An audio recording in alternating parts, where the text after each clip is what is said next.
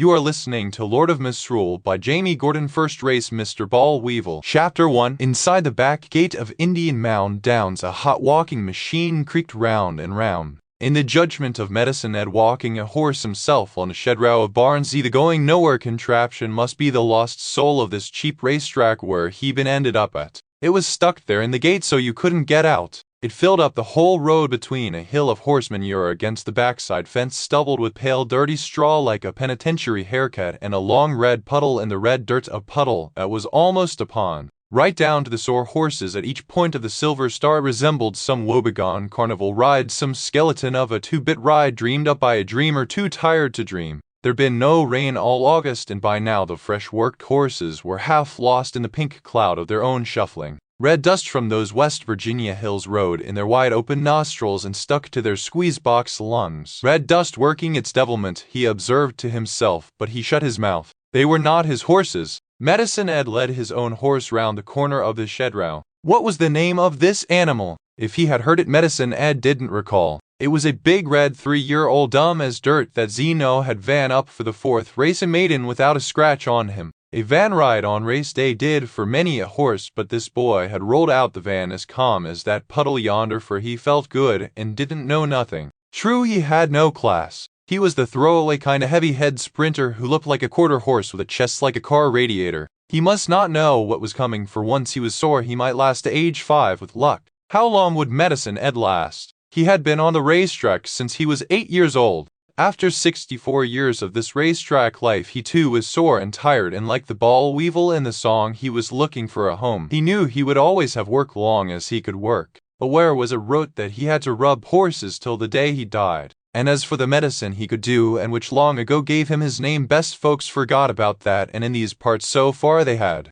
Up ahead was Ducey Gifford walking Grizzly, her moneymaker. Grizzly was the opposite end of the mound, a used-up stakes horse, a miler nerved in his feet who knew everything. Medicine Ed liked to devil her. Why you don't give that old boy his rest? How old Grizzly be, by now? 14, 15. He's 12, Ducey said like she always said, and he don't need no rest. Grizzly knows what comes next for him in this world after me, I mean. He likes things the way they are. I bet you done told him, you hard-nosed old half-man. That's right, I told him. He rather run. Medicine Ed laughed a little. I reckon that Grizzly nerved in all 4 feet, he said. I know he don't feel no pain. Hell he is. Two's plenty, Ducey snapped. Her watery eyes looked shifty in their pouches, and whether she be lying or not Medicine Ed couldn't tell. Anyhow, Grizzly got heart. He could run without feet, she said. And would she do? Medicine Ed thought, and he walked on with the red youngster. Ducey called back to Ed, now, you got something in tonight. See no ship up this big 3-year-old for the 4th, give him a race. They went their 2 ways with their night and day cheap horses, and suddenly they were wrestling, the 2 of them like broncs. It had come one of them death squawks from an automobile spraying, which you heard when some ignorant individual attempted to bust into the backside of Indian Mound Downs by the back gate. The 4 horses still on the hot walking machine taken off, galloping foolishly in the pink cloud round the pole like they did on any excuse. It was a dirt-caked and crumpled white Pontiac Grand Prix, 10 years old, longer and lower than it ought to be, resembling a flattened shoebox with its front bumper hanging down on one side. A girl was driving it, a stranger girl with round blindman sunglasses and 2 fat brown pigtails sticking out frizzly from her small head. She must have hit that puddle flying, since the Grand Prix bounced right out again. Red clay water squirted on all sides like cream of tomato soup. The stall man, Suitcase Smithers, stepped out of the racing secretary's shack, brushing donut crumbs off the soft bag of guts that pushed out his lime pastel short-sleeved shirt and gray striped suspenders.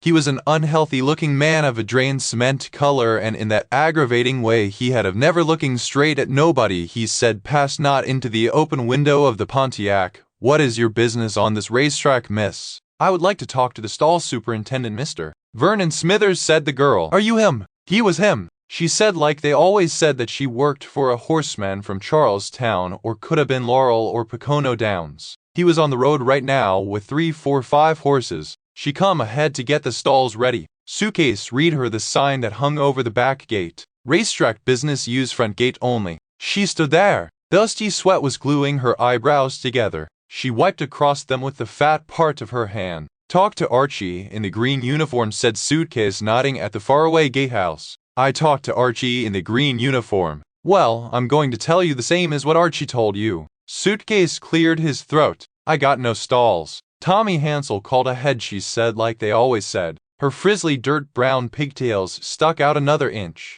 Henry who? Suitcase said. You don't walk in a busy race meeting and say gimme 5 stalls. She said on his say, so they give up 5 stalls in the old place for 5 stalls in this new place. Suitcase shrugged. A van don't always show up on time, he explained. Horsemen stay longer than they said. Horses get sick. Everything don't always go exactly on schedule. The girl stood there. She felt through her jeans pockets front and back and showed Suitcase down in her palm a pitiful little roll of bills. Green as grass, Ducey muttered. Medicine Ed felt her falling in love already. Suitcase Smithers shook his head but smiled down forgivingly. Your money ain't long enough to buy 5 stalls next to each other in this dump, girly, Ducey commented. First they scatter you all around the place, see what you got. Check it all out while you ain't looking less than you got 9 eyes. That's enough now, you damn old newsbag, Suitcase barked, and the girl jumped. Ducey laughed so her freckled saggy breasts barged around in her man's white tank top undershirt.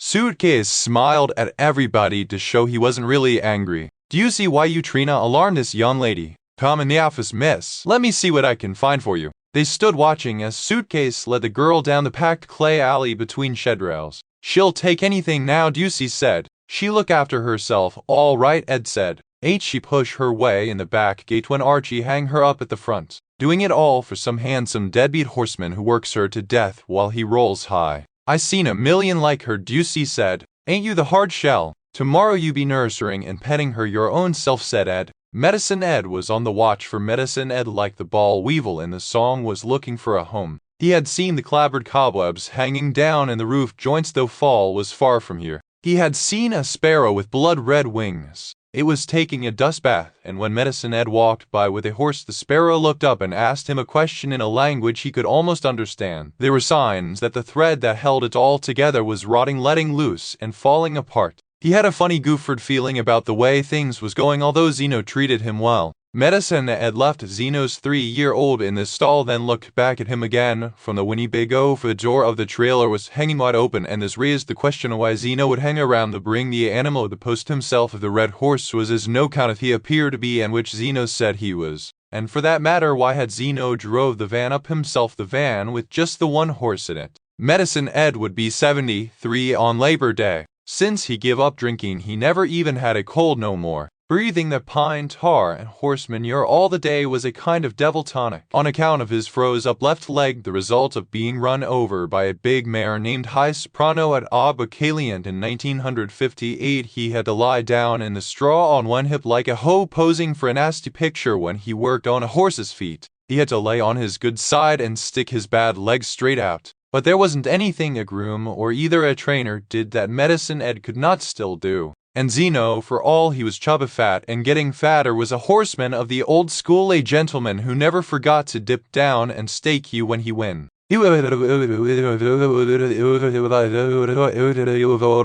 Best of all, Zeno left Medicine Ed to run this little side operation here at Indian Mounds by himself. He trusted Ed to medicate as right he should. Behind a loosened wall plate in the crumpled end of the trailer, Medicine Ed kept Zeno's doctor bag of ampules and syringes. The blue ampule was Butte. If you missed the vein with it, the horse would have a goiter hanging off his neck for 3 days and he was a scratch. The red ampule was Act. Medicine Ed could have easily read those letters if that's what was wrote there, but instead a name as long as your arm wrapped round the little bottle. It was some kind of tropical harmony for all hormones he had learned how to do with the lost harmony. Electrolytes came in a little blue and silver sack like a lunch bag of potato chips. The aspirin pills were loose in the bottom of the bag, white and as big around as a quarter. Oral Butte was white too, but longer and squared off at the ends like little rowboats or coffins. Bunch of leaves brought forth piss. The Asmodor mix smoldered under a horse's nose, drew long glistening ropes of mucus from his sinuses. But butazolidin was the fast luck oil round here, Butte the horseman's vitamin B.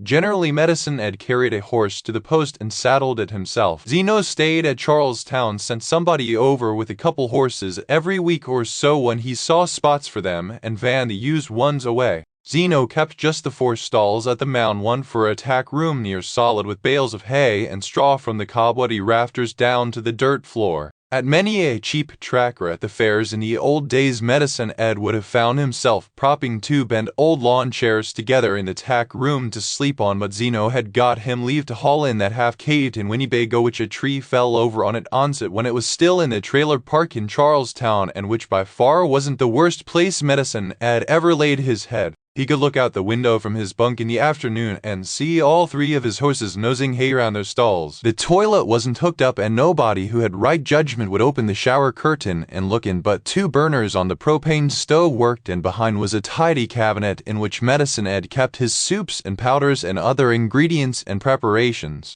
He turned on its head a can of cream of mushroom in a pan, propped his stiff leg on the bunk, and stared at the slimy silo of soup while it melted. Zeno's fat back was hunched over the pink and black tic-tac-toe counter of the dinette. Zeno huffed and puffed like he never stopped doing, and meanwhile he was crushing a glowing white pebble into a fine powder with the back of a kitchen knife. When he got that all up in his nose, he turned to Medicine Ed and instructed him in his cooking. "You oughta put some food in that food," he panted, "some milk, or vegetables, or sumpum. I never see you eat nothing but that mum which housewives use it to mix with sumpum else. You ain't 18 no more, Ed. Gotta think about them bones." "My friend the late Charles Philpott," Medicine Ed said slowly. "You remember Charles?" "Sure, I remember. Used to work for the Idens. Rubbed Equinox when he won the Preakness. I forget how he ended up at the Mount." Charles Philpott was 85 years of age when they carried him out that gate. "I thought the gaffer was 120, much as he claimed to know," said Zeno, popping open a cream soda. "Where'd they bury him anyhow?" "Carried him in a box on the train to South Carolina. His people wanted him back after all them years. Maybe he sent 'em money regular," said Zeno. Medicine Ed was silent except for the spoon clinking around a pan. "Say, Ed," Zeno said, "you see a funny-looking couple from Charlestown ship in here today, looking to steal a race or two with 4 horses. Tommy Hansel, eyes like a royal nutcase. Decent horsemen though. I smoked weed with them a few times. Girl with hair out to here. You give 'em a hand if they need it." "If I know him, suitcase stiff Sam." Medicine Ed considered the thing. He hadn't taken to that frizzly hair girl, but Zeno moved right on. "So, what about Charlie Philpott? What was his secret cause? I gotta go look at a horse." "What they eat?" "I know you ain't gonna tell me mushroom soup. Charles never ate much of nothing. He had that little check from the Social Security every month, and I mean little. First thing he do, he take and buy him 3 cartons of Camel cigarettes. He smoked those Camels till he died." Zeno laughed, stopping on his way out the doorway. "So what did kill Charlie Philpott?" "One of his bets came in. He used to have no luck at all except for knowing the Ogdens." "I don't know, maybe you right. Track finally let him have one of them new rooms over the kitchen." "On the Ogdens say so." "Trina do right by him after 30 years. First night in there he keeled over, but Zeno was gone. His pickup truck just a spurt of gravel, cloud of red dust." That was Zeno, excited, wheezing out of breath, whistles leaking out his nose that ought not to be there, probably from sniffing that stuff. Fat Zeno busting through doors, squeezing into payphones, running around, dealing off this one, lining up that one. No rest, and a little fatter every week. You could see it sticking to him. And now he was off again without telling Medicine Ed whether he shouldn't ought to ride $10 on that big red maiden in the 4th. Zeno had left his telegraph on the counter, and Medicine Ed opened to Indian Mound Downs Friday, August 21, 1970, counted down 4 races, and tried to make something out. He didn't try to read all the words in the chart or the horses' names. Time was short, and that was beyond his learning. Over on the owner's side, to his surprise, he saw the same thing again, owned. Zeno G. Roman 2. Then he looked at the numbers. Numbers he could read as good as Einstein. The thing that struck him right away about Zeno's 3-year-old was the fewness of the numbers. For some reason they had shut the fellow down after 2 races as a 2-year-old. He was somebody's big red secret, for the horse had hardly run. Chapter 2. Maggie raked and limed and spread golden bedding in one very fine stall and barn beat by the front entrance, with a view through the backside fence of Rufus Hills, packed close as trite east to the river. But then it turned out the crew-cut old hag knew what she was talking about. The next stall that suitcase dealt her lay 5 minutes south in Barn J, out of sight behind the track kitchen. When she finished in Barn J, it was only 3 minutes to Barn M, but this was a dank concrete block building with heavy traffic going by on its way to the track, and from this particular corner a nervous horse could watch the heads of exercise boys and girls bobbing along the racetrack fence and hear the constant drumming of hooves. Some previous tenant had worn a trench a foot deep around the 4 walls like the dried-up moat of a castle. Maggie found a shovel and did what she could with it. You'd put the horse you didn't care about in here. What was Tommy going to say? He might laugh. He had that side, but this was not meant to be a long shot, this move. Shipping into Indian Mound Downs was the logical culmination of Tommy Hunsel's science of running them where they belonged. He planned to steal with these horses who were all better than they looked on paper. It was slumming and flim-flam, yes, but a sure thing. Almost. Or so he said. Or so she thought he'd said. Back in Charlestown Hansel's stables was deep in the red. To get to the mound, Tommy was staking everything they had and a few things they didn't exactly have: the souring patience of the last owner, the goodwill of the feed man, the hay man, the tack shop, the last hired spark of game and Mrs. Pitchot, their landlady, a racetrack widow herself. They had staked Maggie's puny tax return, Maggie's dead mother's cherry queen and dining room table chairs, and highboy, even Maggie's job in the real world as a writer of food copy for the Winchester Mail Thursday grocery store supplement, a laughable calling, but one job she was sad to let go. And now that he had cash to play and Maggie's free labor and 4 ready horses who looked pitiful on paper, the trick was to get in and get out fast. It was Tommy who said so. Maggie had only soaked this stuff up faithfully for months, sitting on the curb of the Shedrow writing headlines for menus by Margaret.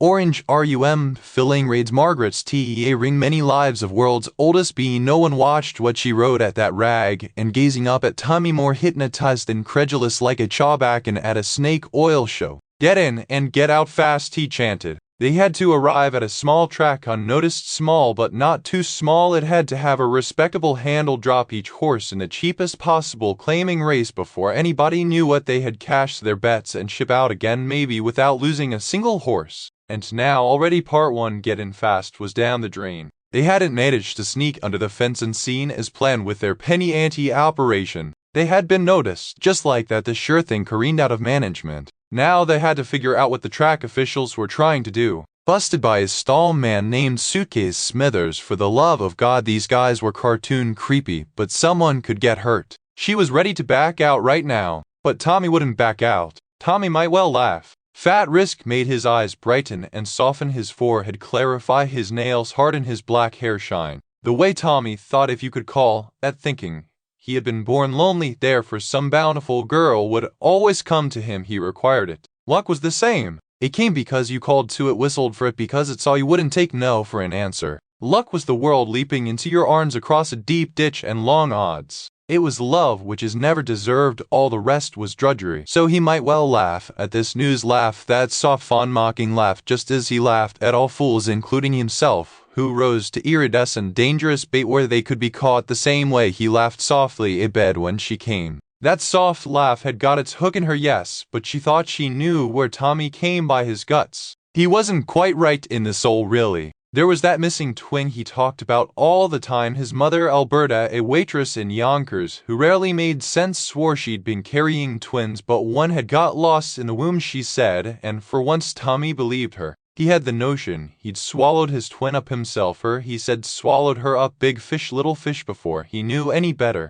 Anyway, there was a kind of spinning emptiness in him where things like sensible fears should be, a living hollow where light was dark. As some grown trees, oaks even, are full of leaf, but wind shook with a stain of hole at their center. And finally, another 5 minutes south to Barnsley, one would install in fair repair in the transient Shedrow near the back gate. Gusino, a trainer they knew from Charlestown, kept some stalls here, watched over by an old black groom, and so did the buzz-cut crone Ducey, the one who had seen this coming. Well, you were right about the whole deal, Maggie said when she saw her, and Ducey said, I wrote the book on two-faced, false-hearted luck, girlie. Anything you want to know about going it on your own at the races, come to me. And grinned at her with black-edged teeth. She was a dilapidated hull of a woman with wrestler's muscles and a bulge at the waist of her filthy undershirt that could only be what was left of her breasts. She had one stall with a horse in it and not even a second stall for a tack room, but you had to think she was getting by. More than getting by in the no, scared of no one and don't care who knows it, although Maggie thought her half mad and far too cozy. Psst, girlie, the old woman stuck her head in the stall that Maggie was raking.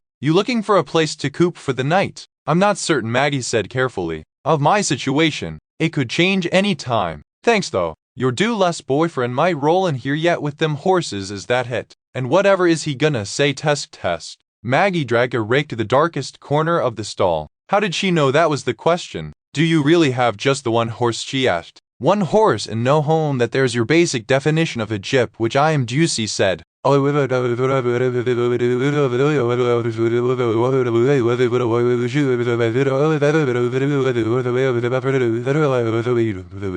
anyway, you know me, Maggie didn't know her jip. I was born in jip, I'll die or hope to in the saddle, and not in no hospital, that is. Maggie peered at her. Are you an actual gypsy?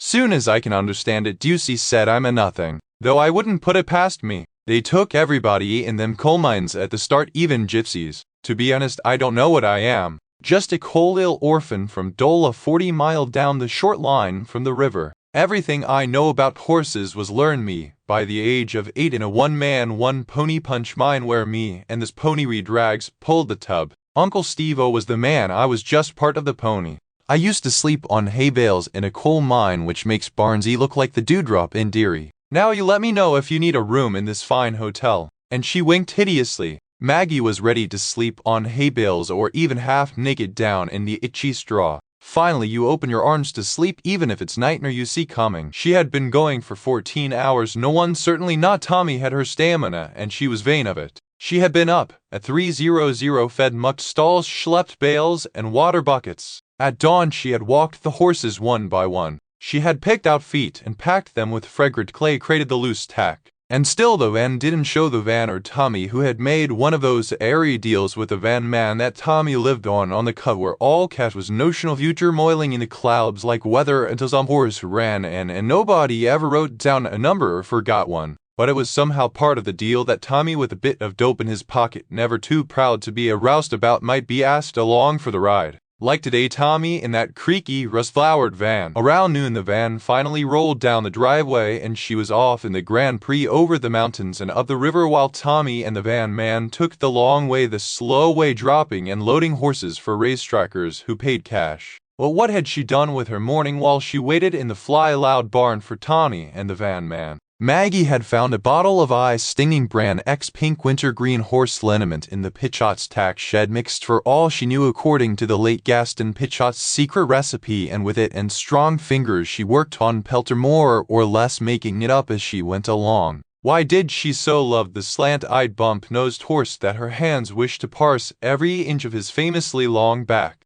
It was true she had no scientific reason to believe she knew what she was doing, but surreptitiously she did think so. For all her stamina as a human girl, she knew she was lazy and unambitious except for this one thing. She could find her way to the boundary where she ended and some other strain of living creature began. On the last little spit of being human, staring through rags of fog into the not human where you weren't supposed to be able to see, let alone cross, she could make a kind of home. Her hands felt their way blindly along the ridges and canyons and defiles of the spine, the firm roots spread hillocks of the withers. She rolled her bony knuckles all along the fallen tree of scar tissue at the crest of the back, prying up its branches, loosening its teeth. And it must be having some effect. When she walked Pelter these days, he wasn't the sour fellow he used to be. He was sportive, even funny. She had walked him this morning until the rising sun snagged in the hackberry thicket. As they swung around the barn, she took a carrot from her pocket and gave him the butt and noisily toothed the good half herself. He curveted like a colt, squealed, and cow kicked alarmingly near her groin. Okay,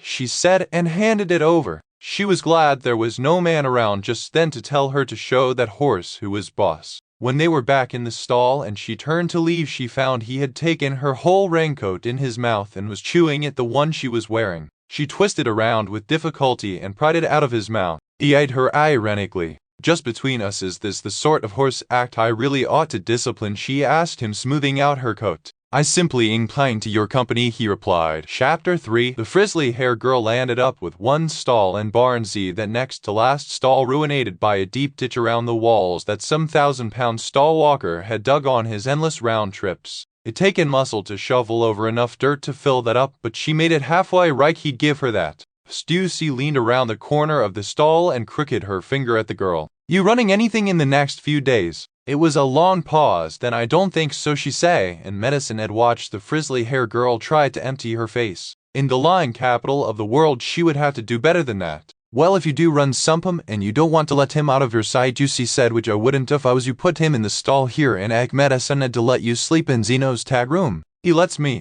She winked. It was a dreadful thing to see, and the frizzly-haired girl backed off from her. Calm down, girlie. I don't mean you and me. I sleep in the stall with my moneymaker Grizzly. He appreciates me, she cackled. That tack room you see got a chink in the east wall. You can lay on hay bales and look through the chink and watch a horse all night if you can hold your eyes open. Talk to Medicine Ed. That's him. And she pointed to where he was standing in the dirt road with the red horse and Kidstuff the blacksmith. Medicine Ed saw the frizzly-haired girl's eyes light not on him, but on the blacksmith. Heh heh, it happened every time. Kidstuff was a pretty, little man, chestnut brown, with a tilted smile, and very white teeth, out of Louisiana, part colored, part Cajun, part Injun like as not. The girl tiptoed up. She said, "Excuse me, you end up with stalls in this here barn, young lady." One, she said. Suitcase scatter they horses all over the grounds, Medicine Ed told Kidstuff. And don't take it personal, the blacksmith advised. It's the 10-cent Hitlers run this place.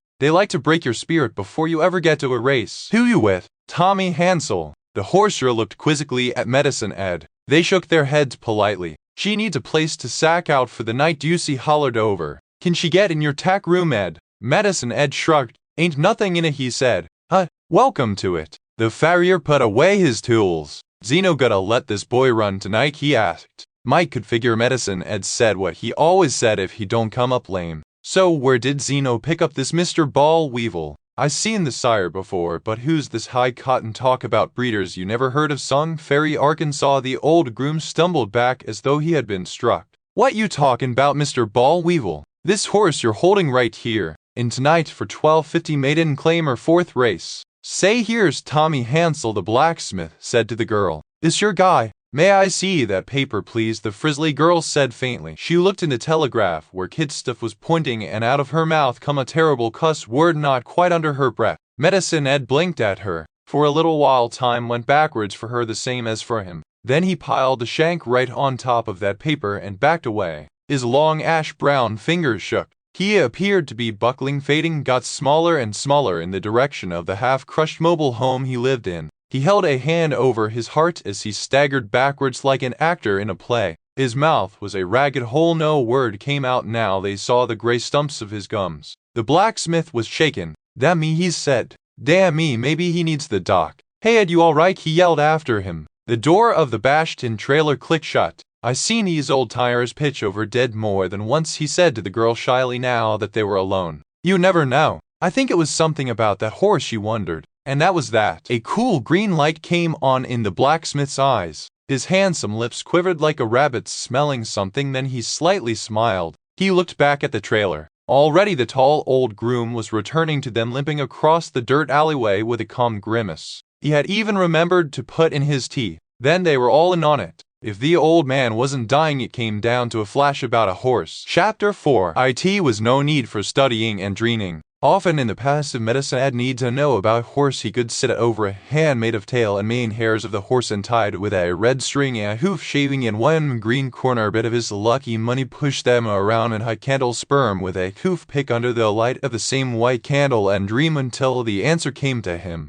But today was no need, no time. Soon as he heard the name of the horse Zeno was running, he knew what he must do. He must ride his lucky money on Mr. Ball Weevil, who had beckoned to him, and somehow he felt he had to touch his lucky money just then. They'd his mind if it looked strange. He stumbled into the trailer. It was a 50 Zeno give him last year when they stole a nice little race in the Poconos with small-town Doc. He kept it pressed flat and neat between the lid and the waxed cardboard seal of a pickle jar of hedge beech leaf. The bill was evenly folded 4 times, so Ulysses S. Grant looked up thoughtful at you out of the lower left-hand corner. It was no use wishing it was 100 or a couple of hundreds. He'd seen better years than them with Zeno, and worse years. Thing of it was, he had lucky money like the Ball Weevil. He was looking for a home, and here was Mr. Ball Weevil in the 4th slot in the 4th race beckoning to him. It was not a harming goof, for that Medicine Ed knew the makings of. This ghost gray powder had never been meant to undo a horse. It was a rootwork of strong encouragement, of reaching deep into the lost harmony and milking up one drop of what was needed at the last. The gray rolled leaf which stuck to itself like cobweb came from a hedge beech in the old Salters family plot hard by New Life Baptist Churchyard in Cambrai, South Carolina.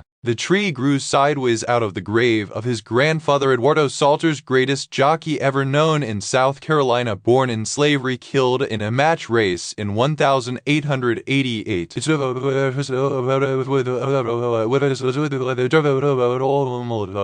This jar was dried heartleaf, this one was horse mushroom, this here was boneset.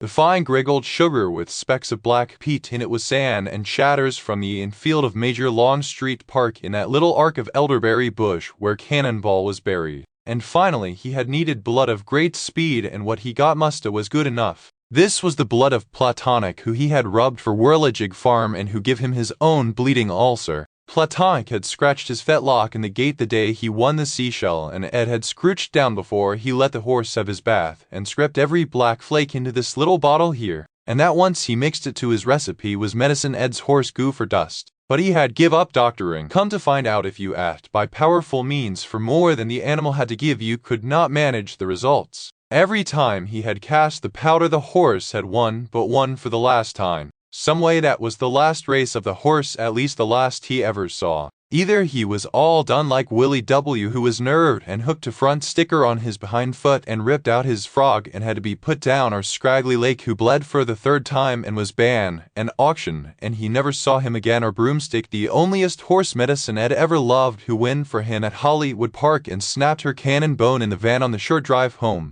and which was why he had let the medicine go all except his name, which nobody up here was wise to where it come from. And that was a good thing. Fact was, after that first time with Willie W., he had to need the money extremely bad. At Santo Anita he bought himself a change of address fast behind what was her name, Estelle, whose Pachuco boyfriend come looking for him with a knife. After Broomstick he vowed never to touch the horse goofer again. This was in 1955. But now the peculiar harmony of Mr. Ball Weevil running into fourth race had beckoned to him. He was 72 years old and tired. He never paid no mind to horses' names, disremembered most of 'em. This one sneaked up on him. He's looking for a home. He is looking for a home. Must be some kind of home out there looking for him, Medicine Ed. He had done for horses all his life. If he had spent his working days in one place with just one stable like Charles Philpott, maybe they would give him a tack room in the end, or even a room to himself over the track kitchen, and let him fade.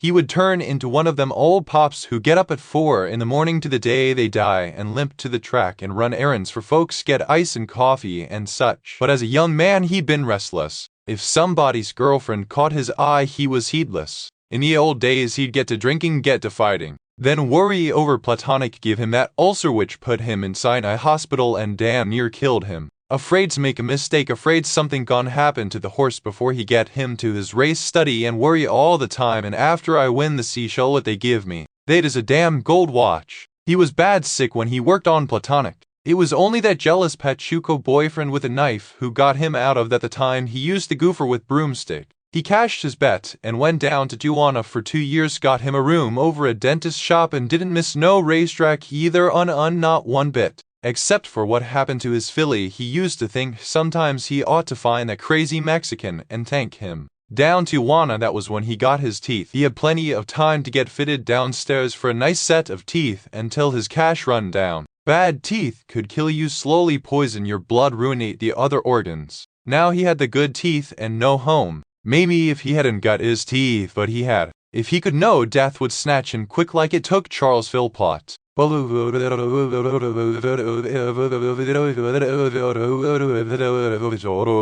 If he hadn't give up drinking after that ulcer, but after he got out the hospital he couldn't look at the stuff no more. And then he forgot about drinking, found he grew ponderful in the evenings on his own anymore, didn't need no liquor, no nothing. He had deep thoughts. He had no learning, no way to write his thoughts, but this was his own fault. If he hadn't run away to his Uncle Wilbur at the races at the age of 8, so his other family was lost to him on his father's side. A good many of them was educated teachers and barbers and such. After his mother died he could have gone to her people in Arkansas, but they were Christian path folk who farmed cotton on shares and didn't want nothing to do with racehorses. Looking for a home at the age of 72, it was his own damn fault. He could feel bitter about certain things after he win the Seashell Stakes, a $225,000 race, a gold watch that stopped the first year, but some way he was lucky. He could see something in the whirling dust, the shadows. The harmony showed itself to him. It made strong suggestions to him as to why things were the way they were.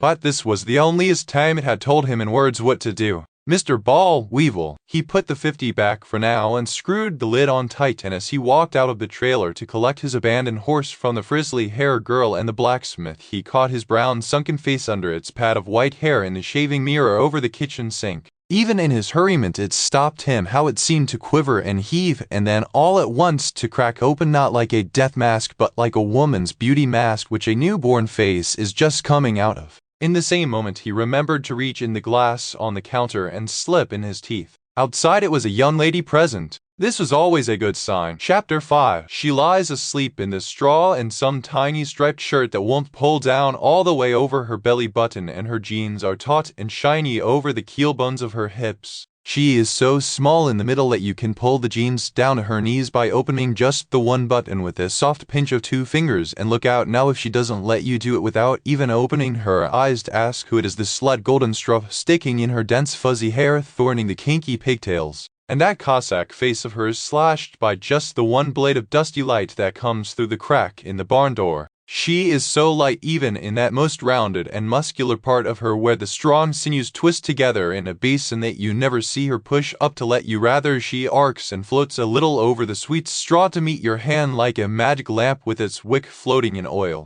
Your hand slips easily over the small knob at the brim of her pelvis, so light, and helps her. And this precisely tooled handle that only you know leaves you still the 2 fingers free, the ring finger and the little finger, to prod her open. Now you can light the wick from the flame at the tip of any finger. And now wash with love of you, not that she knows who you are or cares. The slut she opens into that cave of spirits, tomb of your lost twin, and you cast off upon the black satin waters, gliding. And so easily in that medium, so deep, so quick, so soon sliding over the falls rather than patiently stroking, it is impossible for you not to laugh. Oh yes, the perfect over-brimming willingness of her to you. She is the very body of luck, giving herself to you, asking no questions. In fact, she thanks you for taking her, such a blind wave of thanks that she never even sees you down on your knees in the straw in front of her, shooting dice for her mercy, begging her never to leave you. Chapter 6. Heated laugh. She woke up and he was clinging to her in the straw like a boy to a driftwood raft. What's going on? She asked him, picking straw out of her hair. But the horses were waiting. Miss Fowlerville went in the bad stall. Railroad Joe was escorted to the stall hidden behind the track kitchen in Barn J. They put the Maudie in Z, the transient barn, where Maggie could have watched him through a spy hole if he were going to a race tonight. But it was already 5 in the evening. No way he was going to a race tonight, Maggie thought, thanked God, and the hairless van man hid the telegraph and kept her counsel. And now Tommy was backing Pelter out of the van. He was a long horse and had a long way to come. His shoes squeaked on the diamond frets of the aluminum ramp, and she pressed her hand on the warm rump to steady it, raising a hand-shaped dust mark on the velvety nap. Pelter had the commonest coloring for a racehorse, which was to Maggie also the most beautiful. Dark bay, a dense nut brown with black mane, black ear points and tail, and gleaming black knees, ankles, and feet. She liked especially the shallow, faintly darker gully that deepened over his spine just above the tail, dividing the hindquarters into plum-like lobes. Now as she pushed her nose into his hip and smelled him, they started across the backside toward the beautiful faraway stall in Barn B. What does it mean? What are they trying to do? She asked Timmy again. Who the hell knows, Maggie? Maybe they got no stalls. That's when he laughed. She peered at Tunis. If it was Joby, it wasn't possible to tell, and instead he found herself staring at lilac lyrics like bits of wet and dark eyes. They made threads of a similar color jangle in his old tweed vest. Without even trying, he was a dapper man. He'd pick up some gray rag for a quarter off a church rummage sale table in Martinsburg, and the next day it was a shirt that draped around his throat just so, even ruffed a bit in the back, and had turned a smoldering sage green, with perfect cuffs. But shoes he bought new and only the best. Ankle-high paddock boots of a burnished copper color with zippers up the back and Cecropia moth elastic insets, custom ordered, $90 a pair from Hornbuckle of London. What do you mean? Maddie said. I saw dozens of stalls when I was traipsing around the backside getting these ready. There are 4 in Barn Z alone, all better than the one they gave us. They're not going to inconvenience horsemen, they know, just to accommodate me. They think I'm a nobody. I am a nobody. And again he laughed. He pulled a straw out of her hair, then tangled his fingers in the dark, rich knots of it. Look, Maggie, if you're so worried, maybe you ought to call up that shady Uncle Ruddy of yours, see what he can do for us. Chris ate Tommy, that's just what we need to get in and out of here fast to get ourselves tied up with some petty gangster who used to go to setter with my mother. Tommy laughed uproariously. Presumably he had been joking. Uncle Ruddy, he said fondly. What was he anyway, some kind of tout or tip sheet writer or what? I have no idea. It was not a suitable topic at the family dinner table. Tommy, this old girl of a gyp, Dusy is her name, says they want to get a look at what we have. Tommy shrugged. Let 'em look. Hell, I've been around cheap claimers long enough to know you can't tell from looking at these horses whether they'll run or not. Every one of them's beat up bout got a knee, a foot, a sesamoid something. Plenty of times on a track like this, the worse they look, the better they run. If they run, ours look that bad. Let me see railroad, Joe. Oh yes. Oh yes. There was no disagreement here. The right front cannon bone on the black horse resembled an old ragged galosh right down to the lumpy buckles. Lister cautery, everything had been done, and in Maggie's eyes he had a giant prehistoric head, armor plated, scarred like a boxer and ugly as a rhinoceros. Pelter. I don't know, Tommy said. He's Volt. He was a famous horse in his day. There was no claim. Mr. Hickok used to take very, very good care of him. Nothing wrong with his legs. His back always was too long and it looks slumpy now if anybody's looking at his back. Maggie ran a hand down the side of the horse, the long dark barrel of his ribs. The short hair there like good dope left a slight stickiness on her fingers, not unpleasant. They were in the fine stall now, and Pelter let out a squeal and threw himself on his famous back in the straw and rolled. They stepped away, watching him carefully. The horse had been known to get cast in a stall just when he was feeling good. Tommy hooked the webbing behind them.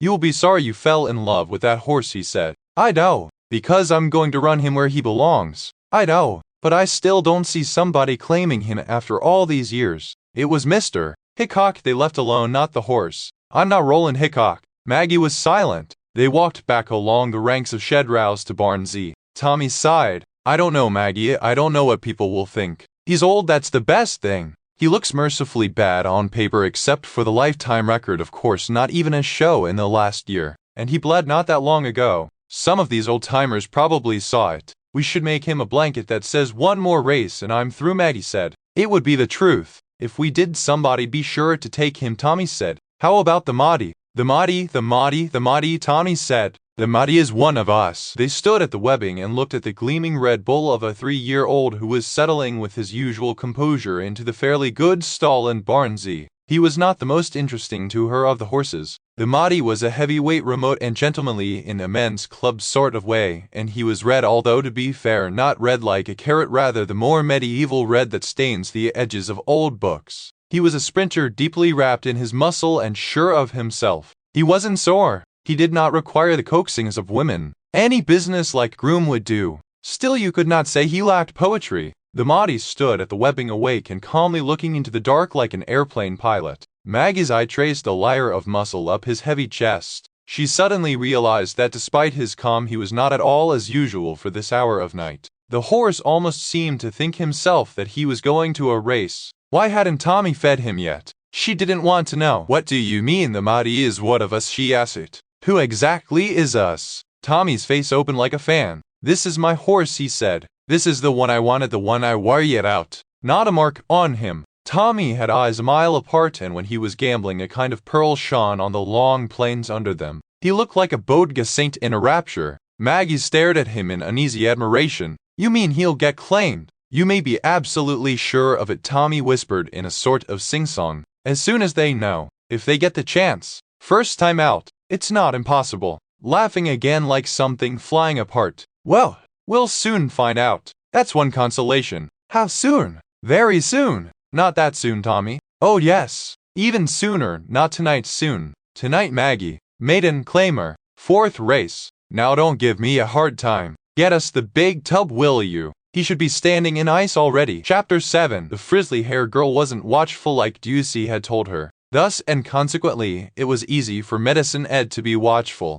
He went in his tack room and put his eye up on that chink and taken a deep look at them, the funny-looking couple from Charlestown, reefer-smoking friends of Zeno, Tommy Hansel, and the frizzly-haired girl and their big red horse. It was a peculiar thing, how Zeno's horse and this young fool showed up today like might could be twin brothers, common enough horses, but like seeing double, both maidens, both geldings fat red, with nary a mark on them, not even a white sock, and both the color of store-bought whiskey. As for Tommy Hansel, what was the story on that young fellow? It had Medicine Ed Woolbeather trying to fit him in where he belonged. He was a racetracker in his moves, but he wasn't a racetracker in his face. He had a Jordan John look about him which gave Medicine Ed the creeper crawler's wide forehead, black curly beard, high color for a white man, and burning eyes, big smoking charcoal eyes. This business will run men crazy, Zeno always say. The young fool had a crazy look about him. He had a wild man's laugh. It gave Medicine Ed the creeper crawlers down to the bottom of his hair, and he could not understand why Mr. Ball Weevil should have a look-alike in that man's company. I don't get why we had to come here, Tommy, the frizzly-haired girl say to him. It's all crooks running this place, and he say maybe they think I'm a nobody. I am a nobody. And he laughed that king-size laugh, not like he really thinks he is a nobody. This old gyp Juicy says they want to get a look at what we have. Let 'em look. What can they tell from looking? Half the time the worse they look on a track like this, the better they run if they run. Yeah, what about this boy, she said, and together they looked at the fat red horse. Young fool's voice dropped way down. This the one, he whispered. This is my horse. Not a mark on him. That's way I'm not waiting till somebody sees. She fetched the pitchfork, poked up a mat of dark pissed straw, and carried it to the front of the stall on the flat of the tines. How soon, she asked. Tonight. You really put him in. While I can. You're not going to scratch. No, he just got out of the van. He can handle it. 7-8 hours standing on his feet. Noisy hot ride. Horse that's hardly raced. I'm just saying what you taught me, Tommy. All true.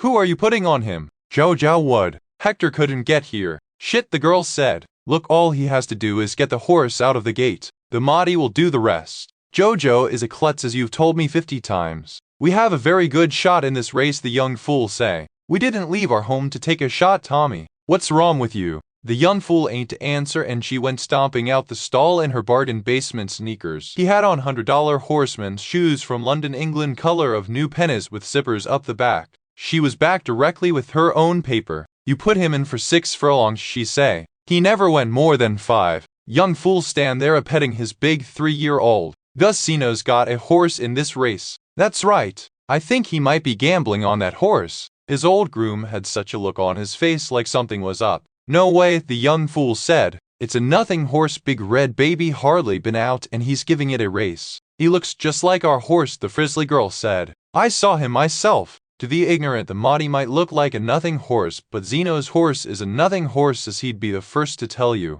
Let me see that paper. He snapped it flat in his hands so sharp that the red horse threw his head up and screamed a little, and the young fool glared over the quarter-folded telegraph at the girl. It's a nothing horse, he repeated after a moment. He threw the paper at her feet, and she picked it up, turned her back on him, and studied it. Zeno's horse always goes 6 furlongs, the frizzly girl said. He snatched her off the ground by the loose of her jeans. Her arms flew up and out, and she landed on her belly in the straw. And then he picked her up by her rear waistband and pushed her against the wall, leaned hard on her from behind, and run his hand down the front of her pants. He was no pygmy racetracker. He was a well-grown man. You shut up, you hear me, he said in her ear. That's enough out of you. Let me go, she said. Someone might come by. Just shut. Do you hear me? Do you understand? What do you want, she whispered. I want you to capitulate. All right, she said. The young fool went off somewhere, and now, like Ducey said, the frizzly girl don't let the animal out of her eyesight. She sat in the straw memorizing the horse with her hands wrapped around her bony knees and her back against the wall. It wasn't all that much to see. She looked at his clean red legs, at the long tendons where they rolled in and out each other as he moved his weight like strings on a bass fiddle. For a horse going to a race in 60 minutes, he ain't have much to say for himself, just standing in a tub of ice staring in the dark like his twin Mr. Ball Weevil standing in a tub of ice 5 stalls down. I want you to capitulate. Along the muscular curve of her buttocks in the notch between them she had felt him harden against her. His knees pushed her knees apart, and his hand slid down her belly and inside her jeans pressed at the soft wet rivet that held her limbs together. And then he had speared her on his fingers. She uttered some senseless syllable. That's enough now, do you hear me, Maggie, he said. Let me go. Someone might come by. You're going to shut up starting now. Do you hear me? Do you understand? What do you want? She said very low. I want you to capitulate. All right, she whispered, and then she was falling. But he didn't let her up. He pushed farther and curved them, his fingers hard against the wall of her, and his thumb found the other moist portal and curved around inside her to meet them and hooked her. She was spinning upwards. Her loosened jeans bound her knees together. One hand under her belly, he lifted her to himself, and then some small thing gave way and he pressed to her center. Somewhere he laughed at her, not unkindly. Chapter 8. Then they were walking to the track, Hansel in front, the girl leading the one red horse, Medicine Ed leading the other a few lengths back. The tall old groom dragged his stiff right leg lightly through the gravel, mumbling some old song to himself or the horse. It was a maiden race for a cheap price, and these two horses, though you could not easily tell them apart, stood well out from the other horses. Both were chunky and solid, both the red of weather-beaten fire hydrants with big square chests and a heavy, easy way of going. The Mahdi even pranced in all his big red cheer, wearing his burnished chest like a Torah breastplate. Mr. Boll Weevil went more stylishly, his mane braided and knotted and his feet prettily oiled, for he had a groom of the old school. They were shufflers, with their heads hanging down like plow animals or tremblers or rearers, their scared penises bathened out of sight in purses of loose gray skin, underbellies awash in yellow foam. The paddock judge flipped up the horses' lips and read their tattoos. The jockeys were lifted into the saddle. Hansel and the girl were standing at the walking ring when they saw Zeno. They whispered to each other, "Got a where did he come from?" Look, and Medicine Ed, watching from under the clubhouse overhang, noted they ain't happy.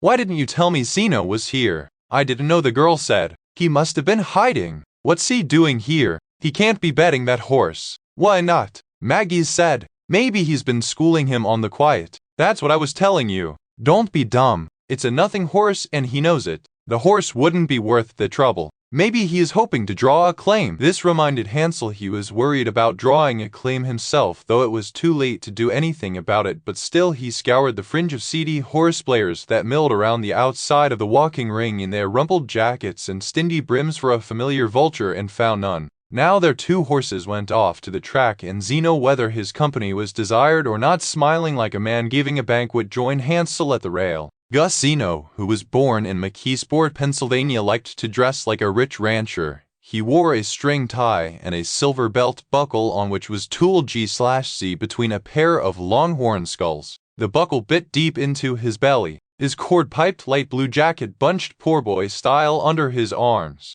Next to this finery, the coiled leather shank in his hand looked small and plain. "All bums except our two," Zeno panted to Hansel. "It's a match race. And one of them's a bum too," Hansel said, smiling, and then he stopped smiling. He was looking at the coiled-up shank in Zeno's hand. It was an ordinary, indifferently cared for piece of tack used for leading a horse anywhere, anytime. Medicine Ed was standing under the clubhouse overhang some way off, holding another shank just like it. "No racehorse needs two shanks." "Gotta admit, Zeno," Hansel said, "you bought my horse." "He's a very, very good horse for the money," Zeno said. "But you know, Tommy, I like my horse in this race. Sure, he's a bum, but the price is right and he likes the distance." "Damn it," Hansel said. "Damn it to hell." He didn't raise his voice, but his eyes were wild. He was pacing up and down the gap, looking at Zeno as if there might be some hole in the deal, some clause or sleight of hand he hadn't yet thought of. But then he burst out raggedly laughing. "Hey Tommy, this business will run you crazy," Zeno said, slapping him on the back. They stood there together with their backs to the clubhouse, looking at the tote board. Chapter 9. It was most peculiar, them two big heavy-head red youngsters, just like twins, save how one was wearing that number 4 with green silks for Zeno, and the other that number 2 and red and purple for the young fool. Zeno come out of the clubhouse to saddle the horse, his pop eyes shining. What could it mean, save as Zeno had been to the windows, getting down heavy on his own horse? Mr. Boll Weevil went on toe points to the track, and so did his ringer in front of him. His Mike could be twin brother owned by that young fool. But the horse goofer had been made up for one horse and one horse only. Under the clubhouse overhang, Medicine Ed too watched the tote board. The two horses kept trading back and forth, 6-1, 11-2, 5-1, 6-1. Praise Jesus, the folks with the money liked another horse entirely. The frizzly hair girl flew in her holy sneakers up into the grandstand. The young fool ain't even see her go. 2 minutes to post, and now the young fool also went off to bet. It happened him and Medicine Ed hit the windows at the same time. From his eye corner, Medicine Ed couldn't see to the $50 window exactly how much come off that roll, but the young fool was in for a bundle. Medicine Ed was fading away down the center stair to the lower deck when the young fool taken him by the shoulder. "I like the way you handle horses," he say. "Whatever Zeno pays you, I'll add a dime to that." My woman, you saw her, she is strong as a horse. He smiled, but I need an experienced hand. I done work for Mr. Zeno 8 years now, Medicine Ed said, and he has been good to me. You think about it, the young fool say, and Medicine Ed say, I think about it. What he don't say. Gus Zeno gon' be here tomorrow. Gus Zeno gon' be here next year and 3 years from now. Where will you be? And more he don't say. I done heard that run crazy laugh. I seen you throw the frizzly girl in the dirt for talking her mind. In the name of the Holy Ghost, let this man go home to hell where he come from. Let him take away that devil he's carrying and keep me wide of a boss such as that. For he liked the frizzly hair girl a little better now. Old Dusey had spied into the heart of this young woman and seen their slavery of the man-woman kind. Medicine Ed could see the chains on the girl. They were thick and heavy as railroad couplings, but they lay in a loose necklace round her neck and shoulders. She was no little bitty silky thing. The weight of them chains had raised muscles on her. She had a long bird neck with strong cords in it and square shoulders. And Medicine Ed saw this. While the young fool ain't looking, suddenly he had something else, probably the money he fixing to lose, on his mind. The frizzly hair girl lifted the heavy chains off her shoulders like a daisy chain and laid them down again. She stepped out from the place where the young fool thought she was and run away on goofered feet up into the clubhouse, gone to play some other horse than the master play. She was a slave, but she had the power to ride the grants, and just like the master do if she see her chance. Gates clang open, and Mr. Boll Weevil, he is looking for a home all right. He's still looking around that gate like he's thinking about putting up wallpaper in it, making a down payment on a living room suit, moving in for life. Finally he drops his big head and it soaks in that all them other horses have done already gone and left him behind. He takes off running, passing horses right and left, and you can see he ain't half trying yet. He just eats holes for hisself between them other animals in his weevily way. But the young fool's red horse has long since flew to the rail, and all Ed can see is the dusty thunder under his red behind barreling round the clubhouse turn. Then Medicine Ed blinks his eyes and he is into the back stretch. The horse has some speed. Jesus take me home, that horse be at the half-mile pole already heading into the far turn, and he is 5 lengths in front, going on 6 by the time Mr. Boll Weevil comes creeping. If this keeps up, Medicine Ed is gone to lose his lucky money, never mind how much goofer powder he has thrown. Meanwhile, Mr. Boll Weevil has steadily climbed up the rest of the racetrack in his sideways frontways weevily way. He passes all the rest of the pack, but he is still running in the red dust of the young fool's horse. He ain't gaining on him, just hanging 4 or 5 lengths behind him, and the young fool's horse look like loping out there, jogging down the meadow for a morning look around.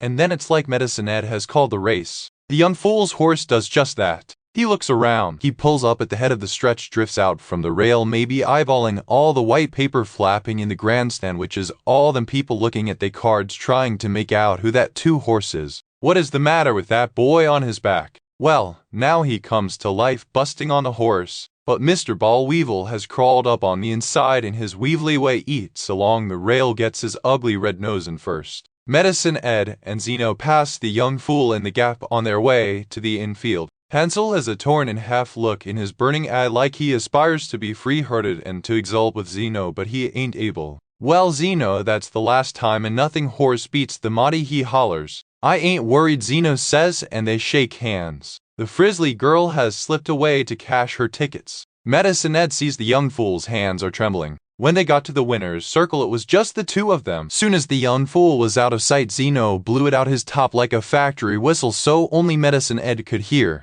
Jeezy peasy, Ed, I got us a live one this time. Did you see the way that horse run? Show is. He pay pretty good too. I see he gone off a little on his right behind foot. Medicine Ed craned up on his good leg, gazed at the hot horse that the jockey was jogging back to them. He wanted to set Zeno down gently, let him know he won't have this horse much longer. Not this one, man. Boll Weevil ain't shit. I mean the Maudie, Hansel's horse. The one I claimed. Zeno shook the extra shank of him. The one I claimed. How had he missed it? Zeno never said a word in front to nobody when he was fixing to take a horse, but generally Medicine Ed would see it coming. Mr. Boll Weevil had blinded his eye. Now fierce dread fingered him in the back of his neck, for he recognized the confusing and riddlesome power of the gray-green goofer dust. You know it gon' change your luck, that is, but what it will change into that you cannot know. You're going down and get him for me in a minute, soon as Stieglitz here gets his camera loaded. The track photographer was fussing with his plates. Treat him like Kelso, you hear.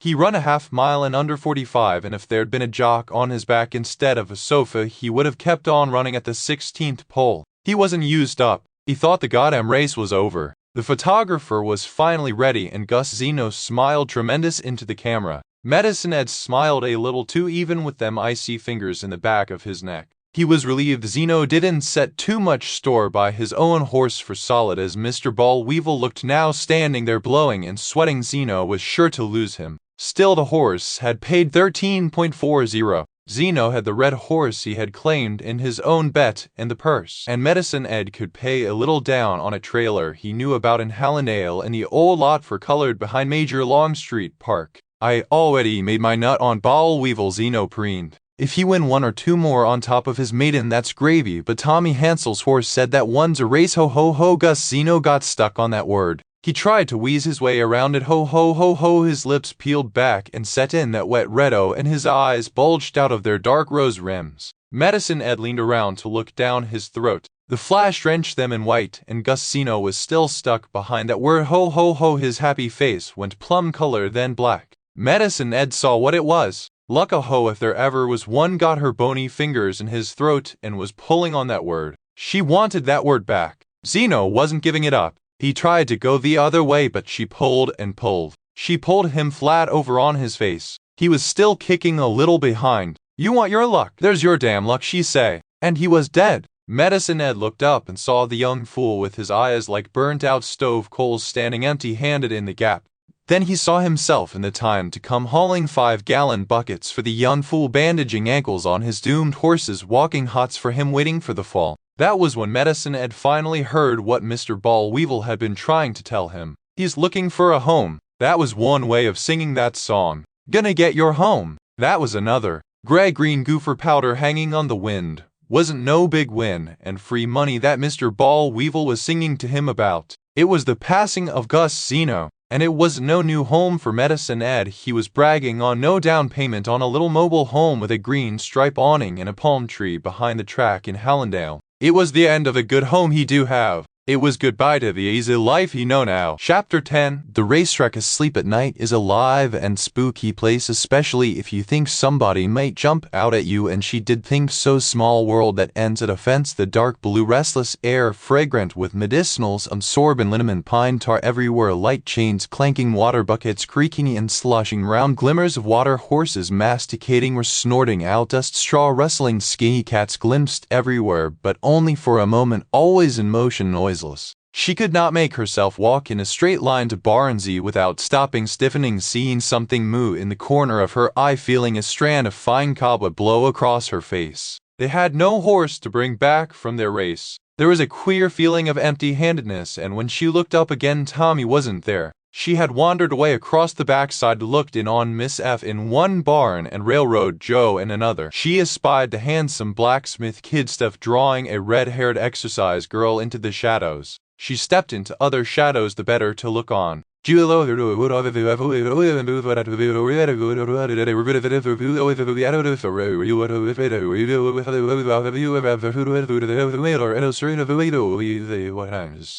the ones he learned in the dark of the elevating lights of Edwin at 20 abstalls of the leading trader at the mound, whose one machine we deal with stable stencil-wise, how they week till they in the gate and was still that littering, whose horse slept like she dread over their face, straw daily in their tails, that who knew how to wed a river have elf in the lethargy of Enenol. She wondered, had she seen this paragon of cut-price horsemanship peered up his shed rouse, what would he look like when she heard a noise that eased her back into the shadows, a sound that, come to think of it, you didn't hear around the backside near enough, some man or woman crying. Then here was Juicy Gifford and that little bay horse again, pretty as a palfrey, and she was walking him, one arm slung over his neck, her face next to his, and crying. She was walking him on somebody else's shed route after midnight, which made no sense since he hadn't been to the races, just plodded sleepily along. And alongside of her, rolling so slow in the dirt road it made less sound than her weeping, just popping a stone now and then, was a dark car with a swanky silver roof, a Cadillac, Maggie surmised, but she couldn't see who was driving it. You fucked, Juicy sobbed. I'll rub him for nothing when I got the time, but you can't make me take this horse. You're taking him.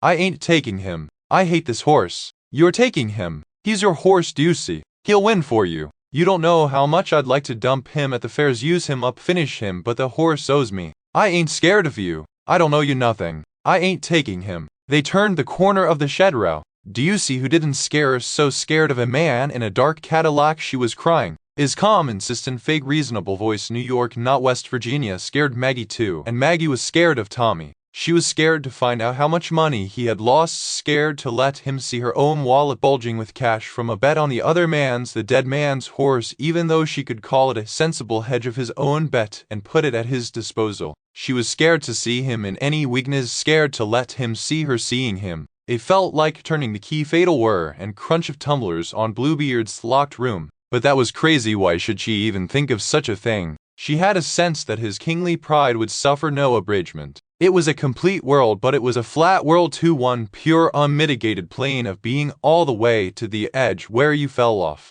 Then it was all void, all menace. He had a beautiful feline walk, spare, athletic, no cowboy loose-jointedness about it, but there was something odd about his hands. They curled backwards behind his wrists, hiding themselves as if they knew they were not to be trusted. She knew herself that they did not always mean her well. They knew how to do many things, or rather they knew how to do one thing, how to tame animals, but this they did from a whole forest of angles and always on sufferance, for under their gentleness was threat. Or maybe it was all on account of the way she and Tommy had first met, why she should fear he would spring out at her and bring her down. 2 years ago she had been living in a little house with the only cold water in the kitchen down by the two rivers at Purpose Ferry on Maryland side, and when she got dirty enough she would walk a couple miles down the canal towpath to the house so late at night and feel for the key I hook under the eaves and take a shower. Hazel, the Irish girl who ran the place, was used to her and wouldn't even get up to see who it was, and anyway Hazel was away a lot herself those days. Maggie liked her. She was a slight, grinning, hard-handed, never-say-die young woman in an orphan voice, chopped haircut, the kind of woman who would have cheerfully run a hospital for amputees during the war. This night, when Maggie passed by Sandy Hook, fog rose in a white loaf out of the river such that she couldn't see her own feet clapping along the towpath. They sounded wrapped in gauze and far away, and when she finally spotted the bare electric bulb glowing fuzzily on the lintel of the youth hostel, she had somehow got it on her right-hand side, so why hadn't she fallen into the canal? She made for it one wary step at a time, and when her hand groped the crumbly shingles for the key it came on another hand. And something queer happened. Their two hands seized each other fast, and before they had ever really looked at each other Maggie and Tommy embraced, or at least clinched like boxers. Then she ran away back down the towpath. She knew that if she made any gesture to the man he would come home with her for the night, although she sensed he was expected within. All the same, he found her the next day, and that was that he moved in, and by Saturday night's races she was learning how to pack a horse's feet. Maggie realized only later that Hazel must have been the next to last of Tommy's willing handmaidens, mucking stalls and walking hots and feeding for him at 5 in the morning. Maggie had been her replacement. Don't try to fix it. Don't say anything, she instructed herself. Keep your mouth shut. Say what happens. Her hand was on the latch of the tack room. She had made it this far. She pulled the door open, blinked into the opaque, itchy dark, a deep gray hole with only a tick of light here or there where the floodlight from the back gate touched a strap or buckle. Yeah, it was dead. He wasn't here. She felt along the wall for the light switch, and a hand closed over her hand. That's right. Shut up, he said firmly, but not roughly, and had she really said that out loud? Or had he read her mind? Maybe because he had that empty space where her own drawers and pigeon-holes were stuffed with words he often spookily out of a silence echoed back to her most treacherous thought, as if he vibrated with even the dead or unspoken noises whose ghostly scraps floated around her. In an almost soothing gesture his fingers circled her wrist, his thumb pressed deep into her palm, curled it, flattened it again, brought the hand down behind her, and suddenly he was binding both her hands together with the leather shank, then the chain. She heard the double end snap. He had hooked her to the wall,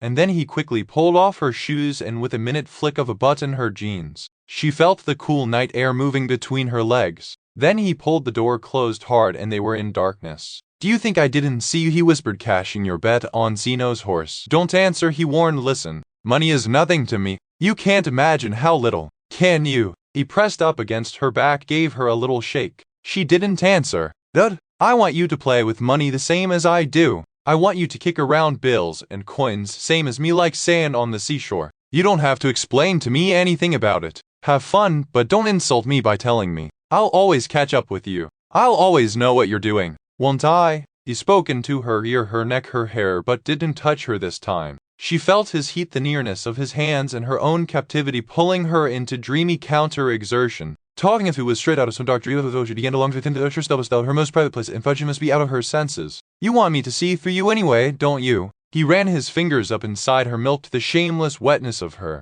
Don't you? Her knees almost buckled. He caught her on his hand. She nodded, her face brushing against him. It's your money. I don't want to know anything about it. I'll ask for it if I need it, and I know you'll give it to me if you have it. Won't you? He had taken her by the small hard handles of her hips, and now with a swift, deft twist he lifted her and brought her down on himself. Won't you? But he held his palm over her mouth, and she thought more than said, yes. No? Ness? Second race Little Spinoza. Chapter 11. Because it ain't safe for the horse with that patso back on the backside, D'Ambrosy said. Jodale don't want the kid should get suspended again. Or worse. Vivi, what is he home from college? Early Beaufait said, and everyone laughed. Finally got his walking papers from Pruntytown, more like it. Once they lose their hair, state gotta send 'em home no matter what they done. They were at Two Ties all-night card game. The second floor over the ritzy lunch in Carbonport was roasting the Frigidaire solid with Carling Black Label 2 bits a bottle. Orange soda was free. A small electric fan hung upside down from the ruins of a dining room chandelier over Two Ties' green felt card table. Dangling askew between three naked light bulbs, it made just enough wind to keep the mutt pack from stinking each other out of the room without blowing the cards off the table. Over and over it wagged its head no, but weakly, very weakly. No one ever listened. What he done to get sent up there again? Kid stuff inquired. Nobody could recall the details except that a car with a trunk full of heaters of various shapes and sizes all loaded and ready for action had been impounded on racetrack grounds. This was after the thing with the dentist, D'Ambrosy explained. Oh yeah, the dentist. Fletcher the butcher from Chester. He and Vidi got along good. Everybody knew that story. He was after the horse or what? After the horse with 500 rounds of ammo. Maybe he still ain't just the right groom for that particular racehorse, huh?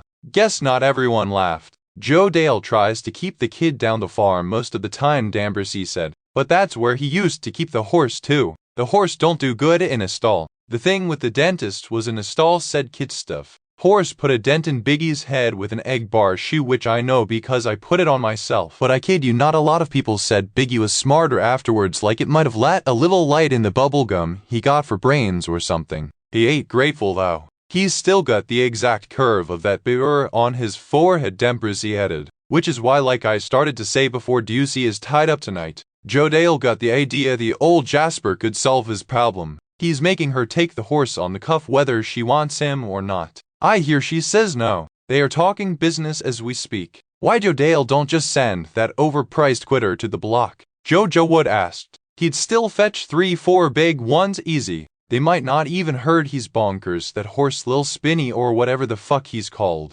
Little Spinoza Two Tie said. A speculation grandson out of a Rembrandt mare. Joe Dale big paid 20 grand for the yearling at Keeneland. This was in 1965. He was gonna be Joe Dale's derby horse, you see. Early said he was going to Saratoga at least with that kind of class. This wop from East Liverpool, he was going to be a debutante. Come to find out, he just got himself another space cadet like Biggie. If the horse had broke his leg first time out, he'd have put him down and forgot in a week, but the stiff refused in the gate 3 times. An embarrassment is what it is. Joe Dale can't give it up. He wants something back for the horse. He would like to pass the Emil to Ducey on the cuff. Not in front. That's the deal. And she says no. Come on, Elizabeth. Two Tie shook his head and went to answer the back door, rolling a case of empties in front of him. His old dog was just getting to her feet when he came back. It was Ducey clattering out of the back stair in army surplus combat boots which she wore without socks. I hope you gents ain't waiting for me.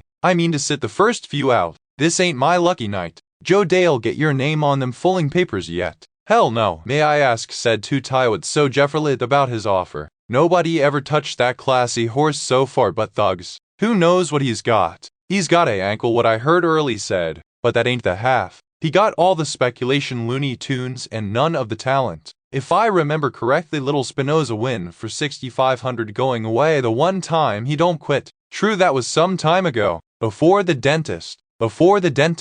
I guess everybody knows that story, Ducey said. Well, did I ever tell you fellas I was across the way in Barnsley when it happened? Me and Medicine Ed saw the whole thing. For y'all's information, I don't think that beautiful boy is one bit crazy. Spinoza, I mean. He might be the sweetest little horse I ever met. You try bringing him to the starting gate, we'll see how sweet. Early said. I know I look stupid, gentlemen, but I ain't racing Joe Dale Biggs' ruined stakes horse, which he hates, at Joe Dale Biggs' racetrack, where he is king under my good name. Many troublous things could happen to the horse, as we was just discussing, and I would still be $3 grand in the hole for him, to say nothing of the feed bill. I don't care if he never runs his race. A great big baby is what that horse is. And that's what I'm doing for Joe Dale Big, and that's all I'm doing, babysitting him. So, their kid stuff said. Year. And I give up liquor starting now, except for this one last Carlings I'm finishing off just so as not to waste it. You can drink yourself to hell, Ducey said, and I know you will. I ain't taking this horse. On the racetrack may be found any number of doggy types, Tootai observed to himself as he surveyed his rooms over the ritzy lunch in the graying dark to see what his all-night card game had dragged in. It was the low nature of their appetites that tangled them up in one species together, various breeds of dog as they were. Only Kid Stuff had gone home wherever home was. Dambrosy, whose bubblegum stuffed cheek lay on his last hand of card, looked like a chicken chitdatch, and the kind that pees itself in your shoes whenever you give it a pat on the head.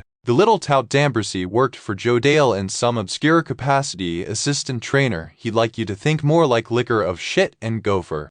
Ducey Gifford was an old broad-browed retriever dog, faithful to the death, who had some dignity with her size. The doggish part was how she never let go. Once she thought something belonged to her or didn't, her jaw clamped down and her gaze flattened out, and she could get stupid, very stupid. Jojo Wood, leaning back on the sofa with his tongue hanging out the side of his mouth, was the commonest dog around the racetrack, a square-headed beagle mutt who padded around the backside, nose low to the ground, hoping for that pizza crust or dropped hamburger without a clue or a plan. Jojo was a jockey, a little worse than run-of-the-mill. He got his mounts largely because certain horsemen was dumb enough to think that Jojo was too dumb to cheat them. The other jock on the sofa, Early Beaufort, a little Frenchman from around Evangeline Downs with a big Choctaw beak on him, was smarter than Jojo, but twitchy as a chihuahua even in repose. It is a known fact that dogs sleep 2/3 of the time. These four, like 67% of the other dogs on the planet, were asleep. Of course, the whole notion was an insult to dogs, which included some of the noblest individuals that Tootai had ever known in his life, like his Elizabeth.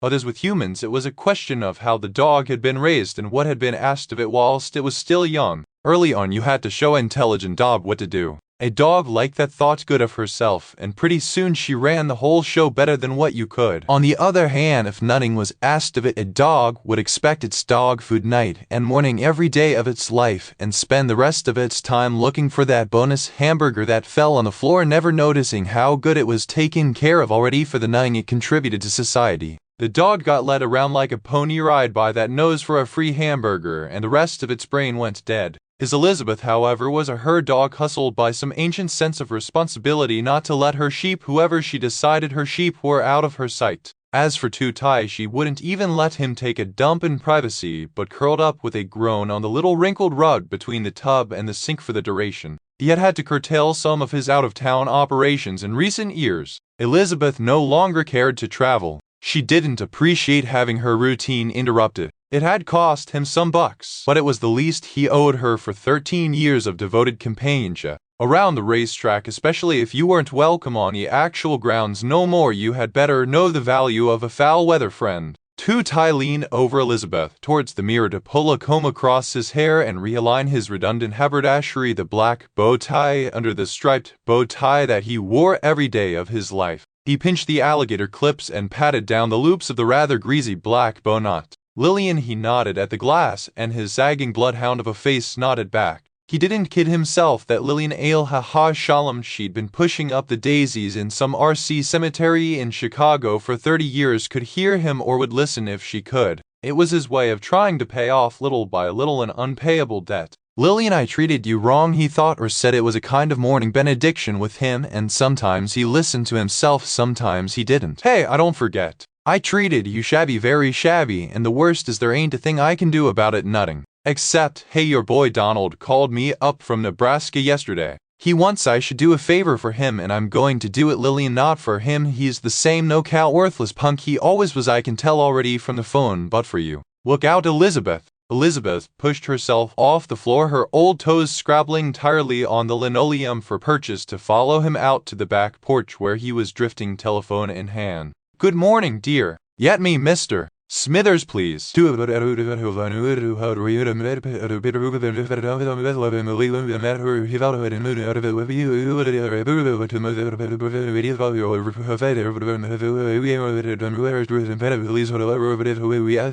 Vernon, what? These things happen. Just because I'm interested in a horse in a particular race don't mean nobody else is trying to win. In the 4th race last night, as you know, I am very interested in the one horse. Correct, buckle my shoe. Before this race goes off, I hear nothing about some possible, unknown factors that could figure. Am I right, or do I forget something? All right then, nothing. As I say, I am aware such things happen. Some Jeff Shipson from God knows where. We don't know him. He's not from here. He ain't even looked around to see how things work here. He's got his mind on his own business and he tries to win first time out and gets lucky. Somehow I don't hear nothing about the mug who appeared inconsequential. These things happen, Vernon. We make allowances for that. What I fail to understand in this particular case is 2 horses beating the crap out of mine and I hear nothing in front, not word one zoker. Alls I can say, it's a good thing buckle my shoe goes off at such a sorry price so I'm not in heavy. But as you know, Vernon, I like to keep myself covered and I know nothing about the 4 horse. On paper he looks like shit. Well, it's Zeno's horse Aleph Ha-Shalom, poor slob, so I have to know he could be gambling. But this other guy with the 2 horse what got claimed, I never even hear of him before and nobody gives me a call, nothing. Suitcase mumbled something about the 3rd place purse he had in fact taken home and Two-Tie winced. We are talking about a very small piece of change here, Vernon, and besides, as you know, he delicately cleared his throat. I am not the owner of this horse. These are complex operations. A little money may be going more ways than a dago waiter in such a operation, and this purse don't even qualify as money in my book. It's basically nothing. Suitcase goes bop to bop this and that, he's sorry he'd never thought it was late, the girl forgot to call, and finally, okay, I owe you one. Thank you. It's interesting you should put it that way. It so happens I want you to do something for me, Vernon, not right away, let's say in the spring, maybe 12-13 weeks into the meeting, and not because you owe me. I overlook such considerations from friends even if you do owe me, but because in my opinion the deal is good for the people and for horse racing. Two-Tie paused to let this piety sink in. Men like Ogden and Roaring did things for horse racing. Now Two-Tie and Suitcase could do something for horse racing and it wouldn't cost them a dime of their own money and they could make a bundle on the same deal. Take something out of that Tri-State Glass and Marble Industries kitty. I know you got some left, Two-Tie suggested. Or I could put the squeeze on the bargeman for you. He owes me, Dave.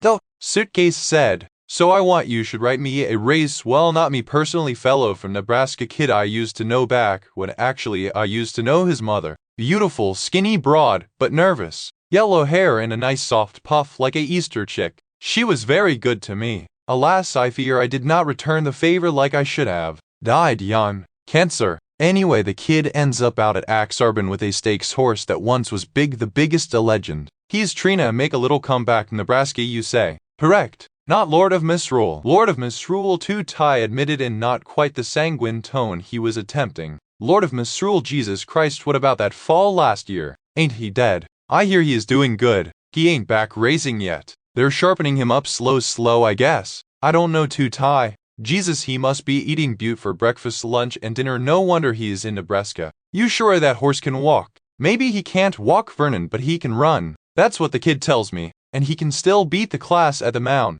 Anyway, the horse should be a draw in a nice little special allowance race some Sunday. Call it the Glass Block or the Crystal Classic or something. Everybody wants to know the ending with a horse like that. It's a whatever happened to so and so kind of story. Tie it up beautiful for the fans. Even if it's his last race, they can always say I saw it. It's history. I wouldn't put no horse of mine out on the racetrack next to that wreck. Say $5,000 added. Nice little pots for the finishers, down to 6 to make sure the race fills up. I don't know. I have to think about that. You think about it. Plenty of time. Meanwhile, on another unrelated matter, Vernon, my elderly cousin in the city tells me a distant relation of mine, a young lady, may be headed this way. She is the daughter of a person once dear to me, my niece Dorothy, a brilliant, beautiful girl, a college graduate who died in a train wreck on the Pennsylvania Railroad in Lenny C. 1955. The niece left 2 small children, and this is one. She is no racetracker, this young woman, but she got herself hooked up with a racetracker. I like to know if she gets here Coder or Margaret Coder is the name.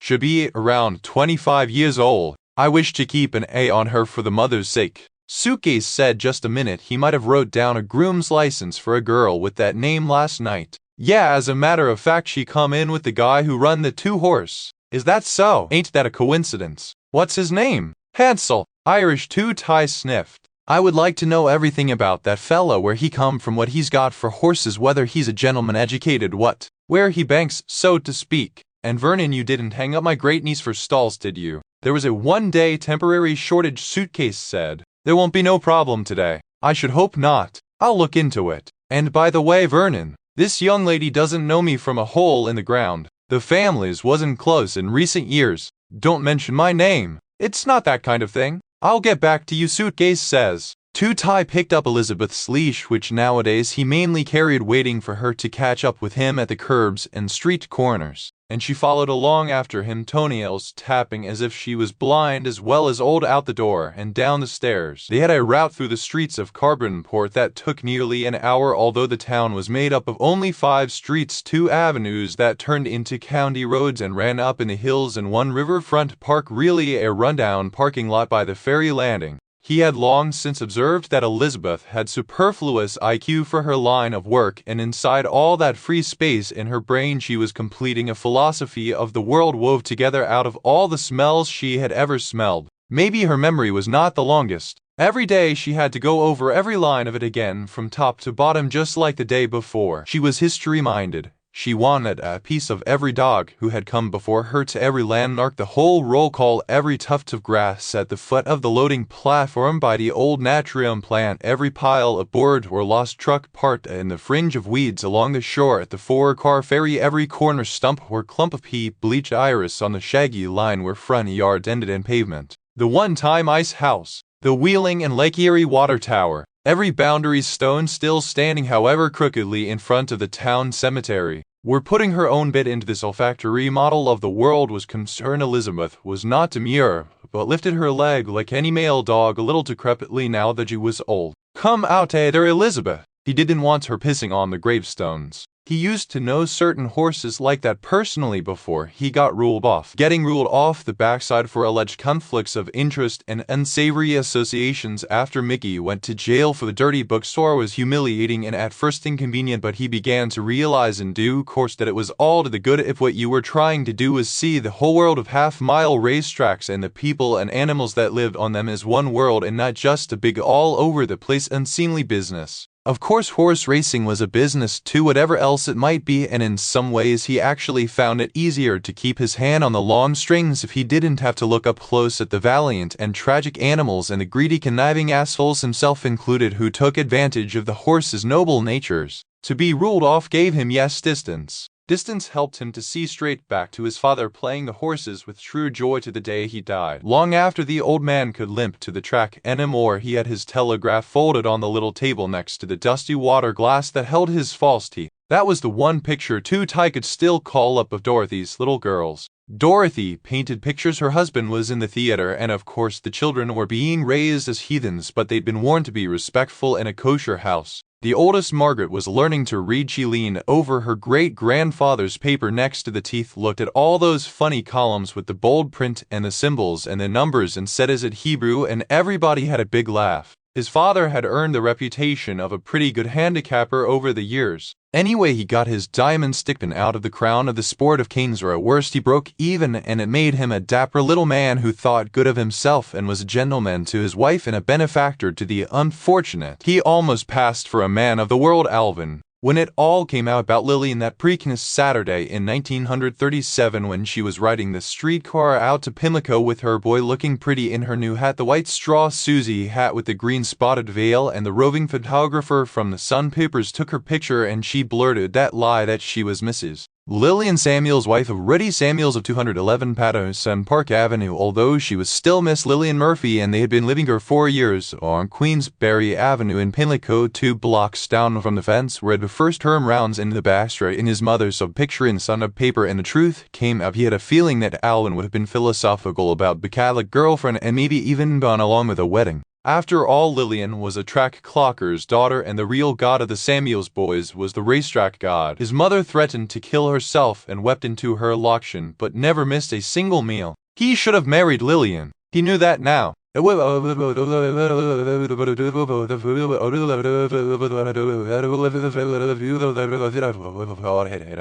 And besides, he never could stomach that Woodenhead Cossack, her son. So Lillian went to Chicago, where she died, and he moved back home. The truth was, he had never really moved out of the row house on Patterson Park, since that's where the all-night card game was with Alvin presiding, and he had slept there 2-3 nights a week, if you call that sleeping. Some would argue surely that the influence of Alvin Samuels was not so healthy on his boys. Look at Mickey. The bookstore, after all, was a family concern, and Ty had barely missed going to jail himself. But for better or worse, when it come time to situate his finance business, the racetrack was what he knew or thought he knew. And years later, once he really knew a little about that type of men and animals getting ruled off, only helped him to see the big picture. The way he looked at it now, there was something unseemly about a grown man running around from track to hustle a buck. In your maturity, if you'd made yourself sufficiently useful to people, if you'd earned a place in their society, let them hoof it to you. Everybody needed money sometimes.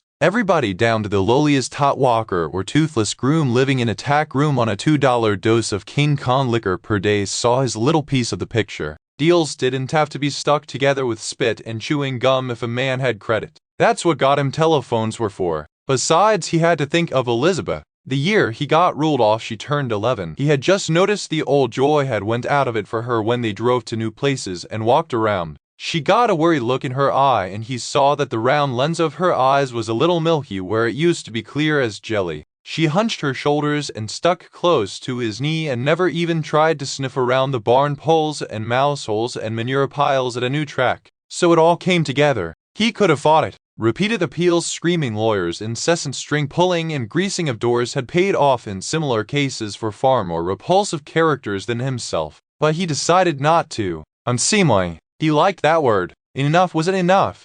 He settled down in Carbonport, right here on the Ohio side, where he could walk up on the little rise behind the elementary school on 2nd Street and look down the bluff and across the water at the specks creeping around the brown oval inside the green oval. At least he thought he saw such specks if the fog was off the river and the morning was clear. Chapter 12. The frizzly-head girl, the young fool's woman, was barking up his heels again with Pelter. She would walk a horse fast, that girl. She liked to hurry a horse, and him too. Sometimes she got so fresh she tipped clean out from under the shed row, carried Pelter in the dirt road and past Medicine Ed and the horse he was walking on the right-hand side. Not if the young fool was watching, she wouldn't. He'd fuss with her if she tried that. Must be worried he's stick out enough round here already, and for good reason. Anyhow, he wants everything done the old way, according to etiquette. The cleanest hay, Timothy, and alfalfa. Best quality pine tar foot dressing Zeno used to mix up his own out of used motor oil and turpentine. Best grain, 100% Castile shampoo, and the most experienced old-time groom fool enough to take his job. Naturally, Pelter go along with the girl just fine. Pelter was a game animal. He was always the bit of a clown. Even before he was born, he jumped around the usual etiquette of the business, for he was an unusual creature in the racetrack, even if you've been around as long as Medicine Ed, namely a field-bred horse. Or that was the story. Some stud horse, maybe not the one officially certified on the papers, who knew had sneaked round or over a fence somewhere and went with his mother. Some name like Home Cook, and she wasn't much of a mare, and nobody wasn't expecting much out of her, and she got this witch-eyed, long-backed colt who turned into a legend. Pelter, and which, if he could talk, and Medicine Ed wouldn't put it past him, why, what couldn't the two of them say about the type of folks they had fell in with now? The girl, the young fool's woman, she didn't know nothing, and she couldn't do nothing, but she would work. He'd give her that much. Haul them buckets, sling them bales, just like a man, better'n a man if you look at what they got for men round here anymore. If she didn't know nothing to do, she'd find something to do and get all in your hair or climb up your heels like now. She'd make it up as she go along. In the hole in her head where experience would have stacked up if she had any experience, that's where she must find her chucklehead ideas. You can't gallop an old horse every day, am I right, she say. Huh? So he gets walk correct. Medicine Ed just eyeball her. Okay, if it keeps Pelter's sound to walk, isn't it reasonable that walking him fast is a little better than walking him slow? Don't you be putting off your EBGBs on Pelter there. He ain't nervous. You nervous? He ain't in a hurry. You in a hurry? I didn't say he was nervous. I said maybe it'd be good for him to go a little faster. Good for you, you mean? Good for you too, you old Halloween bones, get your appetite up. And she grinned evilly. I had a stick leg since before you was born, young woman. This wasn't quite true, but somehow the vintage of an injury seemed like it ought to get some respect, like what he used to had for his grand Eddie, who still limped from the war, whichever war that was. Does I go round calling you Four Eyes? You probably call me worse than that behind my back. Why call you Ednaret? Brian, use all of that. Finally, it was nothing else to do but learn her a thing or two in self-defense. He taught her how to rub down the horse's leg and put on the cottons and bandage smooth and not too tight without poking it through with a pin and putting a hole in the animal. Then she thought she knew something. Then she want to bandage everything in sight. She go around bandaging young and old, lame and sound on her own say so, and Medicine Ed come around behind her unbandaging. What can it hurt, she say. Young woman, is a price on everything. Every change makes some other change that you can't see. I know some trainers have never bandaged a horse and they got horses outrun the word of God. When you run against them horses, you better have your tap dancing shoes on. Well, you're talking about somebody's $50,000 horse. We've got nothing but cripples. You think stakes horses is sound? He shook his head at the pure foolishness of her. Naturally, he was thinking of Platonic and his feat that used to remind Medicine Ed of gluing together two broken china soup plates from little pieces. Him and the horse sure worked on them so much them two front feet coming up to the seashell was one long bellyache, probably worth 2 weeks in the butcher's shop sign I hospital all by theyselves. Stake horses like all the rest, he added. So how you do, you know what to do. You follow custom, young woman. They's no, I know he no like what you talking about. Until you have put some years in this business, you watch the old grooms and do like they do. That doesn't sound very scientific to me, she say. I tell you a secret, horse racing is not no science. Some of 'em tries to make it a science with the drugs and the chemicals and that, but ma fact it's more like a religion. It's a clouded thing. You can't see through it. It come down to a person's beliefs. One person believe this and the other person believe that. It's like the National Baptists bandage and the Southern Baptists use liniment. You see what I'm trying to say? Nobody exactly now. His cheeks ached under his eyes. She made him talk too much, made him say peculiar things. He was sorry later that he give up. He slipped around the corner of the shed row and faded away from her behind wagons and buildings in a certain way he had learned to do long ago before he had his good job with Gus Zeno. This was when he missed having his old crushed Winnebago there on the shed row. It was the one thing Mrs. Zeno had said from the start he could keep it, taking phone calls from certain people, Mr. Two-Tie Jim Ham kid stuff to remind her of other sums and bonuses that was decent and customary under the circumstances, but the Winnebago she didn't even care to look at no more. Only suitcase Smithers gave him 24 hours if he wanted it to haul that thing off the backside. The young fool say he'd take care of it. That was part of the deal. He had it towed round to the trailer park behind a horseman's motel a couple blocks from the back gate. They put the Winnebago way in the rear out of sight in a clump of serviceberry bushes. They run an extension cable from the young fool's trailer all the way to his trailer. And that was how Medicine Ed fell into this job. It would have been too raggedy an outfit even for Ed to work for if Hansel's horses was still thrown to 4 separate barns in every corner of the backside and everybody at the mound laughing at him. But already the morning after, the young fool rolled in suitcase come round personally and asked him this and that, where he from and how he be getting along, and then he let him have Zeno's old stalls and Barnsey. That's Pelter the Pelter. Roland Hickok's Pelter. Suitcase say, he's peering in the dark stall. The young fool make like he ain't here. He turn on his heel and hang up a tangle of shanks and halters and shaking out some chain, but finally he say Mr.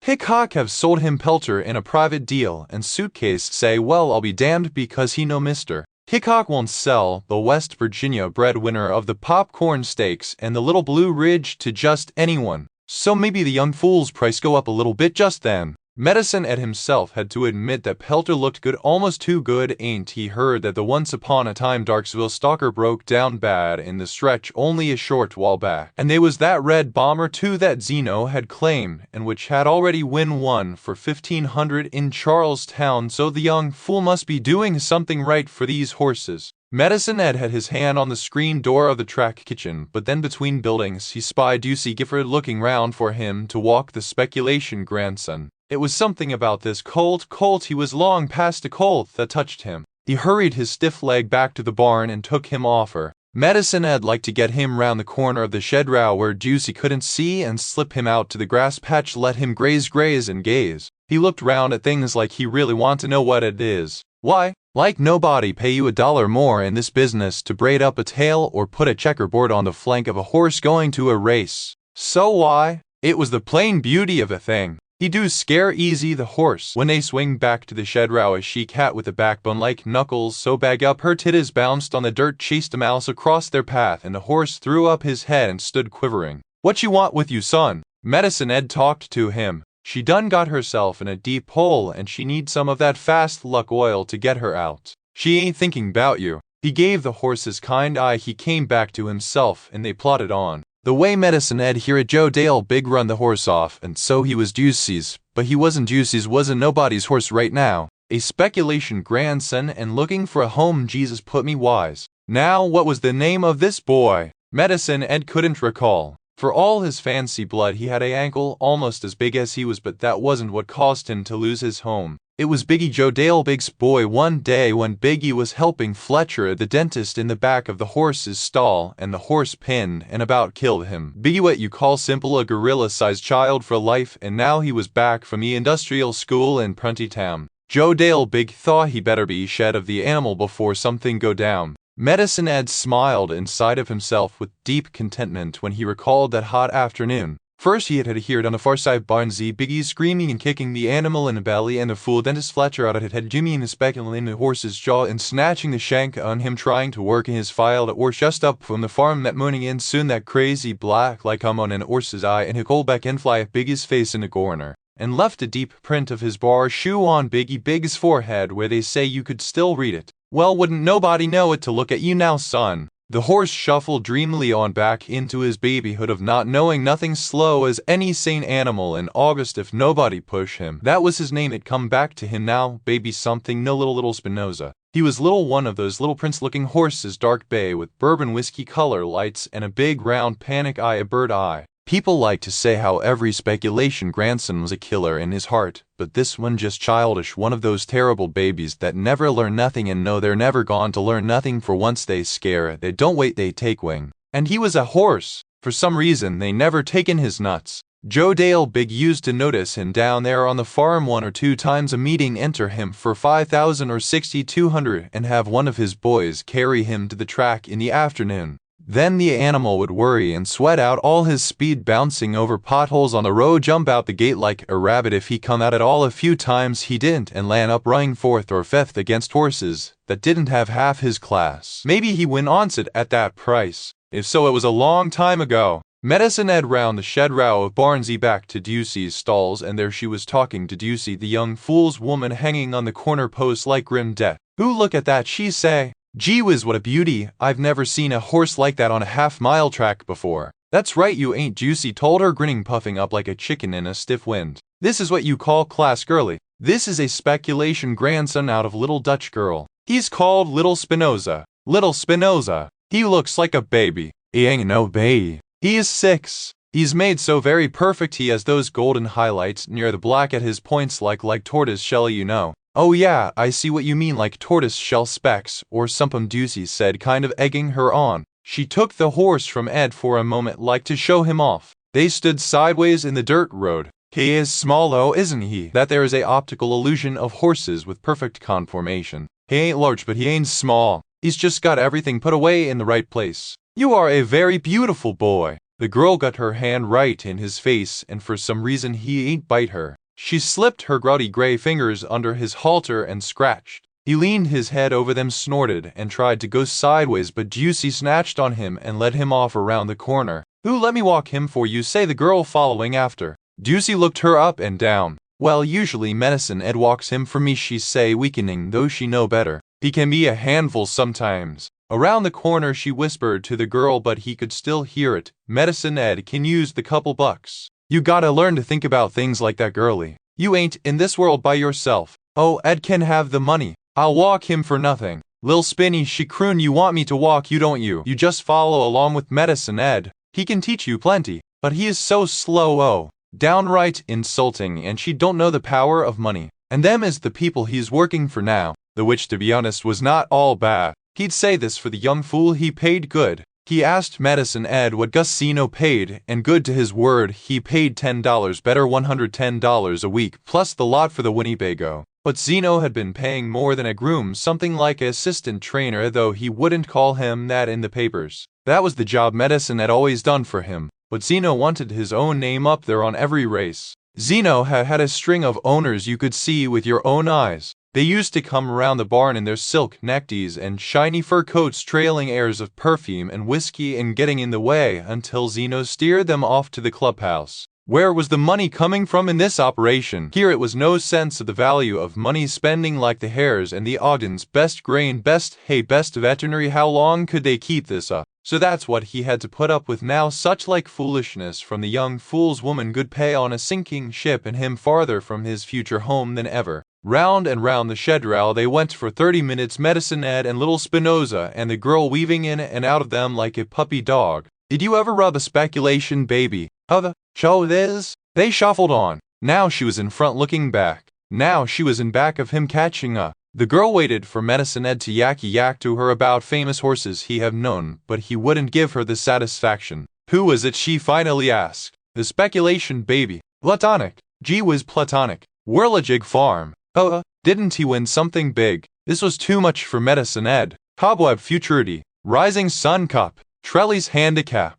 Greenbrier Realization. CL Stakes. My God, what's it like working for billionaires? She done run up ahead of him again and was walking backwards, which was bad luck. He looked at her round green blindman glasses and her foolish pickney braids. Do they at least pay well, she want to know. He looked at her. He sucked in his hollow cheeks. Halfway good, he finally say. Then they was all back in front of the stall again, Ducey making sweet eyes at the girl and the girl making sweet eyes at little Spinoza. Do let me brush him for you, say the young fool's woman. I'll bring up his dapples. I don't know if he'll stand for it, honey. He ain't used to that good treatment. I guess you can try, but you be careful, he could bust your head. Who goody, the girl say. Don't worry, he's going to like it. Ducey laughed and Medicine Ed just shook his head. But you better hurry if you want to tame him, Ducey say. I ain't keeping this horse. What, said the young fool's woman. What do you mean? Is he for sale? No, he ain't for sale, Ducey snapped. She had better judgment than to try and explain. Medicine Ed shrugged. He ain't have no dog in this fate. Nobody ain't asked for his spare change. Nobody ain't begged him to take a speculation grandson off they hands. But then he say, it's a sorry shame. Ain't every day a $6,000 horse come along waving a $3,000 price tag, no claim necessary. A horse like that. That horse been abused. You could fix that horse. You're gonna tell me to buy this horse. Ducey say, I'm a jip. You know I don't got luck enough for 2 horses, Ed. Every time I ever had 2 horses I end up with none. Why don't you give that other old boy his rest? Medicine Ed said, I ain't got 3 grand speculation grandson or no speculation grandson. I thought Joe Dale done fronted you the animal, no strings attached. Come on, Ed, where'd you ever see a deal on the track with no strings attached? Sometimes, you know, when times was very, very tough, I have took this or that service on the cuff from some prince among men like Kid Stuff, for example, and even then they own you a little. Show, as Ed said slowly. He knew how it was, your operations was not quite your own. Somebody might want to know something, somebody might put you a question about something you ought not to be telling, even if they never bring it up about the money, not for months or years. So how much more don't I want to get tangled up with 30 horse strings? Now, I ain't high class. If I need a quick couple bucks, me and 2 tie we see eye to eye. But I can't see to the bottom of Joe Dale big. Show is, them boys can be mean, and had to agree, remembering that enjoyable hot afternoon and the imprint of little Spinoza's heel calc rising up on Biggie Big's forehead like a meat stem. And I go want to either. Some of 'em speak well of the devil. When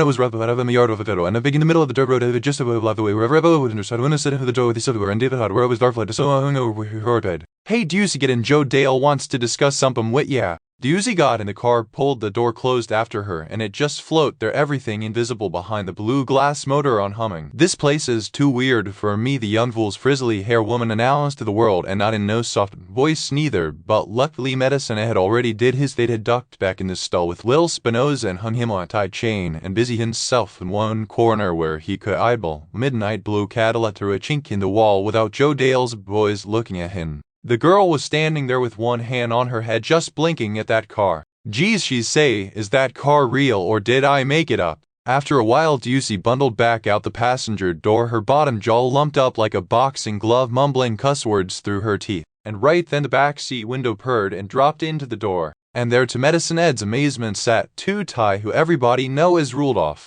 Two-Tie don't even look round to see if somebody else be watching. He stare at the girl, just stare at her. Her hand is still on her head. "Good morning, Margaret," he finally say. "I must say you are the picture of your lovely mother at 20, but for the hair, she had the most beautiful auburn hair." Then his eyes rolled up in the air as if he sooner remember than look, and the window rolled up too, and slow as a funeral the car drove off. "That Hicktown bully Ducey says he thinks he's Al Capone. You done backed out." "No, I ain't backed out, and I ain't gonna back out. I'm in to stay. I'm gonna pay that bloodsucker off free and clear so he can't crawl back in nowheres. Then I don't owe him nothing and I can do what I want to, which I was going to anyway. Maybe you best give up that horse if Joe Dale gon' come back in and tell you where to run him. That ain't all. He wants me to do something else for him." Even Ducey wouldn't shout what she say next. She leaned over and hissed around her black front teeth, "He means me to be the owner-trainer for somebody else's horses, some Gilbert, I guess. I don't want to front for a bunch of rolled-off crooks. I won't have no parts of it." Medicine Ed cut his eyes at the frizzly-head girl to remind Ducey they was in company, discretion not guaranteed.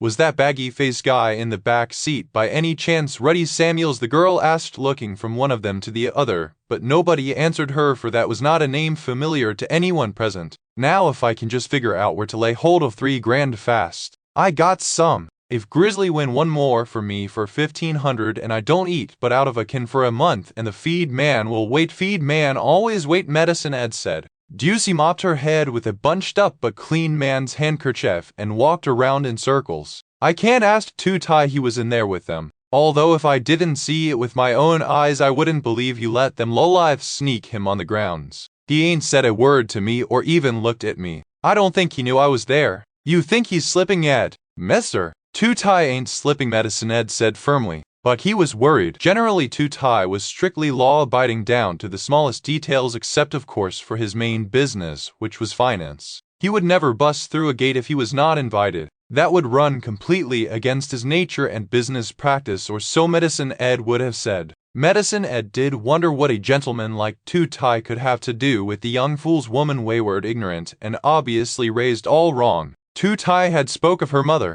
Could they be blood kin? It was too vexing to think of it. "Two-Tie ain't even old," Ed said. "I don't ask Father Time who's young or old," Ducey said. The young fool come striding round the corner in his fedora hat and polished boots. The pack of them, Ed, Ducey, and the frizzly-hair girl just naturally fell silent. His eyes flashed over them, half pleased, half suspicious, and he went his way. "That horse win for 3,500 easy," Ed said. He wondered why nobody asked him to front as the owner-trainer for some fine animal. He'd be only too glad for the right price, he'd even come cut rate. But nobody don't even think of asking. "I've got a little money," the frizzly-head girl say. Medicine Ed looked hard at her. He knew where she had that money from betting against her man. Did that make it unlucky money? Money was money. "I got 1,000, the girl give up in a whisper. "Well, I got 1,000 too. Don't you need that dough to run your outfit? Won't Hansel be mad at you?" Ducey asked her. The young fool's woman turned red in her cheeks like the back of a steamed crab. "He doesn't want that particular roll," she say. "So it was that bad luck money. Show is, but it buy a horse just as good as any other money. I bet Halloween Ed over there got a grand squirreled away," the frizzly-hair girl said. "I see him going to those windows."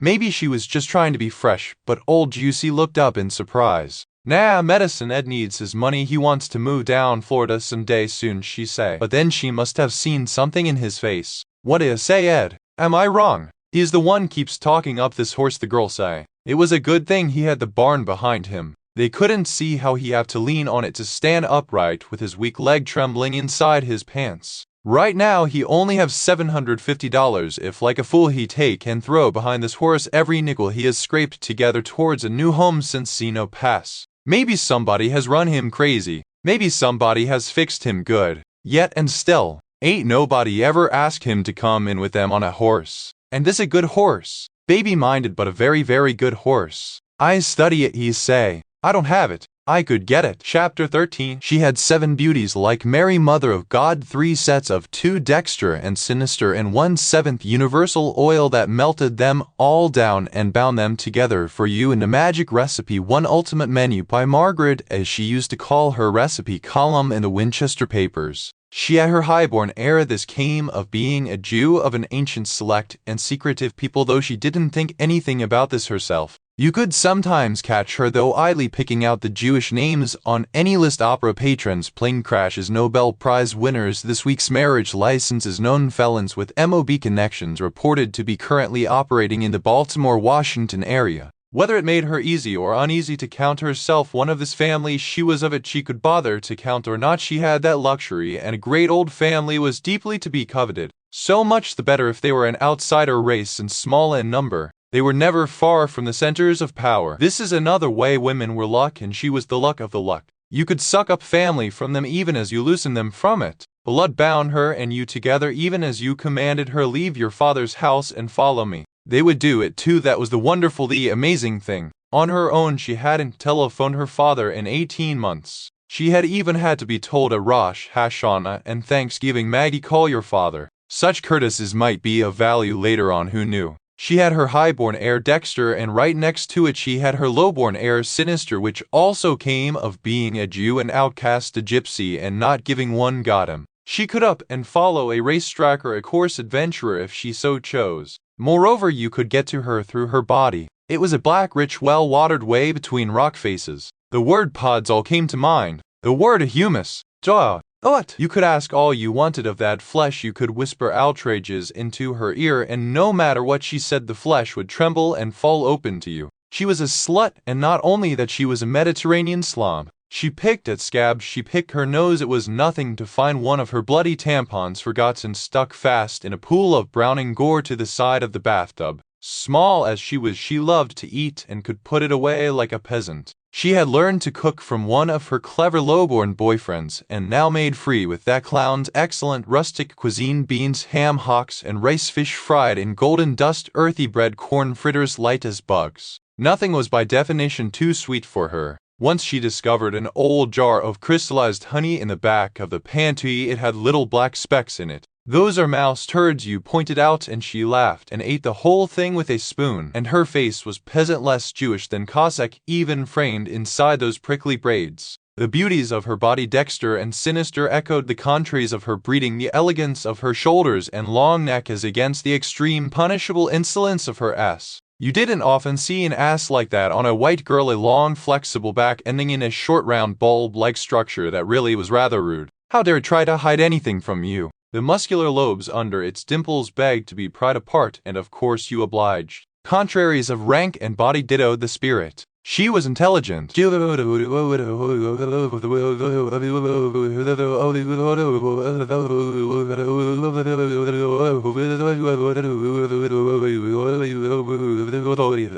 Then you had to shake her out of thought altogether for a time, which was easy to do because of her matching stupidity. Her stupidity, her unruliness. You loved it best, for it gave all the other traits the reference to you. She needed someone to fight her mirror image, only upside down, her twin, and that was you. Her unruliness seemed to lie just under her skull at the roots of her kinky hair, and to be the continuation of that hair or its germ. It was natural then to sink your whole hand in her incredibly thick coarse hair, to bind her to you that way, all 5 fingers, with animal bluntness. Her own unruliness made it impossible for her to get loose from you, and if you whispered obscenity into her ear then, and reached the other hand between her legs, she was always wet. And that was the 7th beauty, her perfect willingness to you, which was the basic ingredient of this particular menu by Margaret, the tie of ties. The little key was pain, which turned the lock of every pleasure. No great credit to yourself, who had been born with it in the palm of your hand. It had taken a long time to realize what luck it was, how rare. And not that that willingness was unique to her, it was in fact the commonest, the vulgarest quality of woman. It was the universal oil. It was the wonder of women all in all their willingness to receive you. You had that golden key, and why you in turn had to have a woman or you were lost. Your twin sister carried your soul in her little box. It came down to that. True other traits, particularities, beauty, unruliness were dissolved in her. Uniqueness drowned itself in her all for you. Betting her own money on Zeno's horse that was a gorgeous supreme bit of unruliness, well, you could hardly have taken away her last pathetic paycheck from that recipe writing job, now could you? Or have pounded the barrelhead for the cash from her dead mother's dining table. But who could have guessed that she would jump in with both feet? And even so, how much were you talking? $100, $200?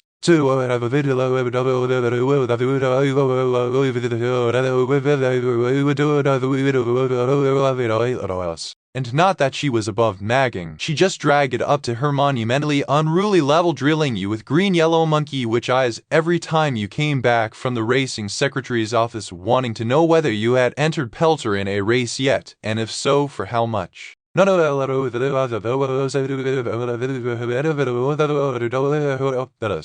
if you lost that horse, wouldn't all your hidden luck go with him? Wouldn't the magic of a chosen one desert you? Your twin sister carried your soul in her velvet box, but after all it had been Mr. Hickok who picked you out, gave you a job, saw something in you. It was better than winning any race. That red, beautiful, melancholy autumn afternoon when the old man had limped around the corner and sat down on a bale of hay by you, seeming idly to want to talk horses. You always knew how to get him going. He liked your respect for the old ways. The subject of beauty luckily hadn't come up, and suddenly turned and offered you resignedly, wearily, for $1,500 what was left of his one great horse, and so hooked to you that silken thread of merit that bound you forever to him as it had bound him to his famous father before him. Class! A month later he was dead. Hickok himself had run Pelter in low-grade allowance races, non-winners of a bologna sandwich in their last 3 starts, that kind of thing, no fear of acclaimed there, but now and then in a $1,500 claim or two for a $2,000 purse, and the horse win easily at that price. Hickok had so much class he could put up the legend of that horse against the risk of an upstart claim, and no one dared to take him, and no one cried lese majesté.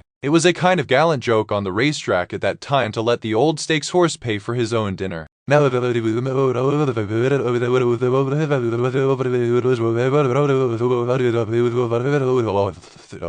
sort of class could you use to fend off an upstart's claim when you were an upstart yourself? She didn't have to know what you knew, that if you lost that horse you would lose her too. Chapter 14. When Medicine AD finally had little Spinoza alone, he tell it into him. Get ready, son. The women gone to take your manhood. He broke the news not like it was the end of the world and next come disease, hospital cases, and death, but like it was a thing the horse ought to know. The first cold had come and they were walking round and round the shed row in a silver fog that beated up the cobwebs and the horse's eyelashes. Wasn't no idea of mine. I say, wait a short while, see how he do. Nothing ain't gone change that horse much at his age. I say, he a little bit of a crybaby, that's all, but easy to settle once he riled. You'd be surprised, I tell em. Ain't even all that interested in the senoritas compared to what you would think. They don't want to listen. They don't want to take no chances. They don't want to lose they edge. I say, what if castration changed him the other direction into a chucklehead girl? They start to laughing. Pretty soon they cackling like witches. Got me outnumbered, what it is. Medicine Ed checked himself. This was a step back and two-faced thing to say about the women. They don't mean no harm, he added. He didn't want to be a wrong influence on the horse. What good it do if the horse love him and hate them others? They a business now.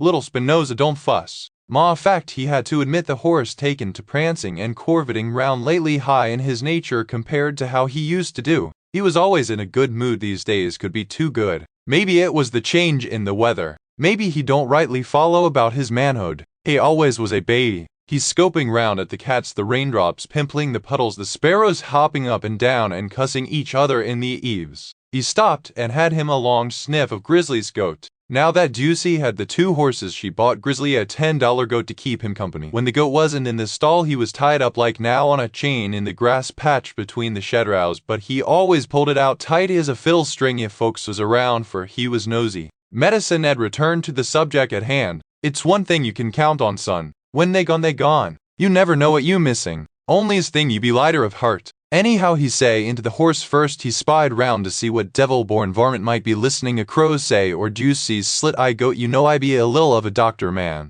I take them things and do you good with them, you hear. You don't got to worry, you in good hands. But little Spinoza was only interested in that satchel-bellied $10 billy goat. First he jumped back like insulted when the goat lifted his head at him and stare. "What you think this is, son? Ain't nothing but a spotted he goat good for nothing save to be the horse's friend. He gone urinate in you hay, and shove his head in you feed bucket, and race you to you eats. You don't mind out he win too. You want that?" Medicine Ed reached down and touched that peculiar armor-plate forehead of the goat between his coin-slot eyes and shuddered. But little Spinoza dance around and look happy and want a billy goat all his own. The time to call Mr. Two-Tie was 9 in the morning from the payphone back of the track kitchen. Midnight until 4 Two-Tie be taken up with his after-hours card game. Then the backside come alive and Medicine Ed himself couldn't get away, and if he could Two-Tie's line be always busy. At 8 he out walking his dog. By noon he be fast asleep.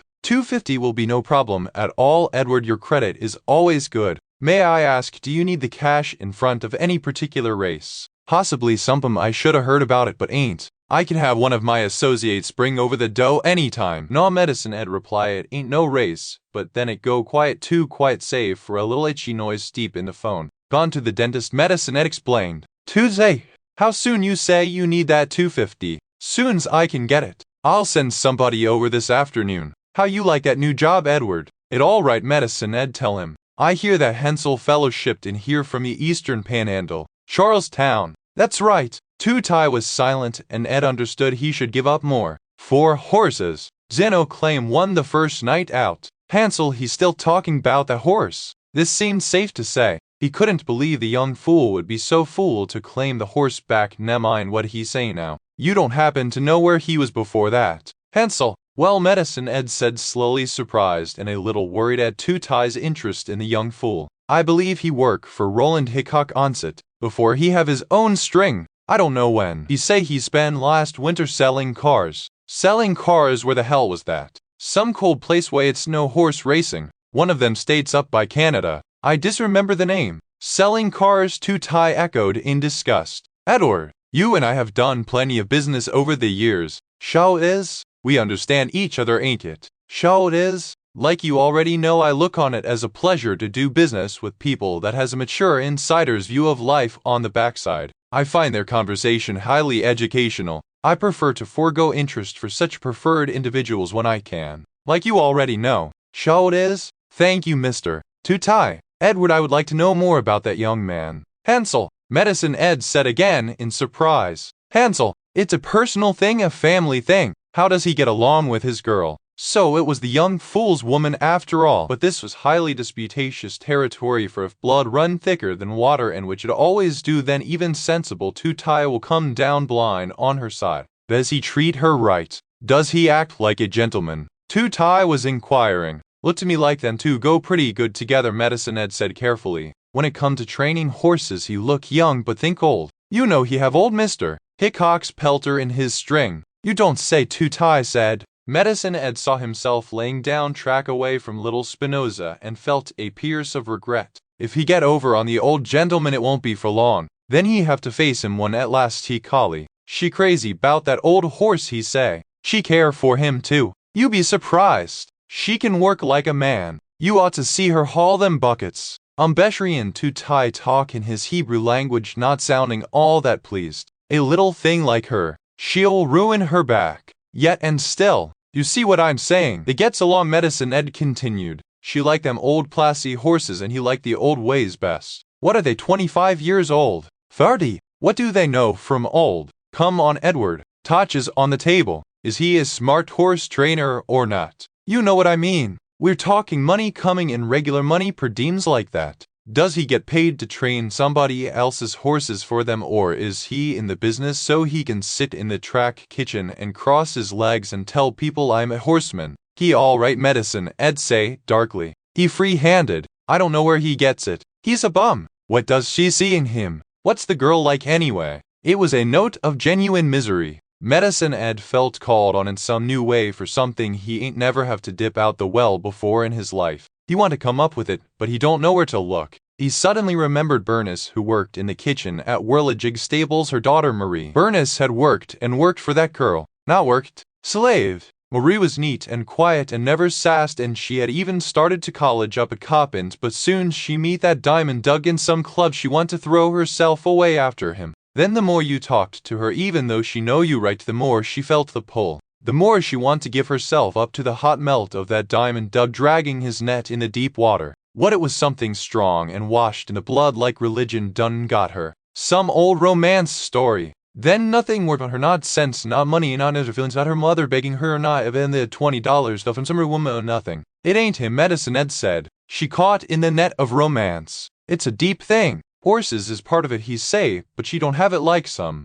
In my judgment, it is a passing thing. I believe it pass off her after a while. What is she like? He had never in his life been asked a bald-headed question like that by a white man. She frizzly like old rope, Medicine Ed told to tie. She like a old knot. She tie herself to this and that. She's strong and hard to hold. She's stronger than he is. You soon see. It was dead quiet in the phone, save for that deep down green bottle buzz. Then to tie say, don't say nothing to her, you hear. She don't know me. Just let me know if she needs any help, you understand. Show it is. Thank you, Edward. Thank you, Edward. He felt pity for Two-Tie, and pity for the white man was rich and sweet. He hung up the phone and sat there thinking of Bernice.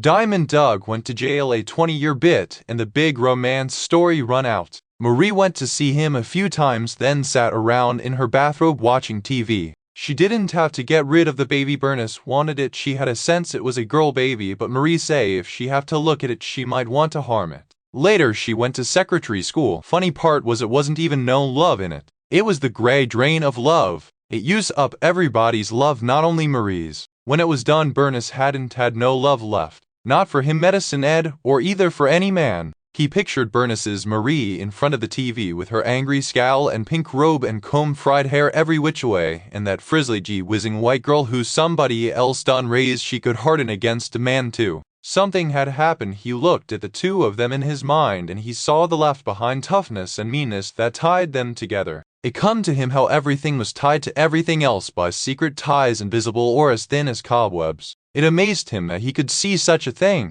It gave him such a sense of knowing the frizzly-haired girl that he almost liked her a little. After all, she kin to Two-Tie. Later that day he hear the young fool and her arguing on the other side of the tack room wall, and afterwards he had the nerve to say to her, "You hag ride that young man long enough, you lose your happy home." And she don't even sass him back. She push her braids behind her ear and say, "You're right, I know it. I should never have quit my job. I can't just take my whole brains and talent and everything I got and invest them in somebody else's work and then shovel shit and keep my mouth shut. Why, you can't do that. That's what working folks does. I done 58 years of that. It didn't kill me." She cut him an evil eye. "How could you stand it?" He was a little affronted. "Ma fac, young lady," he said with dignity, "the way I always see it, I ain't have too much choice in the matter. No wonder you wanted to buy that horse." And which was true. He faded off between the shedrails to study the thing. Chapter 15. When Haslip the VT finally showed up with his little bag in the afternoon in the rain, looking mud-spattered and harassed, Ducey happened to have taken a ride into town to buy a pair of reading glasses at the dime store. They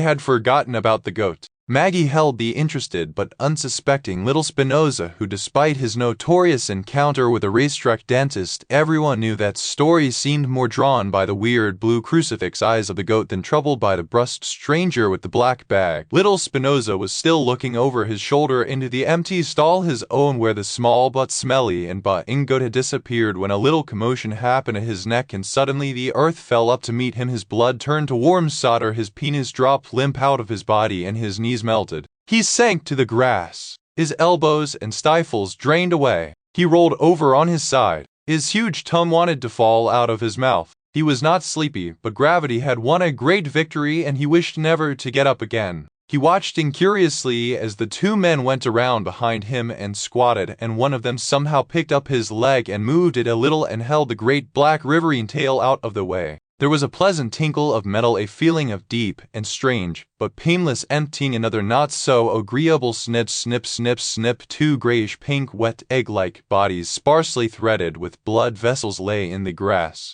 That was it. Already his face looked less alien and goofy. They stood there waiting for his legs to come back under him. The queerest thing was the long, thin, infinitely elastic tubes hanging down like spittle from the shiny balls before Haslip snipped them away. Maggie saw Medicine Ed slide out of the tack room and pick up the testicles out of the grass in a silver can. It could have been a soup can, nicely washed out and with the label neatly removed. And then he faded away again, presumably around the corner. She blinked. She hadn't known he was there. In fact, he hadn't been there, or Tommy would certainly have called him over and made him drag away the $10 goat instead of doing that ridiculous job himself. These days, when Maggie was alone with little Spinoza after he had walked or worked, and at his bath she rubbed him, she didn't exactly know the derivation of this ancient slang for what a groom is supposed to do to a horse, only that was what the old guys told people they did. Been rubbing horses nigh on 35 years now. We're back when I rub horses for Happy Blown at Hot Springs, whatever it meant. But she sensed a thread had been dropped somewhere. The route to some secret heart of this business had been lost.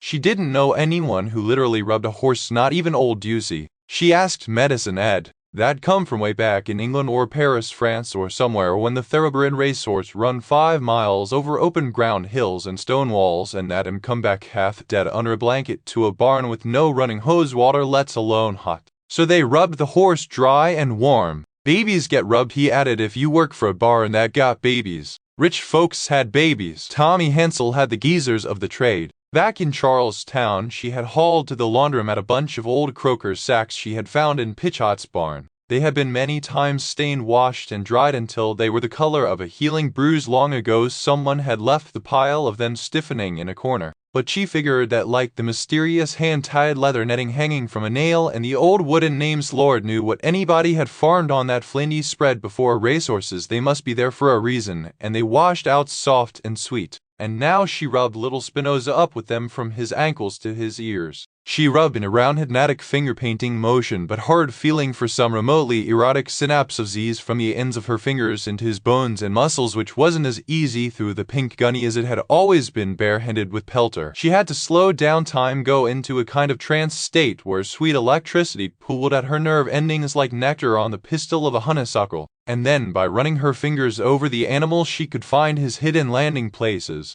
Not that these were jungle airstrips, few and hard to find. They were all over the place. But you had to approach the body boundary reduced to this one brooding spark. You dangled from a headland, black empty space rushing by, and suddenly you were across. The key was being tuned down so fine that you felt the crossing. Without that, your fingers were just dead prongs on a rake and nothing happened. True, it helped to be stone, which she was rather often. Zeno had left behind in the crushed trailer a chunk of hashish the size of a square of baking chocolate, the ginger color and yielding consistency of puppy feces, and Tommy had bought it from Medicine Ed, who had no use for that stuff for a yard. Plenty of times they had a little curl like a cedar shaving for breakfast. Rubbing little Spinoza without it took more concentration, a will death of talky ratiocination up there under the pigtails. She had to hang up on the telephone of her mind, and then it worked. Oh, didn't it work? Come to find out, the dangerous speculation grandson was a pushover, the model of innocent delight. It was alarming, in fact, how trusting he was once you made him feel good, how forgiving of all the predecessor pain, how unsuspecting that joy would ever end. Unlike Pelter, who shot up out of her intimate handling from time to time without warning with a rip-roaring snort and the urge to do mischief, nip or kick, little Spinoza melted away into the dream of bliss. He let her do anything to him. After she rubbed him dry and warm, she brushed him deep all over with an ordinary charwoman's scrub brush, then every day worked a little at his mane and tail, patiently dug through and pulled the years of knots and snags. Then she worried. Why did she like doing this so much? How was it that she could bear these hypnotic repetitive tasks at all, such physical primitivity in the service of some other living organism? She used to love to brush her sister's hair, not that Ursie often let her. Maggie let herself down so easily into the engorged pastime of physical service. It was a kind of honeyed sleep with only a thread of something repulsive about it that she could not pluck out. She was at home there except for that. Was she some kind of born slave herself, a prostitute in a temple, a hieroglyph? Little Spinoza stood for all of it. His dapples came up like God's golden fingerprints. He crackled, he glowed. Even when she felt the pleasure running along his withers and flanks and waves and literally crimping up his spine, he didn't protest, just bent into it like a ballerina in a pas de deux. Look at you, you big silly, how are you ever going to fend for yourself? She mumbled into the warm curve of his back. But then you never were a man's man either, were you? Well, I hope you can still run now that you're not scared. She looked him in the eye, and he blew into her face a grey warm drench of hayflowers. You know, she said, take my word for it, a sex life would have been far too hectic for a boy like you. What you need is a world that's just a whole lot of different flavors of good. His answer to this was rather grandly like a dog at a dog show to stretch taut behind him his shining black ankles to let down his ashen penis and piss a fine steady arc into the straw. Spinoza, she whispered, I know you won't see the sex is a kind of slavery at best. I mean, it's a great thing, kind of like religion, original religion. I mean that old-time religion you can grab with your senses, but the long and short of it is as you get burned away. But little Spinoza had lost interest in the subject, showed her his plum-shaped rump and nose through the bedding at the back of his stall for some bit of golden straw that pleased his eye. She fretted over him. He was a gelding now, but he lacked the gelding irony. A gelding needed, and she needed, a more Byzantine itinerary. An old gelding always seemed to her as complex as Disraeli. Sly, civilized, and determined, well aware he hadn't got the world exactly to his order, he got there one way or another. Now that he was a gelding, could little Spinoza do it on pure errant babyhood alone? Ducey had led him back from the track in the early morning, shaking her buzz-cut head. I hope that little Lord Fauntleroy here ain't taking it easy as a lifetime project now that he ain't scared. He isn't scared anymore, is he? Maggie agreed, as long as the secret was out. Alice says he ain't. Ducey suddenly kicked at the billy goat who had pushed his long face into the open tails of her raincoat. Alice was the exercise girl. Damn it all, ain't I said I can't get lucky with more than one horse. Now I get what's coming to me. I got a feeling this is the payoff, Ducey said. Are you always saying this, the payoff? Medicine Ed pointed out. I'd like to know what's wrong with a horse taking a little pleasure in life, said Ducey. He eats up his dinner now, that's progress, ain't it? What else does Alice say? Maddie asked. He like that damn goat, Medicine Ed observed. I tell her there's speed in that animal somewheres. I seen it myself. Just cause you ain't found it don't mean he ain't got it. Well, I don't know where it's hiding, she says. Maybe it's on vacation now that he ain't scared. And if I show him the stick, he up and quits on me. Now that he got all these female women petting and nurturing him, Medicine Ed mumbled. He took from his pocket a box of Blacksmith Brothers cough drops, worked one out of the inside paper for himself, one for the horse. Kid Stuff was shoeing a gray horse in a dry spot under the shed row, and now he looked behind his shoulder and said, maybe y'all ought not to have tinkered with the natural machinery of the horse. I mean as old as he is. He was pressing the horse's foot upside down between his knees in a posture at once adept and oddly feminine. He smiled at Maggie, his scuffed black cowboy boots curled up at their toes like genie slippers, and she thought to herself, you're the one I love. This is what I get for showing off for Alice, Ducey said. You know, I got a thing for Alice. I thought she would take an interest in little Spinny. Make a project out of him. Now Alice says he's dreaming and don't want to wake up. Early Beauf ain't gone to ride that horse, not Alice, Medicine Ed said. I know that, Ducey said, but I wanted her to beg me to put her on him. I was gonna say no, but I would like her to beg me. Can Alice ride in a race? Maggie asked. Kid Stuff laughed. Now that there's debatable, he said. I believe Alice has had a bug since last spring. She don't pick up any mounts except at the fairs. That's prejudice, Ducey said. She is the living expert on them pokeweed and poison ivy racecourses. You gotta give her that. On them tight turns she is slick as gut.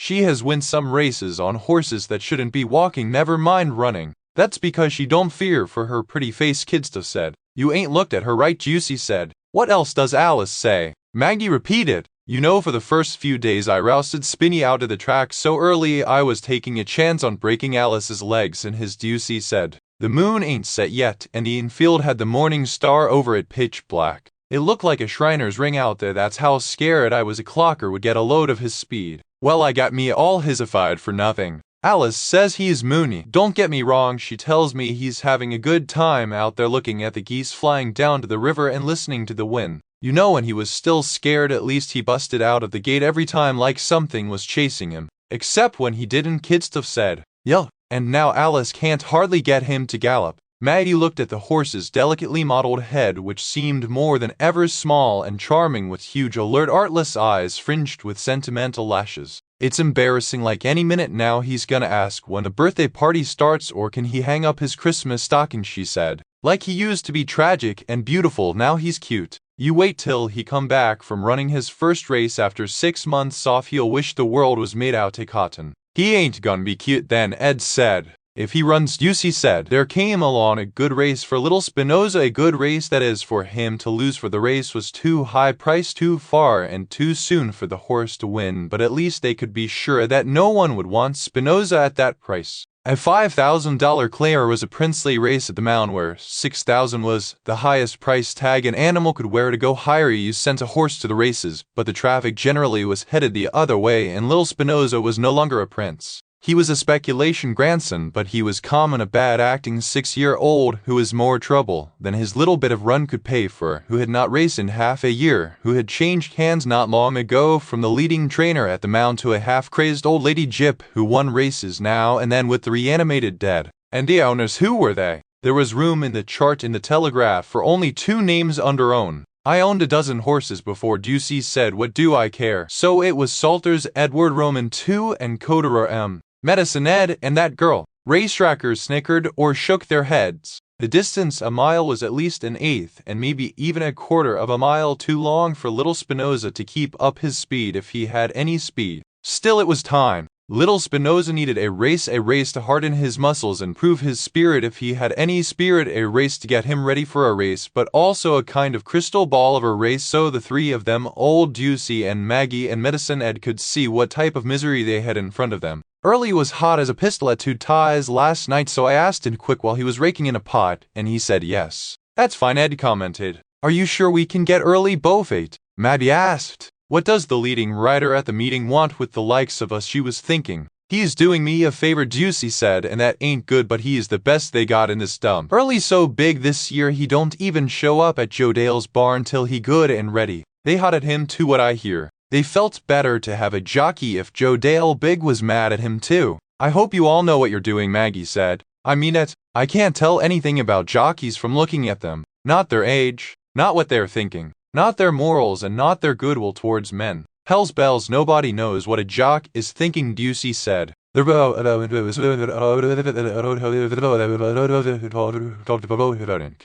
out of Louisiana. What does that mean? He's Cajun or something out the backwoods, Ducey said. What's the difference? I watched him all year. The midget is strong in his hands, smart on the track, and brave as a bobcat. He is busy, though. Can't see Spinny till Friday. Alice'll have to get him ready. In fact, the jockey came by Friday noon to look at the horse. He was shorter than Maggie, a very little man in pressed slacks and a spotless canary yellow windbreaker with the collar turned up high and wrap-around shades. He had a deeply lined brown face, a tight taciturn upper lip, and a shiny pompadour on top like the painted hair on a doll. He stared at Spinoza in the shadow of the stall for some time, and then said, "Say this the hoss that kick in Biggie's headlights." Kyux! Biggie was born with his head kicked in. The horse just scratched him a little on top of that, Ducey said. I punish the horse if he act bad on me, the jockeys said. Fair enough, Ducey said. He's been easy as Kismayan over here. A little too easy if you wanna know. I find the run in the horse, Early said, if he has any run. Just remember he has to run again, Ducey said. We ain't trying to win this time out. We just want to find out how much horse is there and what he wants to do without letting it show. Okay? I don't let him win, but I make him work. I don't think that work ethic stuff is going down so good with little Spinoza, Maggie said when the jockey's hard little fist of an ass in its knife-pressed chinos turned the corner. Somebody got to get serious with the horse, Ducey said. This ain't the 4-H Club rodeo at the Pocahontas County Fair. Friday evening, little Spinoza stood dreaming with his feet in a bucket of ice. Ducey, a towel-marked commercial hotel, Grand Island, never over her shoulder, was feeling all around his ankle. Anything? Maggie asked. Cold as a flounder. It's big, but no bigger'n it ever was. He's got no excuses that I can tell. That don't mean he'll run. Then all of a sudden the midnight blue sedan DeVille with the starry silver hard top was taking up the whole dirt road between shed rails. The driver's side window dropped into the door beneath it with a noise like a bumblebee. They couldn't help it, they both looked up. Ducey said, a hoarse voice, fatty yet reproachful, a kind of masculine gravy with metal shavings in it. Hello, Joe Dale, Ducey said. Maggie squinted at him. In a heavy fleshed way he was handsome, she thought, felt her cheeks warm, and registered her own incipient interest with something like despair. He was a Byronic libertine type in the face, clean-shaven with blue shadows modeling his plushy red lips and thick black growths crowning the temples behind an evenly receding hairline. He didn't look old enough or crude enough to have a great-grown bully of a son like Biggie. Hey, Ducey, he said. I'd like to know what kind of joke this is with the girl groom and the spook. You trying to make a monkey out of me or what? Crude enough after all, Maggie thought. Excuse me, what's with the girl and the colored groom in the owner's column for my horse? You don't expect me to ruin my own good name with the horse, do you? Ducey said. You don't think little Spinoza is gonna run good? It ain't impossible, Ducey said. Something might fall into his feed bucket between now and then, who knows? This is horse racing. You got my boy up on him, I see. Maybe Early can tell me what's wrong with the horse. Ducey, I told you. You didn't have to put nothing down on the deal until he showed you what he could do. That's not how I do business. Joe Dale big shrugged. I want you to have your money back. Hold on, I got it right here. He leaned into the car, reaching for the roll under his buttock. It ain't my money. Not anymore, it ain't. Don't give me that, Ducey. I ain't giving you anything, Ducey said. And I ain't taking anything from you either. I got the fulling papers. You have it. Have you been thinking about that good deal I offered you? Joe Dale big said patiently. No, I haven't, Ducey said. Well, I think you better. I'm looking out for your business even if you ain't. Is this the girl? What if it is? Ducey said. Nice little body, not even hardly they're my favorite kind, that's all. What's your name, sweetheart? Margaret Coderer. What's yours? He smiled unpleasantly with his rather beautiful dark red mouth. You like it on the racetrack? Yeah, except for all the dirt, Maggie said. He looked her over carefully. The window purred up and he drove away. Chapter 16. Among many unruly acts, my dear Maggie, this was certainly the unruliest. You were aware of yourself fully dressed and standing over her in her little pink silk underpants, the telegraph folded back in your hands, and something new, another telegraph open in her hands. She circled something awkwardly with a pencil. Yes, it was, wasn't it, she said, and you both smiled. You were aware of standing over her in her ragged soft sweatshirt and little pink panties, Maggie on her back with her bare feet up on a stool near the heater. The ugly brown grate hummed along and Tiny Astia turned up full blast. As long as she had to live in a fish tin, she considered it her right to set the thermostat for iguanas and flamingos and of course for her naked pink self. Against the flimsy pink membrane of her panties, her naked pink lips pressed, and the skin under the elastic so oddly damp and fatty yet easily creased like gardenia petals. What do you think would be the proper punishment for such unruliness? I'm sure you know that better than I, she murmured, almost imperceptibly, but you saw it. Her toes pointed a little and her legs strained tremulously apart, just slightly, saying she was aware of you, and more than aware of you, she was in your power. It was all a kind of theater with her, but you could call her into it. You were aware she made you aware of your superior size, speed, and cunning. You were aware of your somewhat gross trafe, uncut but highly prized manhood biding its confinement a little while longer. You looked down on her in her sweatshirt and little pink panties. It was theater where the two of you met, but as Plato said of the theater, stronger and truer than life. Suddenly the squalid trailer with its crooked Venetian blinds and grainy afternoon light was a schoolroom in some mansion house hung with purple velvet and gold-tasseled portieres. Take them off and show me. You made a lazy sign omit with the one forefinger, and she did as she was told. The panties fell to the floor like a bit of film. She glistened there without touching herself. May I ask what you mean by such unruliness? I don't know. Perhaps I'm simply hopelessly wicked. You are headstrong. Yes. Are you ashamed of yourself? Yes. You're incorrigible. Yes. So that you know you require my attention. Barely audible. Yes. Then I suppose I have no choice but to correct you. Turn over. Rise up on your knees. And then you did as you liked with her. It was theater, but it bound you together. Afterwards she would be more than a little bad-tempered if you left her tied or held her pin long enough for her to wake up and see herself like that. It was understandable, and usually you didn't wish to humiliate her further. You both knew she was your better, but she had sworn herself yet again into your power. You didn't need to hold her face in it. Only this time she had been so egregiously disrespectful, even perfidious. Buying that horse. You could have claimed the money back now. He was still worth the price if you had that money to spare. Or another way of looking at it, this was a small racetrack with only a couple dozen horses on the grounds worth more than a handful of peanuts. It was by no means inconceivable or even unlikely that her racehorse would have to run against your racehorse, and soon. You got up and left her there tied. Her pink asshole glittered inside its sparse little wreath of whiskers like a Putto's singing mouth. Let me up, she said peevishly. You picked up the telegraph and paced the room. Try harder to explain to me, you said, what you mean by such unruliness. What do you mean? What do I mean? She sighed. All right, as long as you asked. Jesus, Tommy. You should have put Pelter in for $1,500. I have to find out from the Telegraph, yet he's in for $2,000. Can't you see what love for you there was in that? I don't want to risk him, but I want to risk him for all our sakes. Pelter can win for 2,000. Hell, he figures for 25. We came here to cash a bet. If we don't cash a bet, we're just here. Jesus Christ, will you untie me? What's wrong with here? You both looked around the trailer at the yellow crinkly plastic curtains like chicken skin, at the aluminum stripping hanging down from the door of the sardine can toilet, at the orange vinyl kitchen chairs with their crooked scars of duct tape, at the blank frame of a long-gone mirror glued to the wall, its cardboard backing smeared with black smoke trails of glue. You've got to be kidding. Both of you laughed. Believe me, you can still cash a bet on Pelter at $2,000. It's not the same. You know what's going to happen, don't you? She said bitterly. He's going to run in the money, and then everybody will know how good he is whether he wins or not. Then we're stuck.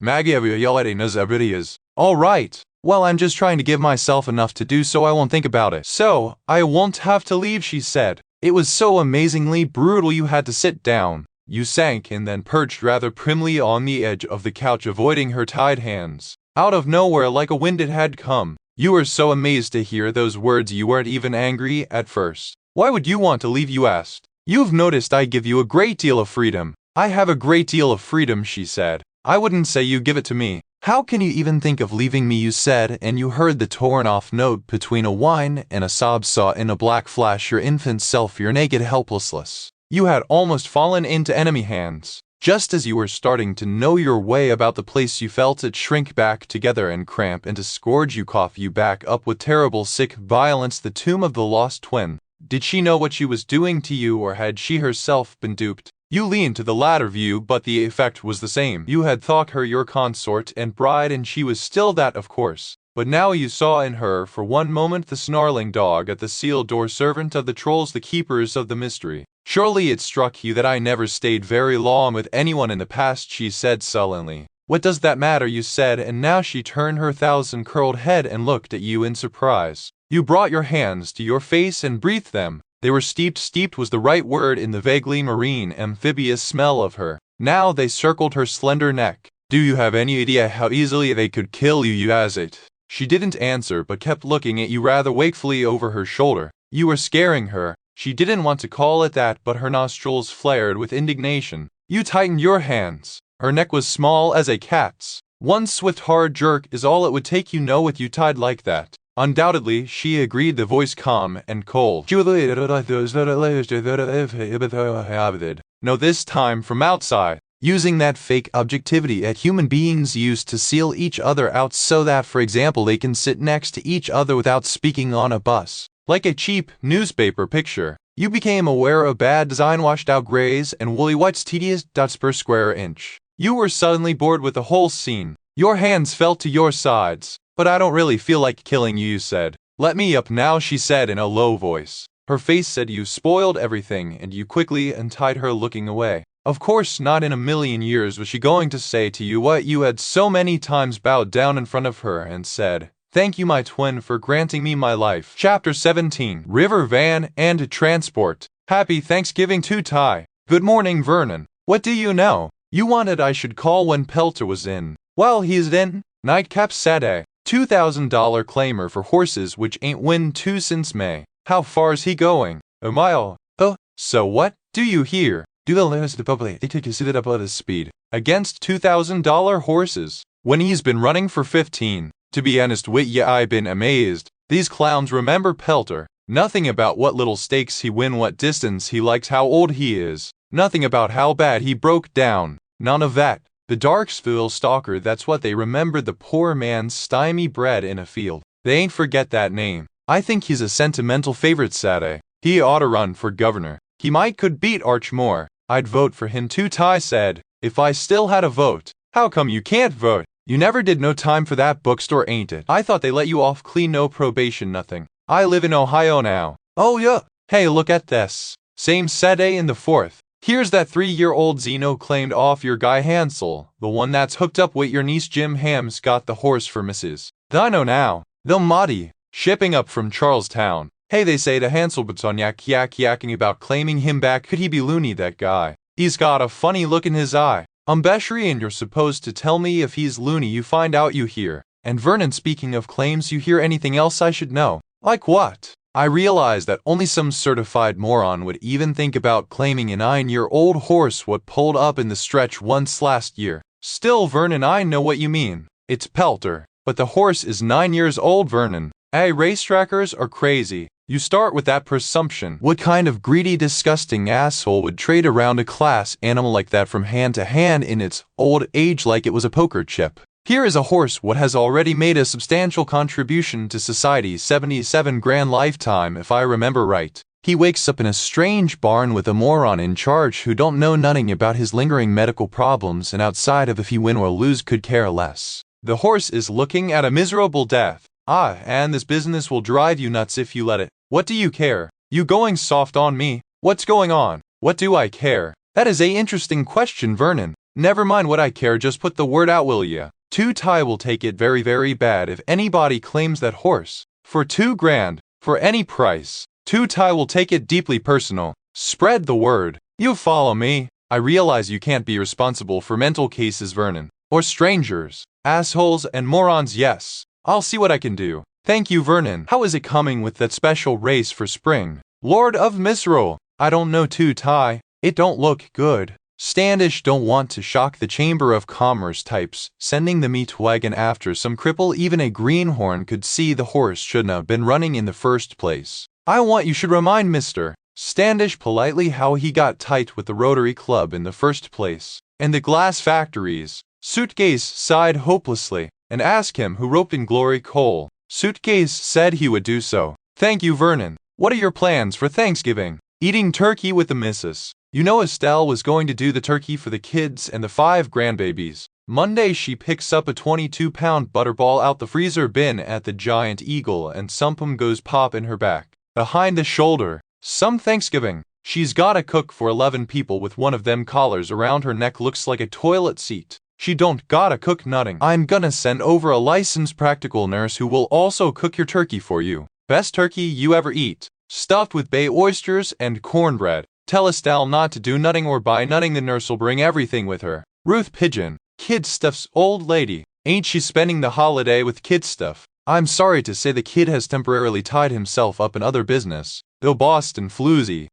This gives Ruthie somepom to do. I'll tell Estelle. Hey, that's real good of you. Think nothing of it. You wouldn't maybe care to join us? Two-Tie laughed softly at the bare idea. Elizabeth and him would of course eat in the ritzy lunch and spend a quiet evening at home, but then the invite had been strictly for form's sake. Everyone knew that Two-Tie did not do family feasts, no weddings, no christenings, no graduations. Funerals, yes. Some people said he kept kosher, but this could not be right since sometimes he turned up at wakes where he filled up a paper plate with ham and potato salad like everybody else. And on the other hand, he would not show his face at a bar mitzvah either. People said that family scenes depressed him unless it was shoving some stiff in the ground on account of he had lost a very young wife himself years ago, the one in whose honor he wore the black bow tie. But no one in Carbonport or Indian Mount had actually known this individual or had the nerve to ask or could remember Two-Tie in any domestic arrangement other than bachelor with dog. One other thing I gotta tell you.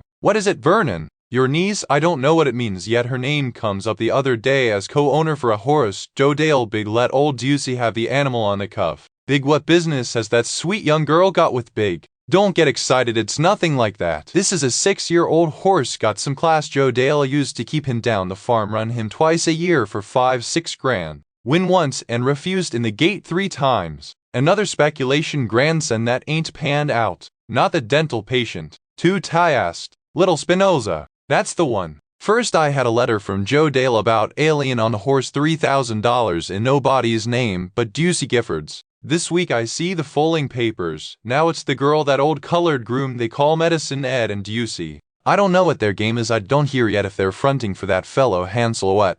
But I don't think so. That wouldn't be like Ducey. What about the horse? Like I said, never went nowhere. 2-3 wins in 25 starts lifetime. Nothing at all but 1 show in the past 2 years. And common half crazy, you know. Speculation grandson, the dental patient. Everybody knows that story. And Biggie Big just got out of Prunty Town. So Joe Dale unloaded the horse cheap, maybe that's all it is. Anyhow, check out the 7th race Friday. He's in for 4,500. Joe Dale, Big Two Ties said in disgust. It ain't enough for him to take doctors and lawyers to the cleaners, he's gotta skunk Negroes and orphans too. Suitcase said nothing, for as Two Tie knew Joe Dale and him was close as wax, almost as close as Suitcase and Two Tie. Well, let us not speak of cheap trick to tripper, the leading train of the first whole ground of house himself with him if he touches a niece. Be reasonable, how in hell he's going to know she's your niece? You told me not to say nothing to nobody. Anyhow, like I told you, Joe Dale's out of it. The horse went from him to Ducey to the girl, not from him to Ducey and the girl.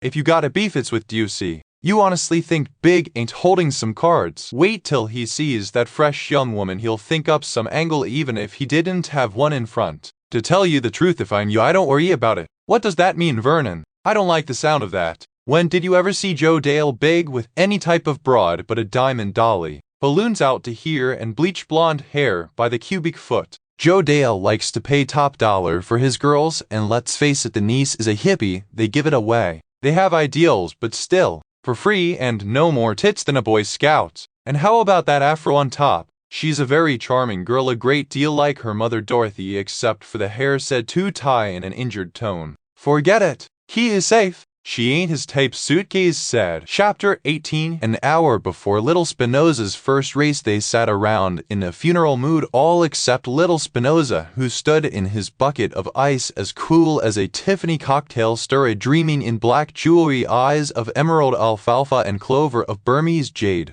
He had miraculously regained his innocence as they had all lost theirs. He had forgotten what it was to go to the dirty races, but they were owners now. Maybe they should have stayed drudges, towies, and slaves. They should have known they weren't the lucky type. Ducey turned up the collar of her gray raincoat and plopped a soddy woolen golfing cap on her head as if it had been an ice bag. She reached in her pocket and went to work on a pint of Early Times. Medicine Ed sat in a metal folding chair with his stick leg propped straight out in front of him on a bale of hay. His liver-brown hands were floury from the cold. He was oiling a petrified curl of leather from a halter, the little blackened end piece that went through the buckle. It ain't a decent piece of tack in the outfit, he had complained, and set to work gravely so he could sit there looking down in his lap and wouldn't have to talk to the women. Maggie lay on her back in the straw next to Little Spinoza, staring at him and trying to understand, but without her fingers spidering over his legs and back. His horse brain was close to her, dark as an Ocean City frozen custard stand in December.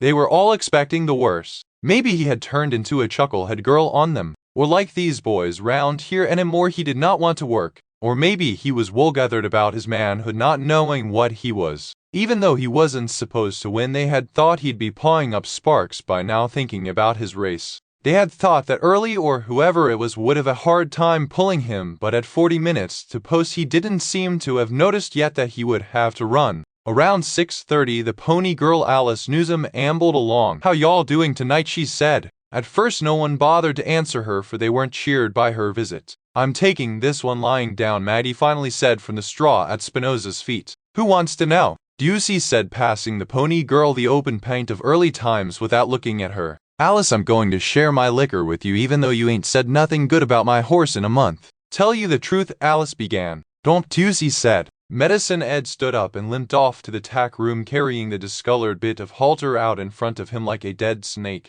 He always kept a respectful distance from Alice, for to him she looked like some conjure woman's helping hand that do her bidding in the deep of night and the rest of the time live alone under a rock. "I can see this ain't the right time," the pony girl said, and stepped up to the webbing where the horse stood in a tub of ice. Little Spinoza nickered with pleasure at the sight of her. Ducey groaned. "Cussed horse is more interested in his pals than in the damn race. Hey, tell him he's in the gate in less than 30 minutes, will ya? Maybe he listens to you." Alice sank her chewed-off fingernails in Little Spinoza's topknot. "Wake up, little buddy." "Oh, well, I guess today ain't the day, eh?" Maddie gazed at them from below. Suddenly, today of all days, she found herself liking Alice's looks. Alice was profoundly short-waisted. Her Brunswick High School marching band jacket might have been on display in Peterbaugh's department store window, holding its shape with a full bed of tissue paper. It was a hard, round, muscular chest with small breasts that just rounded it out. Her legs were skinny as wires. The black hair that hung through a red rubber band behind her head was greasy, her skin was bumpy, and her fingernails ended in half-moons of blue dirt. She didn't care one straw how she looked. She was around Maggie's age.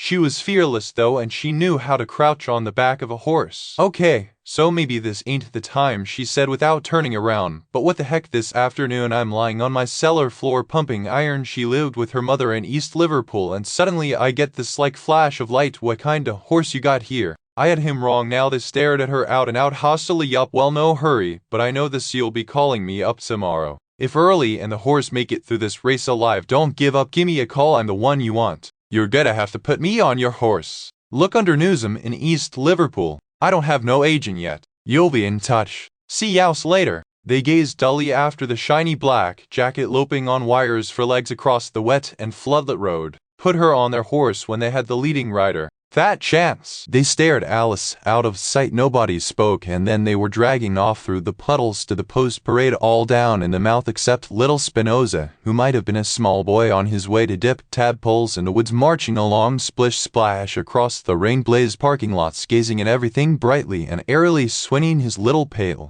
Even when they got to the track where on a race night, so stories had it, Lil Spinoza used it to pop-eyed with her exude yellow lather like sewer foam under his belly and biker kick anyone that strayed into his path. He only blinked at first at the milling crowds. What were all these loud, obnoxious people doing here? Where was his fly light rider Alice Newsham? What about his working companion Grizzly? Where was he? Were they going for another lazy gallop toward the long white hem of sun just showing in the south? No, they were not. Instead of that glowing, silent bird-scattered seam of morning along the horizon, there rose up this raucous, light-soaked clubhouse crawling with human beings. Little Spinoza looked around for Maggie, his handmaiden, who had made it her job to shape the world comfy or even ecstatic. Where she was no pain, and here she was but getting smaller and weaker, while waves of something hurtful and chaotic, some harsh old world he dimly remembered, were getting louder, faster, and taller. By the time they turned into the paddock, little Spinoza looked offended and suspicious, and after the tattoo man rolled up his lip, naturally he didn't like for anyone he didn't know to poke around his mouth. His eyes opened wide and round and blank. He was the 6th horse.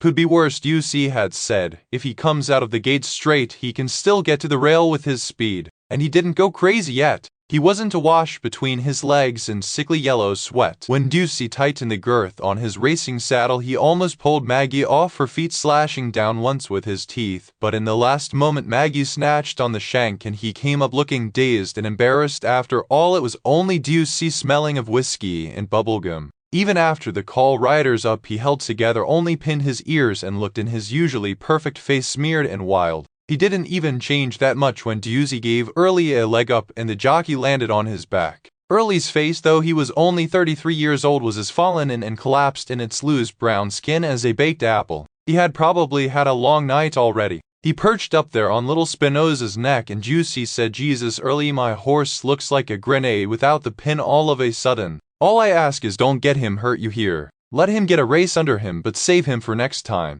Just skip the walking ring and get him out here now." Early nodded, and inching little tiny sideways dance steps with the horse's jaw pulled into the man, they headed out to the track. Without moving his tense upper lip, the jockey muttered or sawed his teeth against the horse's neck. When exactly did Early insinuate his heart's desire to the body of his dancing partner? They tangoed frigidly, inelastically clockwise along the rail as one by one the other horses came round them and were loaded in. Little Spinoza, last the word, was out on the speculation grandson, and maybe it happened there some exchange of vicious endearments when they were first shut in together in the clanging intimacy of the gate, for that was where little Spinoza went out of his mind. Reared up filled the top of the frame with a black. It shouldn't be there. It was like a flat. The Jolly Roger then lunged terrifyingly out of sight. He must be down on his knees and neck, and the jockey cried to death under him. Such things happened. But then the bell rang, and he sprang into the world on his feet, but turned sideways. The jockey hung down his left side like a spider, one hand spun in the horse's mane, the other clamping his right ear. One soft boot barely hooked over little Spinoza's spine. Pulled himself back onto the horse, anger pumping black life into his wrinkled little face, and then you could see him telling the horse what to do. But little Spinoza hadn't waited. They were 5 lengths behind the worst horse at the clubhouse turn when little Spinoza opened out, pumping in long glides like a water strider, and closed on the ragged back end of the field. He ate up the 2 horses who had dropped out of it. What did he want the ones in front for? Maybe he was just trying to get away from the claws stuck in his neck. He threaded his way into the flying mud and chopping legs climbed through that up to fourth in the backstretch where he hung, and then at the half-mile pole there was a kind of subtle jump or jerk. It was Early finally taking hold of him, asking him to work. Little Spinoza began to die. The 5-horse moved slowly by him on the outside, the 10-horse and the 3-horse on the rail. Early rolled his hands and raised his stick, tried neck flank withers, and it was only remarkable how completely nothing happened. I make him work. But the horse wanted only to lose, no, not lose, just disappear in plain air, shrink out of the world altogether.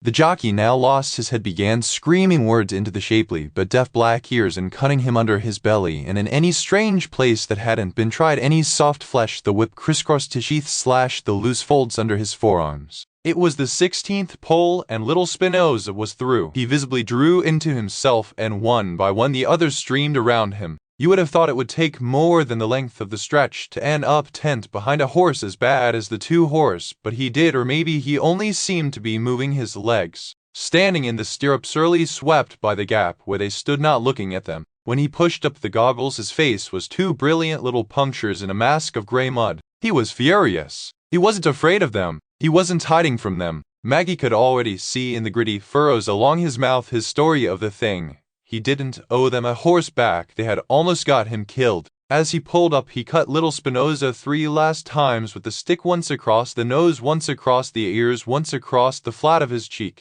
Get off my horse, you crazy Frenchie. Ducey came charging through the gap. The jockey jumped off little Spinoza while he was still slowing to a lope, wheeled and kicked him in the belly, and let go of the reins. Little Spinoza's head flew up and the horse plunged forward into the small party gathering at the winner's circle. A woman screamed and another in a black picture hat sat down in the dirt. He lit out for the inky darkness of Ian Field, and Maggie and that way too. Itty bitty me ankling Spinoza, she cried in the high meaningless sing-song she reserved for the horse naturing, and he stopped seeming to know that voice. She inched closer. No, not the rail, you goose, all in nursery rhyme falsetto to fill up the crackling space between them. Then she snatched. He reared, but her hand was on the bridle. Snapped the shank on him, bunched the reins, and they made a wide arc into the darkness away from the winner's circle toward the gap. Ducey came panting. Medicine Ed dragged his leg along behind her. He can't open that eye, Maggie told them, suddenly sobbing. He be all right, Ed said. I might kill that son of a bitch with my bare hands, said Ducey. Boy scared for his life, Ed said. We'll be lucky if we ever get this horse back in a gate now.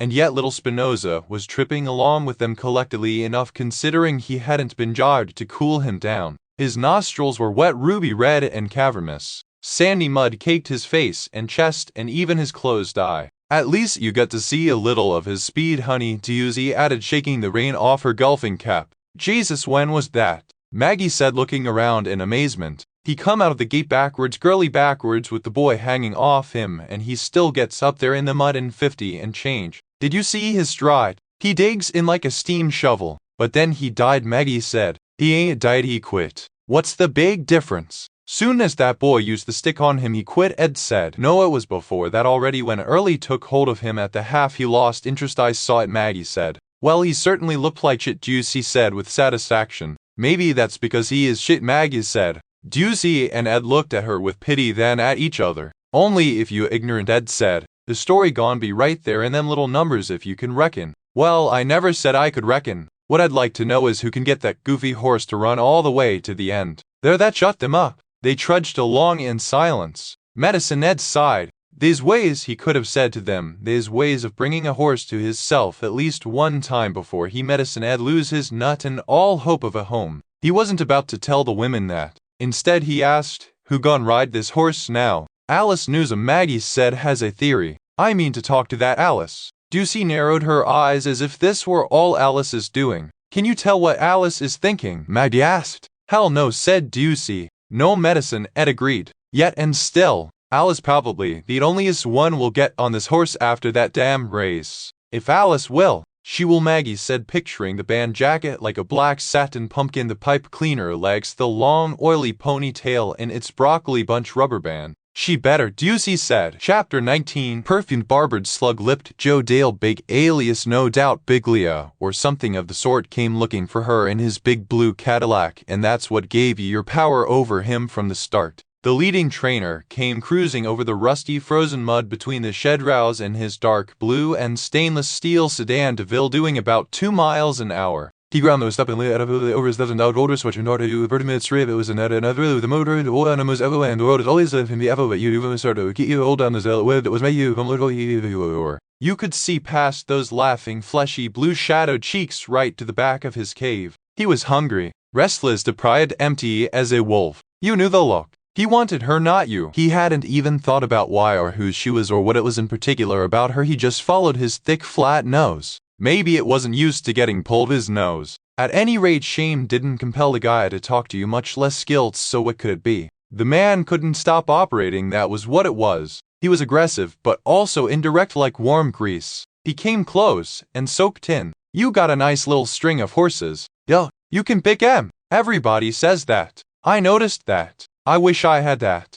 That's talent. No, I mean it. I'm a salesman, a businessman, not a horse trader. I got good people working for me, that's all. I come up with the money, I got owners to throw away, which is something you don't got, Hansel. Am I right or wrong? But I depend on other people's smarts to tell me which horse when. You said nothing and he watched you tap flakes of hay into the hanging rack one by one. It was Pelter's stall, but the tall, dark, mile-long horse was lurking in the inner shadows, poking his fine Roman nose curiously through his bedding. Did Joe Dale know it was Pelter? Hey, I heard old Roland Hickok thought the world of you, Joe Dale said, and so he answered your question. I'm not surprised. He could pick 'em. I tell you what, he never thought much of me. When the money starts rolling and I say to myself, all right, now the old man will show me some respect, but no, he won't even talk to me. After a while I get the idea he thinks I'm a sleazable. Not that he would ever say so. He had manners, you know. Class. Like he came from the type of family the boys go to some school in New England where they play lacrosse and it snows 3 feet in the winter and the girls' weddings get write-ups in the New York Times. I mean, his father and brother trained for the Ogdens in the Hickok family. He was the black sheep, and in West Virginia he had a holy air around him like fucking George Washington.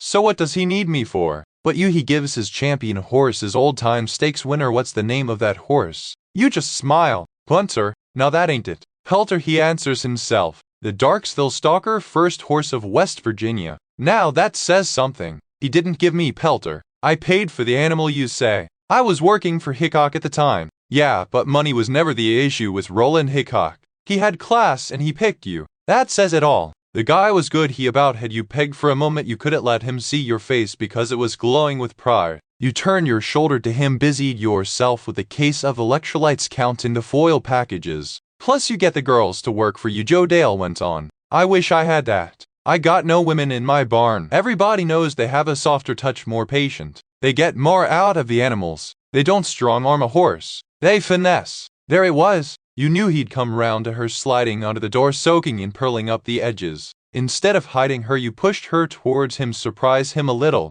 Girls work harder, he said. Girlfriends work cheaper, you said with a wry smile. She must love the hell out of you, Joe Dale said. You couldn't get me to sling hay bales for no amount of love or money, no matter how cute your ass was. Actually, am only second best, you said coolly. After Hickok sold me his horse, it was nothing but Pelter. She likes that horse. Is that right? Joe Dale shook his head in wonderment. Yes, some of 'em's like that. Even the trollops that drip diamonds, you'd be surprised. It's like, ooh, oh, he's so beautiful, can I pet him? Sure, baby. Imagine thinking one of these dumb haters is beautiful. He laughed. Must be the sight of those big schlongs that gets 'em sentimental. Hey, that girl of yours looks intelligent though. I used to know girls like her back in New York. I bet she went to Barnard College or somewhere. What, is she Jewish? You know she might be, you said, as if you'd never thought of that before. Why don't you ask her yourself if you're interested? She'll tell you. She's quite a candid person. Maybe I will try to get her away from you while I'm at it, into my barn I mean. I pay better. Big open-faced smile shining with well-groomed wop geniality. He talked dirty to you, and that too was a way of looking for her. Hey, I even had a Jewish girlfriend once. She was only this big. He held his manicured thumb and index finger an inch apart, which usually I like, but it took me a long time to get around to banging her. I thought she had a big toilet. Me, why? Because of what they say about Watson noses, so it was prejudice, I admit, because she didn't even have a big nose. But turns out she was incredible, a little hairy down there, but tight like a pencil sharpener. I swear she ruined me for Catholic girls for 3 years. You stared at him, but he was absorbed in pulling a hair out of his watch band, laughing softly at his own joke. A mean wind had blown in from Ohio on the tail of the rain. The puddle by the back gate had a thin new skin of ice. Inside Joe Dale's Cadillac, the heat must have been 90 degrees. The window was all the way down, his pale aqua shirt lay open at the collar, and he wasn't even wearing a coat. That was when you decided to take whatever he dangled and turn it upside down on him. Do business, but do exactly as you liked. You knew an offer was coming. Some type of deal to give him power over you, only he would have no power over you. You waited, and there it came. You know, Hansel, I got more than I can handle. You got the kind of brains behind horses I wish I had. No, I mean it. I got the humility to see I need help. I know what I do good, nobody does it better, but I need people like you. What do you say I push some owners your way, and maybe sometimes a horse that don't win for me, and you tell me what looks good to you out there, and I see about getting it for you, no claim necessary. See, that's one thing about having that leading trainer hand to file. Maybe I don't know much, but plenty of times I go to the owner, make the case he is with the wrong guy, and whatever I say, the jerk's so sick of wondering if his trainer is turning him around, he does what I say. You need owners, Hansel. Am I right? I wouldn't turn the right kind of way, you say. This way I get you some live ones, deep dough high rollers, flash good time guys, accident lawyers, and like that, lots of playing room there. And also I got some people waiting in line right now who don't want their names involved for various reasons. You take their horses, you go down as owner on paper, or the girl can, whichever way you want, they'll pay by the day, and meanwhile we'll be in touch.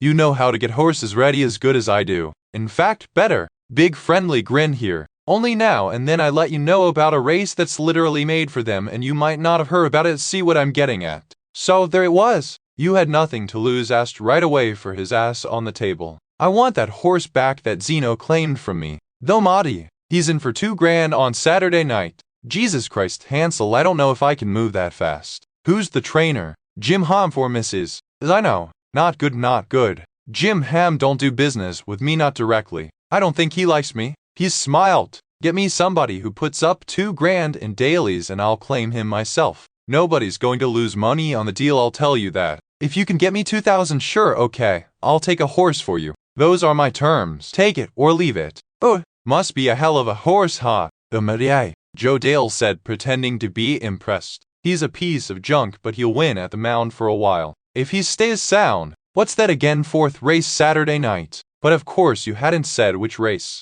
He was letting you know he knew. You peered at him without answering. He shrugged. Hey, you know what you're talking about. I'll see what I can do. And he departed. So it looked like love, which had been doing her best to lower way through to you ever that you should have not even after all, which maybe you will sense, but of course you have no intention of doing the Joe Daly act. You would let it happen to coincide with your own intention. A small town mafioso like that couldn't hurt you. You'd have to look out for Maggie now. She wasn't as strong, but Biglia deserved no loyalty. He was dark and rich in flesh like duck meat, but shallow. He talked dirty about women to men he hardly knew. Never mind that women are more patient crap. Joe Dale, same as Biggie, went into rages at spirited horses and kicked and bullied them. The whole family was famous for it. He didn't even like to come in his barn and dirty his shoes. In fact, he hated animals. He was vulgar. He couldn't love. He was nothing but a dark emptiness, the absence of good. He could do you no harm. Chapter 20.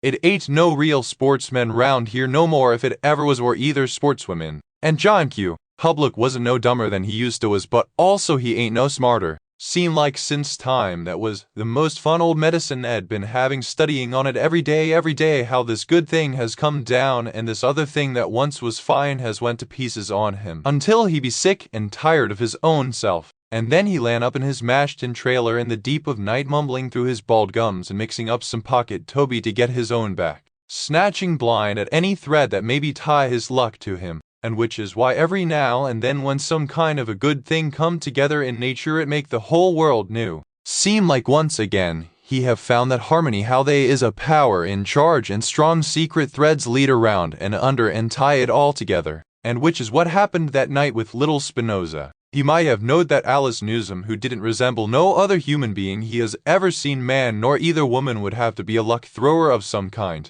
The way she looked, not ugly, but like something born between mud and river water, like something out of a creek swamp. A person must figure fate has already laid a shaping hand on her and is satisfied. or can't do no worse, or maybe mean to make it even to her in some way. Nothing in little Spinoza's routine changed behind that bad race. It was still Alice on little Spinoza at 4:15 in the morning, and old Ducey peering into the fog from the river with her spyglass and stopwatch clocking little Spinoza's little bit of speed, and which was still there the speed, but now it ain't even no one to hide it from. Early Beaufait has done them the favor to badmouth little Spinoza and his trainer, and 3 cockamamie owners too. Horse be no count, they say, a killer in the gate and a quitter in the stretch, with a hard ruinated mouth. One more incident, and management gone be stamping his foaling papers not fit for racing, and the apprentice jockey them 3 have found under a rock somewhere since early quit them at towny, a female and ugly enough to scare a hound dog off a gut wagon, and a bud boy at that. You know how they say about a bud boy, he save you 7 pounds in the gate and add 30 pounds in the stretch, and this is a horse even early Beaufait couldn't get no stretch run out of him.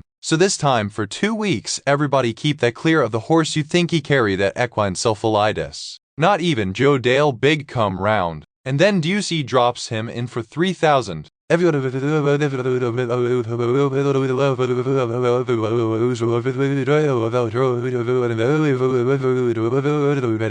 what Alice Newsom say is this: whoever come up with that idea that little Spinoza has early speed, he has speed all right, and it is an exact amount coiled up in him the way a black snake will live snug under your well cover all winter. He is a one-run horse, but of a very classy kind, Alice say. He has an exact amount of speed which could last an exact time from the last possible moment when you call on him until that wire. But until now he has squandered it early. He is like some corner zoot suitor cut loose with his mama's death benefit before he has become a man, before he has grown sense to put it in the bank, or either a choice bit of real estate. He come out the gate going every which way in terror and pure foolishness. He go every which way, and finally he tire and die, and if the boy hit him he wither up besides. And yet he is a dreamer horse who like to look at ducks splashing down on the river and hawks sailing on the wind. Alice say, what if he can sleep like Sleeping Beauty, only on his feet with no pain, and stay asleep till I wake him up at the quarter pole?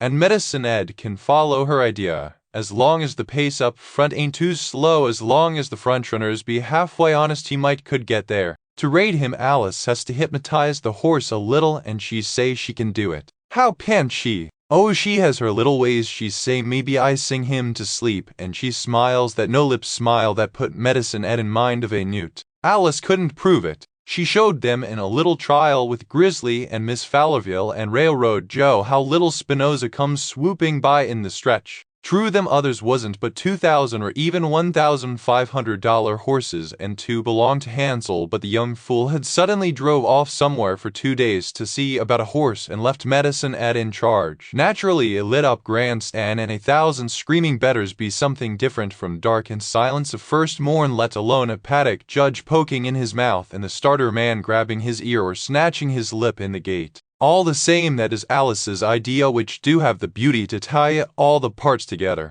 They look for a weekend race, so it is a decent handle. They don't talk about it, but they all fixing to cash that bet. Won't anybody in the house like Spinoza save for them 3? Thank you, Lord. Of course Medicine Ed must tell Two Tie, for he will need him a small advance. And Two Tie have his own people, no way round that. And my probably that old porcupine Ducey have somebody she got to let in some orphan or hard case. And who can doubt but what the frizzly hair girl gone to tell the young fool, although old Ducey may have suspicion that, and maybe she liked this week on purpose when Hansel has disappeared somewhere to see a man about a horse. All signs saying that Saturday in December be a fair day, and a good track, not wet and heavy nor either too hard froze. And soon's they was a card to study Ducey, and Medicine Ed and Alice went over the entries prepared to scratch if it was no speed in the race. But they was 2 clear front-runners for sure gone to fight it out up there, the 1-horse Ink Spot and the 6-horse Navy something, and the 4-horse might be in it too. Medicine Ed disremembered the name.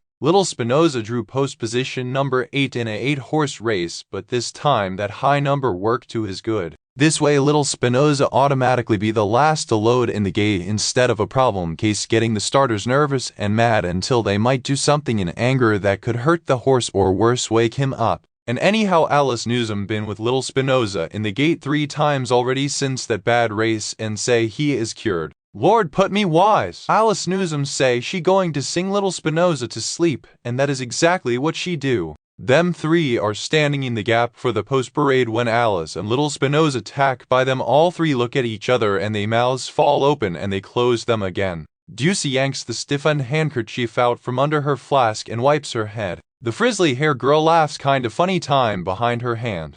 Deep in his pocket, Medicine Ed rubs a red flannel bag between dog finger and thumb. For they have heard Alice singing. It ain't a big voice but pointy and sharp as a stick. By and by when the morning comes, all the saints, why it is a song his mother used to sing in church, one he knew long ago. All the saints gone to gathering home, and maybe it is his imagination, but he think little Spinoza is listening. The horse go along last in line far away in his face but collected. His ears prick up tall quivering, and there is Alice high up on his back with her little bony knees pointed and hypnotizing him with her small steely voice. Alice lean into his neck in them raggedy silver silks which Ducey bought for 4 bits from somebody's stable that was busting up. Medicine Ed had to pin them together behind her neck with a bandage pin. He never hear no announcement, so many minutes to post time. He hear his mother's voice from the wings of New Life Baptist Church in Cambrai, not a little metal thread wire like Alice's, but big as a house. In the land of perfect day, when the mist has rolled away, we will understand it better by and by.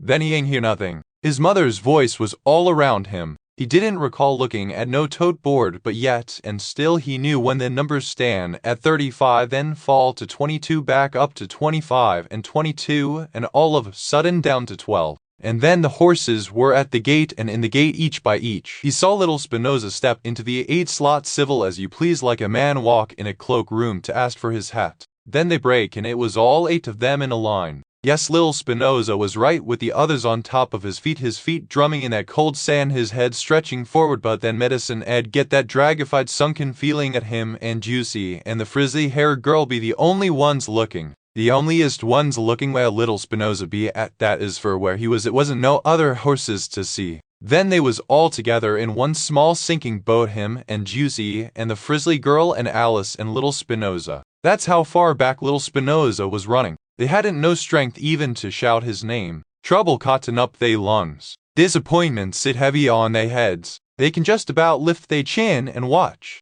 It was no way in the world that horse could make it back in this race. That Alice knews him so far off in her rating until she have to be thinking of getting there yesterday. Or maybe tomorrow. Not today. Medicine Ed look up front. It's a whole nother race going on up there. The 4 horse trying to open it up in front, the 1 horse stalking him 2 lengths back on the rail, and the 3 horse dogging the 1 horse at his elbow. And the rest of the field knotted up on the inside 5-6 lengths back like soup greens hanging off a long spoon. But even if you want to lose little Spinoza in this pack, you can't. He is lollygagging along 10 lengths back of the others dead last. Medicine Ed is going to be not 250, but 450 in the hole with 2 tie. And 2 tie himself will take a beating in the race. Medicine Ed will look like a damn fool more than what he already do, and on top of that his good credit gone. Just when he want to drop his head in his hands for shame, Medicine Ed hear the words, "We will understand it better by and by," and that's when little Spinoza start to make his move. Alice climb up some way on his neck and take hold, but she don't use no stick. They have got just 3/8 of a mile to go, and they don't even look at that mess on the inside. In their hurryment they go round, and they is again gobbling up ground like a black steam shovel. Here come little Spinoza and Alice flying up the stretch. Here come the speculation grants and flat out sailing around the 6 and 7 horse and sliding up between the 5 and the 2 like a black polished cloth in a mahogany hand, opening, closing, opening out again inside the 4 horse who done faded out of it, and the 3 horse who make one last push but it ain't enough, and swooping up on Inkspot, whose boy look round at the wire but it is too late. Only Ducey yelled a little. Medicine Ed done lost his voice. He bowed his head for the beauty of it and because it come from his dead mother. Also the frizzly head girl ain't squeal nor holler. Her eyes was wide and shining, and she sink her fingers into his bony arm behind the elbow and squeeze so hard it hurt. I can't believe I saw that, she say. It was so great.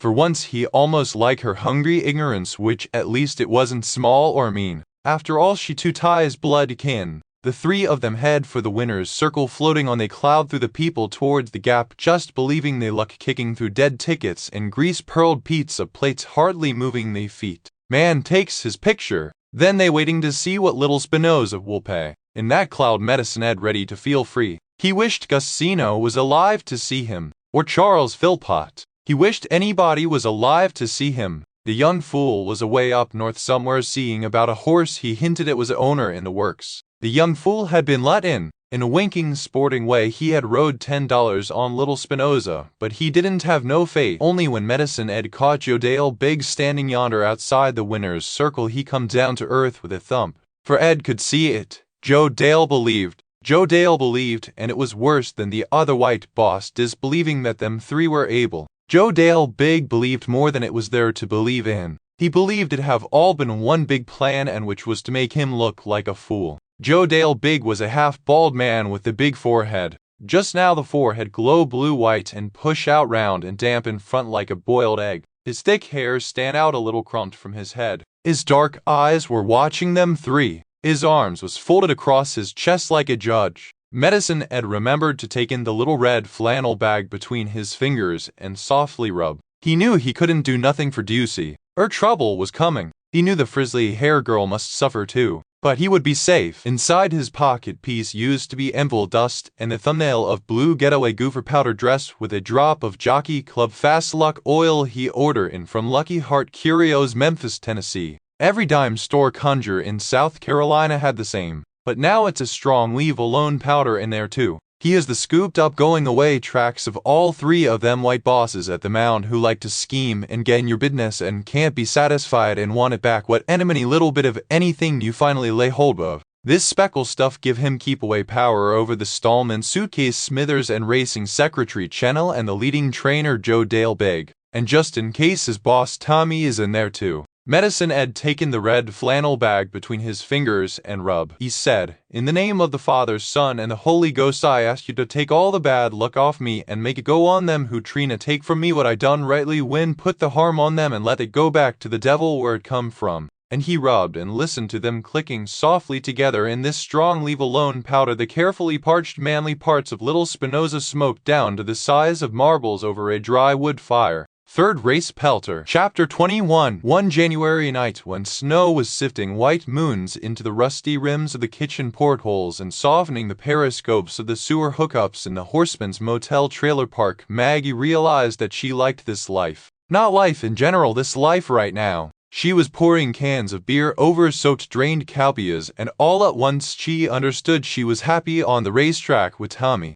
True, whenever she had had a similar revelation in the past, the man of the day had been temporarily off somewhere and Tommy happened to be in New York seeing about a horse. But he had to be home by tomorrow night to saddle Pelter, and anyhow he was present in the food she was cooking. When she had had no lover, she had had to write about food instead of cooking it. Maggie liked food, but food had to be offered. That was its nature there for menus by Margaret in the old days. Now she had Tommy, and these coarse, savory dishes powerfully expected him. He was in the beans lazily seething and plopping like tarpets in the braided loaves bloating by the stove. She could cook, and yet she was not the homey kind. She was the restless, unsatisfied, insomniac kind. But when she came to rest it was often with a ladle in her hands. She had been surprised to find out that beans and bread could bind anyone to her, but then there had never been any telling what would bind anyone to anyone. Tommy also liked her collarbone and the flat Cossack triangles under her eyes. 3 pounds of beans, 3 cans of beer, 3 cloves of garlic smashed to a xanthus pulp, 3 smoked ham hocks purple striped stiff and reeking like obscene little baseball socks, cider vinegar, thyme honey, hammered pepper, McNinch's Louisiana devil-aged intensified chili water from an old family receipt. In her family house her mother had hardly cooked and had died young. Dried beans had been unknown, and Maggie could believe that the lifelessness of her childhood had had something to do with that fact, for surely sterile luck follows the exile of the bean. Beans, as the Pythagoreans knew, were the temporary lodgings of souls on the highway of transmigration. They sprouted beanstalks to giants in nameless upper regions. They were lots in the lottery for Lord of Misrule and his lady king and queen of Saturnalia when the order of the world turned upside down. They were cheap. They were proverbial. They were 3 blue beans in a blue bladder. They wouldn't give 2 beans. They didn't amount to a hill of beans. They weren't babks, which also meant goat turds. In order to feel like a savvy old crone in her own kitchen, a woman need know only 2 things: the stations of the bean and the eminence of a loaf of bread in a sack of flour. She had to know not only how but how easy. Bread bake thyself, bean boil thyself. Then she was free to fly about the snowy skies on her broomstick while below ancient arts uncoiled from her hands. She knew Tommy a lot better now than when they had set forth on this racetrack adventure. Just as she had been thinking, how could I ever trust a guy like that? Wormwood green eyes, blue-black mustachios, torn silk shirts, pure theater. She noticed she was happy. She was relieved. She'd been feeling flashes of shame, like she'd fallen for some ridiculous confidence man. And was that what he was? If so, he believed himself in what he was flogging. She was glad she didn't have to introduce him to her father, but she was beginning to see that Tommy was a genuine racetracker in his virtues as well as his defects. He was riddled with suspicion, but also flamboyantly credulous, far more credulous than she was. Sometimes he even admitted it. For instance, the day he'd driven that 10-year-old white Grand Prix with torn red rawhide bucket seats bumpity-bump down the long dirt driveway to the pitshot place. Pitifully blatant was what that car was, showy and humiliated, not in equal parts, but in the same part a sick pimp in gem-studded shoes begging a buck for a drink. He had taken it for a $900 stable debt from the last of his blown owners, Bugsy Bugnaski of Bugsy's Auto Sales. I thought it was a pretty good deal, Tommy said, and Maggie exclaimed, "My God, and you used to sell used cars?" Tommy shrugged. Nobody springs easier than a salesman, and she saw that it was true. Likewise, no one believed the racetrack legends like a racetracker. Tommy's glamorous plans had turned out to be the standard racetrack yarn. You heard it every day. "I'm going to get me a heavy-head motherfucker, break his jaw all spring, take him to the fairs come August and drop his head. Everyone said run 'em where they belong, i.e. don't worry about losing the animal, throw a sure winner in the cheapest possible claiming race and cash that big bet instead." But how many actually did it? How many winners were that sure? How many thought themselves that lucky? A person had to see himself or herself as lucky not just once in a while, but plugged into a steady current of luck like an electrical appliance, a fan or a toaster. People who thought they couldn't lose Joe Dale big for one were some kind of machinery. That's what old Ducey said. Ducey sometimes believed. You really couldn't tell what on earth Medicine Ed believed. Tommy's eyes burned wormwood green with the need to believe. Maddie would never ever believe. Sometimes she even wondered if Tommy, whose life she was living, wasn't a little mad. After all, he, like her, was a college-educated person. True, he had gambled his way through his years in Madison, one exhausting daily game of Hollywood gin elaborately scored in 3 streets, but somehow barely graduated. He needed to believe, for example, in Maggie as she smiled, his predestined one, that long-lost twin. As if there were such things as destinies tying the loose threads together, times past and future, worlds congruous and incongruous, random intersections of total strangers. The way he thought he was bound to her, half mad though it was nevertheless compelled her, gave him some sort of key to her body that nobody else had got hold of. Maybe it was creepy. She would have hated to explain her present mode of life to, say, Bertrand Russell, but as with beans and bread so the body. Without believing anything, she got drawn into the stories of others, the older and more cobwebby the better. She would have hated to be left out of the trap of the flesh altogether. And not that she could pretend it wasn't dangerous. Oh, it was dangerous. She yawned and mopped her brow on a crusty dish towel. She was sweating into her black-eyed peas even as she admired the snow flailing like chaff under the trailer park floodlights. She was wearing a ribbed tank undershirt, gray-pink from washing, with a maroon horse blanket and a pair of blue striped boxer shorts, but still she was sweating.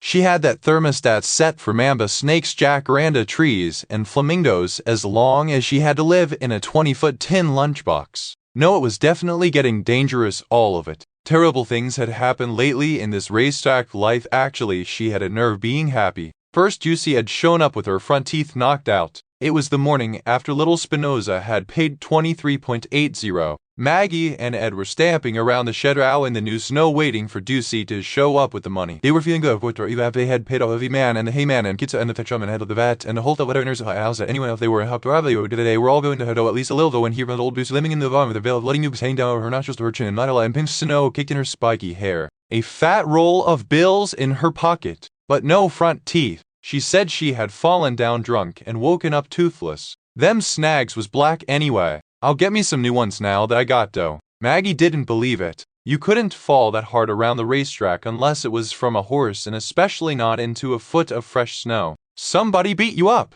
Who it? Hope he done with you now. Medicine Ed sighed like it went without saying who it was, but Juicy wouldn't talk. We still got the horse, was all she said. That night she threw her sleeping bag into the back corner of little Spinoza's stall and tossed an extra straw and tunneled into it, and there she slept all week. And nothing happened to little Spinoza, but on Tuesday morning Ducey found Grizzly on his back in his stall dead. It was plain to see what had killed him. Never in 8 years had Grizzly left one damp oat in the bottom of his bucket.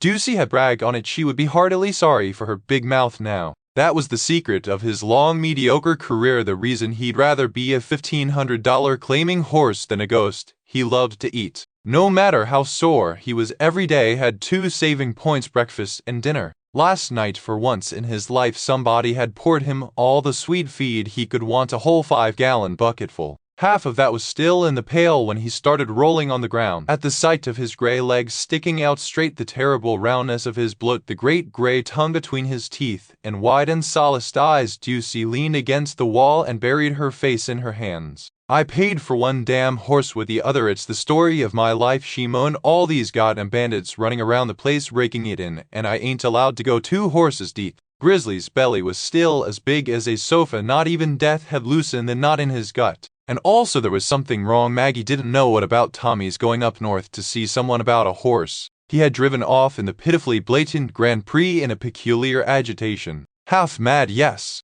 He seemed fevered, shaken off his rootstock as when he had made a wild bet in the past and should no fear but wouldn't look down the hole his tapping out had left. Tuesday he had been all business, clear-eyed at 4 in the morning, peering in the feed pails, shaking oats through the strainer, divvying up the rich alfalfa hay green as Ireland in careful flakes. He was scrupulous, had nerve, and didn't stint when she recalled him, his elegant gait terse, and collected nothing of the loose-boned buckaroo about Tommy moving down the shed route, deciding this and that, his deft, sensitive fingers taking off bandages, feeling along the cannon bone fetlock, sesamoid for spondiness or heat, making the rounds with his little doctor bag. She admired him. He was all business, bringing Pelter up to his race. Tuesday he had even walked the horse himself, watching him carefully. "When that horse goes bad, I go bad," he said to Maggie, and she said in alarm, "Why, is something wrong with him?" "Not yet," he smiled. Tuesday he was all order and expertise. He seemed to glow inside his own handsome case like a matched set of surgical instruments. By Wednesday, Medicine Ed and Maggie could look after Pelter and never mind the rest of his 2 for a nickel string.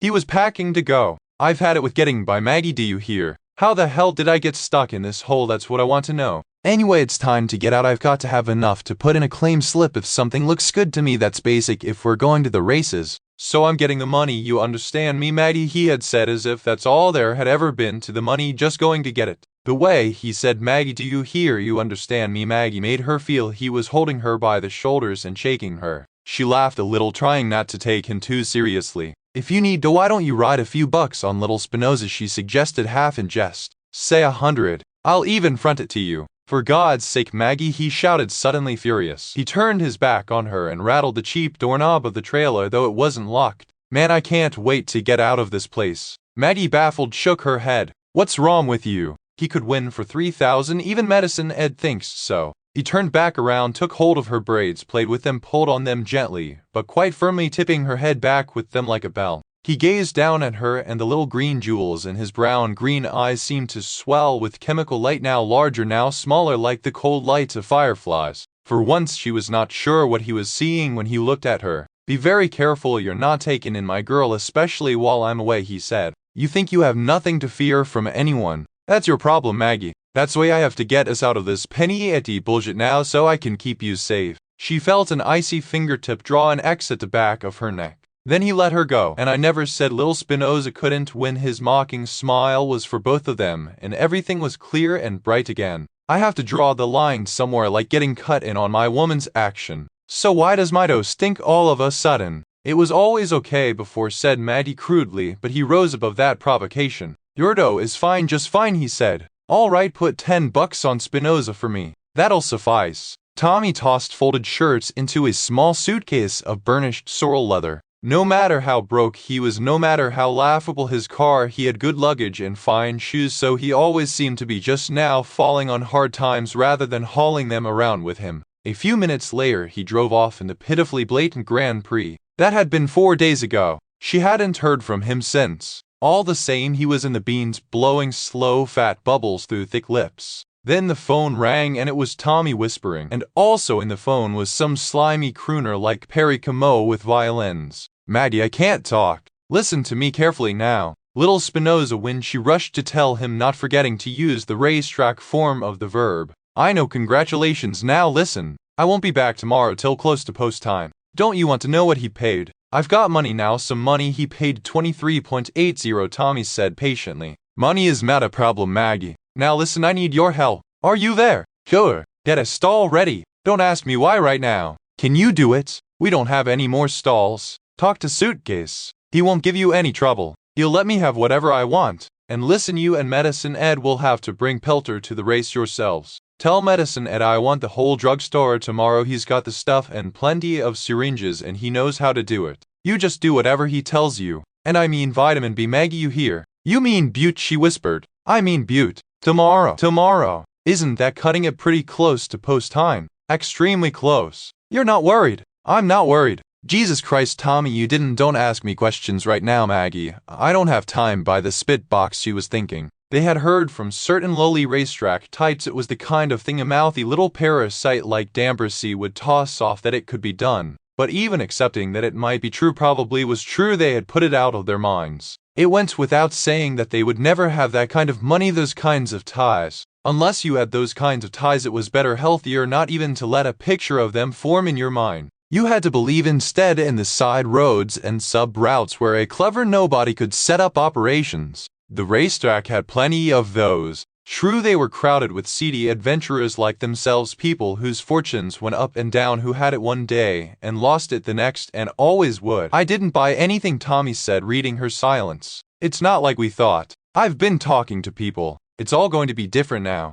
What's going on? Just tell me if it's bad different or good different. He reflected. It's depressingly easy. How is that? He said. Listen, I'll see you tomorrow. He must have got money somewhere, that was her first thought. That would explain the stall a horse he had got or was getting, but why would he think that Suitcase would suddenly give him whatever he asked? And what was this about the spit box? I'm not worried. He must have fallen in with the right people, which meant the wrong people. Her scalp tightened, and sweat crawled under her arms that had nothing to do with hot beans. Aren't you going to ask me how Pelter is? She asked. Frankly, but she never found out what he meant to be frank about. She heard a woman's voice, not a girl's, a woman's. Cigarette cured over 35, pictured some Jersey City blonde with a leathery boca tan and terrifying fake fingernails, a white pantsuit, and 10 pounds of heavy gold costume jewelry. Why are you hiding in here, Tommy? Oh, you're on the phone. I want you should. There followed the dull flabby nothing that fills your ear when a tactless person claps his palm over the telephone mouthpiece. Then, just kindly do what I asked.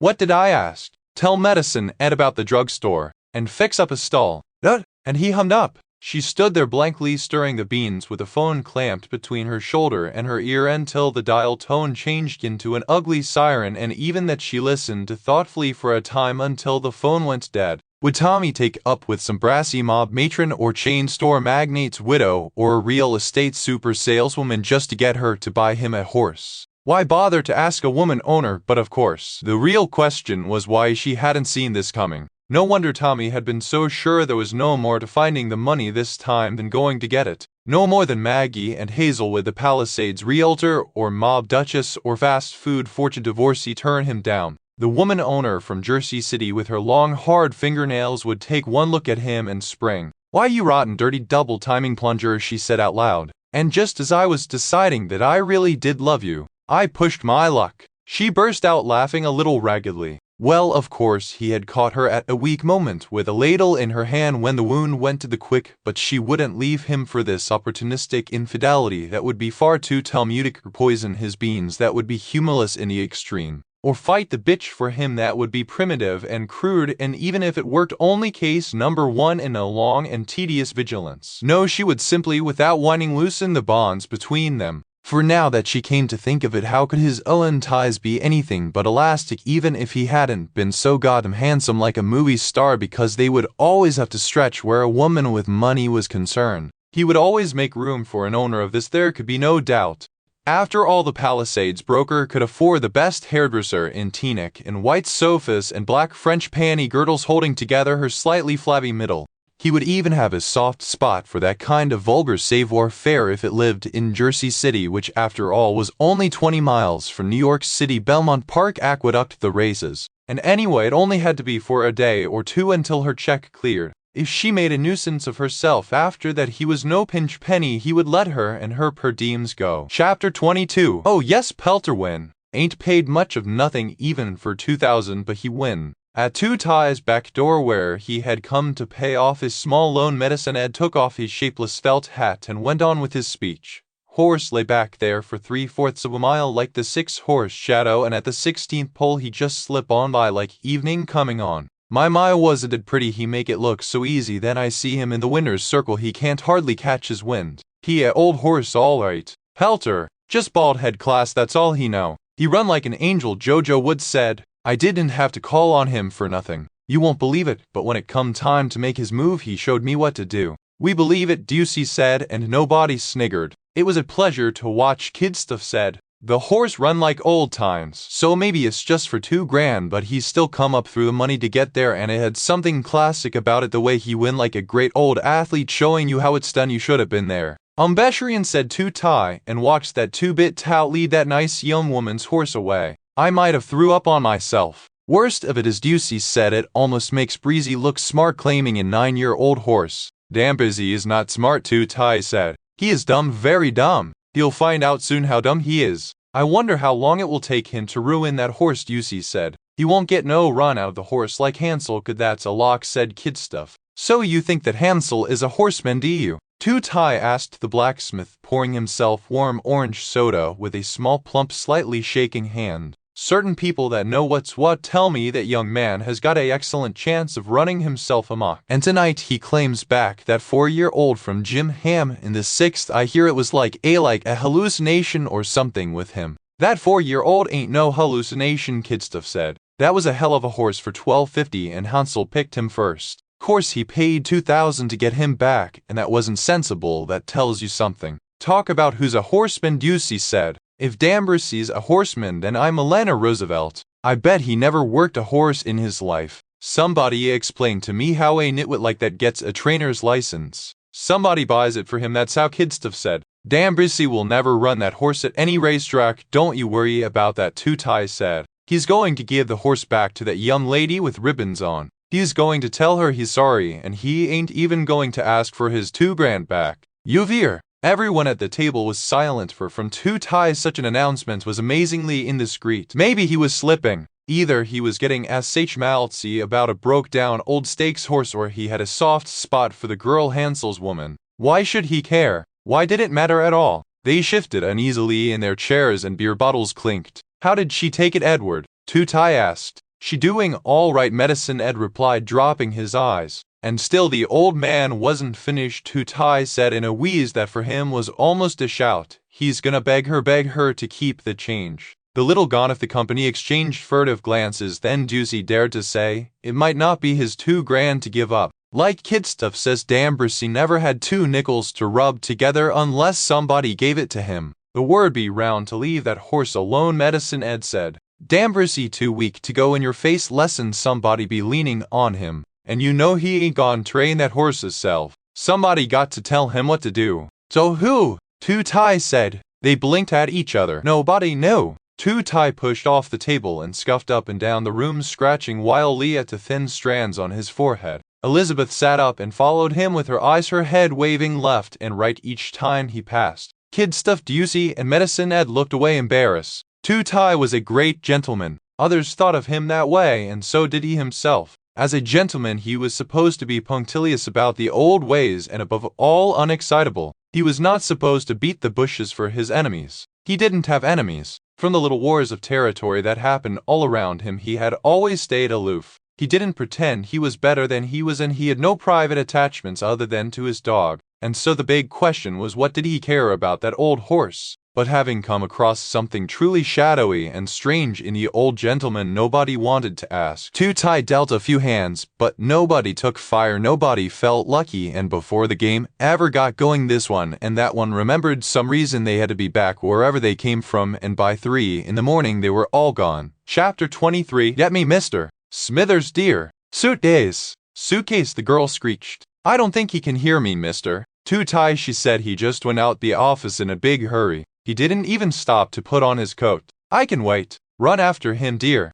Too Tai gazed out his back window at the stale snow which molded a bunch of junked counter stools from the ritzy lunch into giant egg cups. When his mother went into Levendale at the age of 92, the last year of her life, they used to bring her an egg every morning in an egg cup like that. He liked to come in at 6 a.m. and be the one to feed it to her when he was in the city. He liked taking care of some living thing he loved. Why hadn't he seen that when he was still with Lillian? By the time he knew that about himself, it was too late. He would take the back road out of the racetrack and cross over the parkway to Levendale as soon as the dawn workouts were over. The colored attendant was glad to let him take his mother's tray off the loaded cart. There was something satisfying about tapping in the crown of the pure white shell with his small spoon, dipping the spoon in the tidy hole and carrying the gold and white pulp to his mother's still oddly pretty mouth, a little bow-shaped flapper's mouth at the bottom of a dense nest of wrinkles. But sometimes he opened a hole in the egg and the clear slimy liquid ran all over his hand.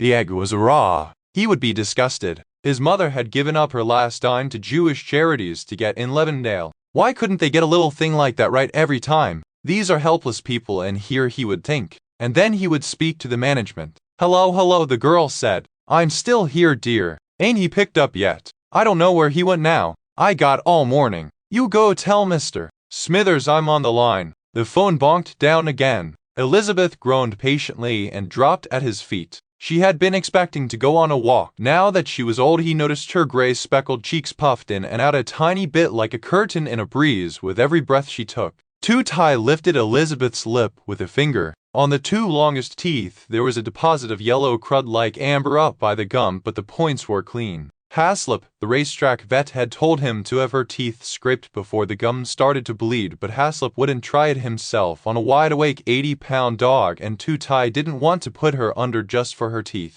He knew that once they knock you out, you ain't yourself for 5-6 weeks at least, and once in a long while somebody don't wake up at all. Which admittedly it's rare, but it happens, and there's no telling which player is going to draw the old maid. He scratched the long gulch under Elizabeth's chin with one finger. Too Tai, you there? I'm here. I was going to call you before Suitcase said, but something come up. So talk, Too Tai said coldly. He waited. I got some bad news. In the third last night, Hickok sold horse Pelter win for $2,000 for Hansel. The horse win going away, but he got claimed. That little fucker D'Ambrisi took him. That's it.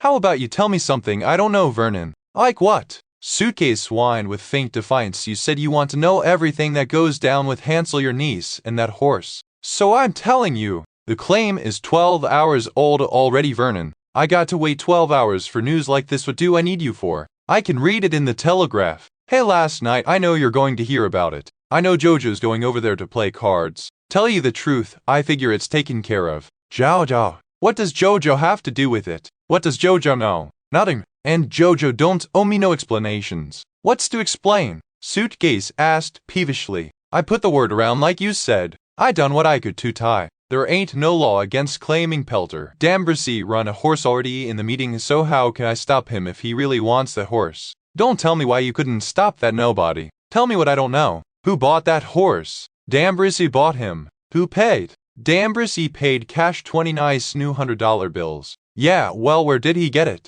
Who put him up to it? Who paid him? Suitcase said nothing. All right, Vernon. It's gotta be Joe Dale. You wouldn't cover up for nobody else but Joe Dale. Just tell me why. What does he get out of it? What the hell does Big want with a used-up old stakes horse? A sentimental claim like that, I don't see it. Why he's insulting me like this? Suitcase said, hey, let it go, Too Tai. I mean, who believed you could really give a fuck about that horse when you don't even own a piece of him? Maybe you think I'm slipping and I don't mean what I say no more. Come on, don't get excited. It's not that big. You'll find out if I mean what I say, Too Tai promised, panting slightly. I'll talk to Baltimore. That sweet young woman will have her horse back tomorrow night latest. You think D'Ambrisi could cooperate before you watch him turn somersaults for Posner? He's got a spine made out of silly putty, that $2 tout. You're calling Posner? Suitcase said mournfully after a pause. Over this? You honestly think it's worth it? What I think ain't nothing. My niece is no racetracker.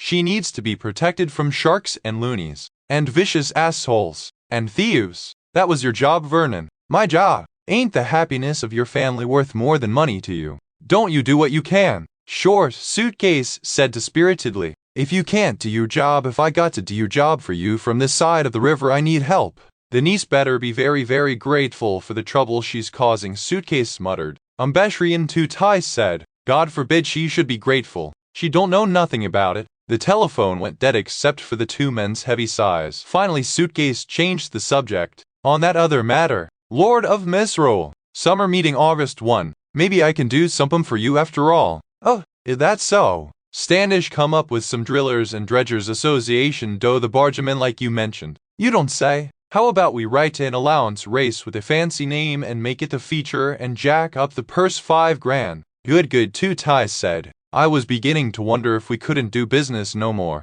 All of a sudden we seemed to had a wrong number, or a bad connection, or something. The Low River Ramble, how does that sound? Call it whatever you damn please, Two Tie said. Chapter 24. Sunday afternoon. Medicine had seen the frizzly hair girl laying there in the straw in Pelter's old stall with her arms folded under her head and her face long as the bus ride home. She was dreaming on the cobwebs up by the roof, looking at the long beards that hung out of last year's nests, and that's when a hurtful remembrance come over him. No rest, no peace. He thought of that tough little filly broomstick he worked on at Santa Anita A. Ink Black 2-year-old. They were schooling for the Venus, a grass runner with ankles like champagne glasses. He used to whistle for her whenever he come on the shed. How she would poke her head out the stall and nod her head up and down at him. Where you been? At night he liked to drink and lay down in the stall with her in the good-smelling straw. She was the onlyest horse he ever felt to in that way. Then he got in a deep hole. Shooting crap was his downfall in them days when he still drank, and he went to the Goofer Powder for the third time. He was in the van with Broomstick when she snapped her leg coming home from her last race before the Venus, a tightening mile she when going away at Hollywood Park. He could tell the frizzly hair girl that a groom might have that feeling in his life for one horse and one horse only. Then you put it away, for it tore out a piece of you to care for a horse like that. Only last night he disremembered that he was ever that tangled up in a horse. After she lose Pelter, she was sitting on the edge of the shed with her feet dragging in the dirt road, just staring at the white steep rolling off the dump by the back gate and the ship who's going round and round in the dark on Judilvik towing machine. Even with them blindman dark glasses hiding her eyes, Medicine Ed could read her mind. She was asking herself what she be doing here on the racetrack at all. It was a better question than what she worry him with every day. Has he ever rode a horse, and what barns has he worked for, and where is his people? Last night she got on his last nerve with her sad and dragified face.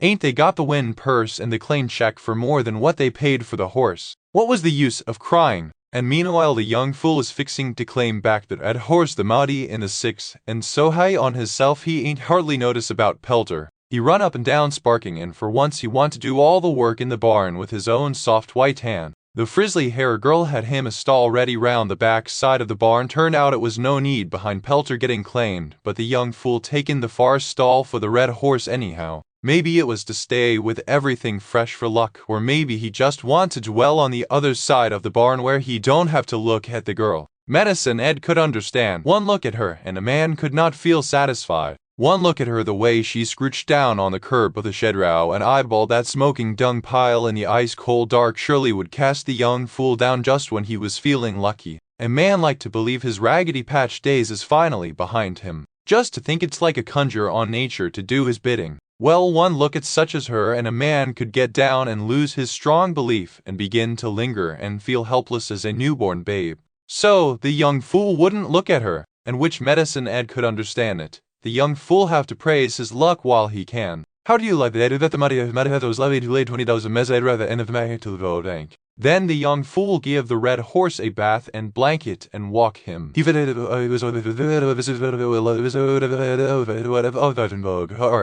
And meanwhile the frizzly hair girl sitting there on the south side in the cold with not one word to nobody. That was last night. Today she come on the shed at 5 in the morning and work like any other day, only she don't say much. Then in the afternoon Medicine Ed see her laying down in Pelter's stall, and suddenly he can't feel satisfied. She doing all right, he told Two Tie last night. But last night Two Tie was saying he could get that horse back for her. It was some hope. By today the old gentleman has come home to his senses. Medicine Ed don't want to study on such craziness. But still she is Two Tie blood kin. He ought not to leave her there without a kind word. He stand behind the door in the tack room, peering through the crack, trying to think up a word of comfort he might say. But nothing come to mind before the midnight blue steel-top Cadillac noses up the frozen dirt road between shedrails, crackling the skin of ice on all them puddles. The sedan DeVille stops on a slant so nobody can't drive by going or either coming.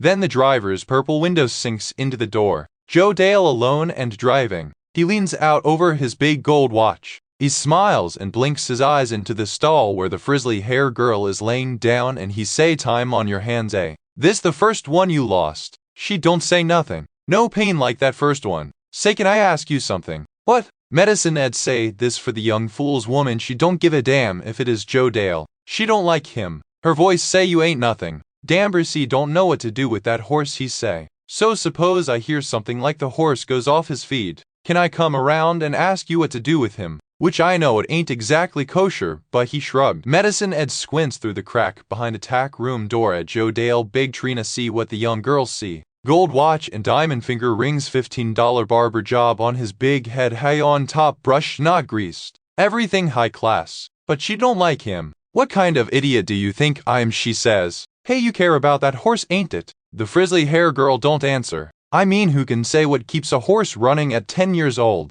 9, she say. "Class can't explain it. Science can't explain it. All's I know, old Hickok had it." "You have it?" "But forgot, I'm sure damn Breezy don't have it. It's going to be all downhill from here for Pelter. If Breezy don't cripple him, maybe some young ladies' riding school will buy him cheap. He's a nice horse, ain't it? Good manners. He's a very nice horse. So maybe he gets a few more years of trail rides and virgin twats around his neck. It ain't a bad life. He eyeball her. Nah, come to think of it, the society girls will never go for Pelter. He's got a Jewish nose." "Go to hell," the frizzly hair girl say. Joe Dale laughed. "I wonder what got into Dambercy anyway. He's no horseman and he even knows it. He's gonna wish he never heard of that horse. Maybe he's sorry already. You want I should talk to him?" "What do you mean?" "Talk to him about what the girl say real slow. She nosing round the bait now." "Leave it alone," Medicine Ed say into her. "Dambercy's an old gamba," Joe Dale say. "He already knows he's got a problem.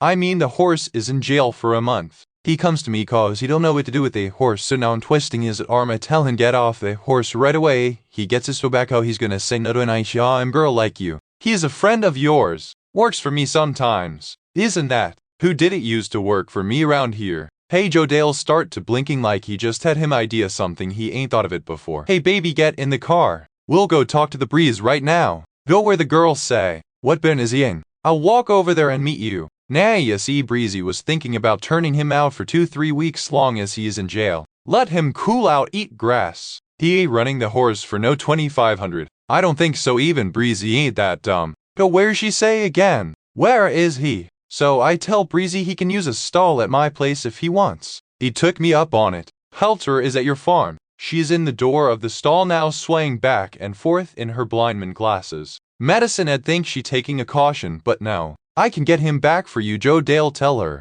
"Don't get in the dark window automobile with a guest, you know he has hurt people," Medicine Ed try to say into her, but she ain't listening. The more she knows she ought not to go near that car the color of night, the closer she drift. The door shut behind her with a soft chunk like a ice box, and she gone. Behind them purple windows, Medicine Ed can't see nothing. The midnight blue sedan DeVille crush over thin ice puddles and round a corner. Behind barn L, then barn J, he catch the Cadillac rolling slow toward the front gate. Medicine Ed light out for the payphone back of the track kitchen fast as his stick leg can wamble. Chapter 25. Not good, Edward. Not good. When was this? Only just now. This is not good news, Two Tie said. This ain't good news at all, because Dambercy goes over there himself this afternoon to pick up the horse as soon as he organizes a van. It won't take him long, because I happen to know that Dambercy is hot to get out from under that horse any way he can. I hear he has talked to certain important people out of town, and he don't want Pelter no more.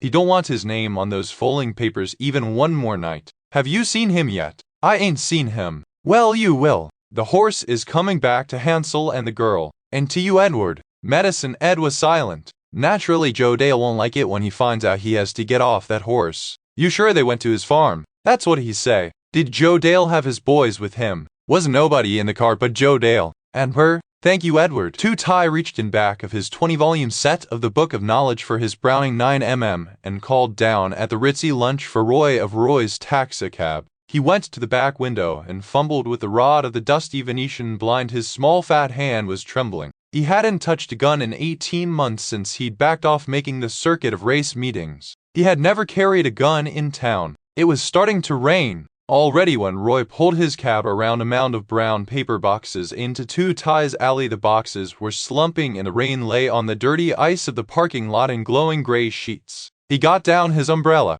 Elizabeth went to the door and, refusing to make way for him, eyeballed the doorknob insistently. Not today, Elizabeth. Go lay down. She didn't move. Oh, for God's sake. All right. Come on, he said, knowing it was a bad idea. Obviously, if anything happened to him, Elizabeth had no future. The fact was, neither of them had much future, even if they never ran into trouble like this. It was also true that 2 hours in Roy's backseat in the cold left Elizabeth lame behind for a week. When they crossed the Powhatan Point Bridge, she was still looking around at her bony tush and turning clumsy circles back there, trying to get comfortable. Chapter 26. 2 days after she lost Pelter, 2 days after you claimed back the Mahdi, you noticed she wasn't there and you went looking for her. In fact, she had been remote and somewhat morose ever since you came back from the city with the money. Now that you had the Mahdi back, you could afford to be generous. It was time to tell her that beside her the women of the caravanserais were as the dust that blows across the highway. She meant more than any rapacious blonde you met on the road who offered you a loose $1,000 or $2 and her husband's bed for a night.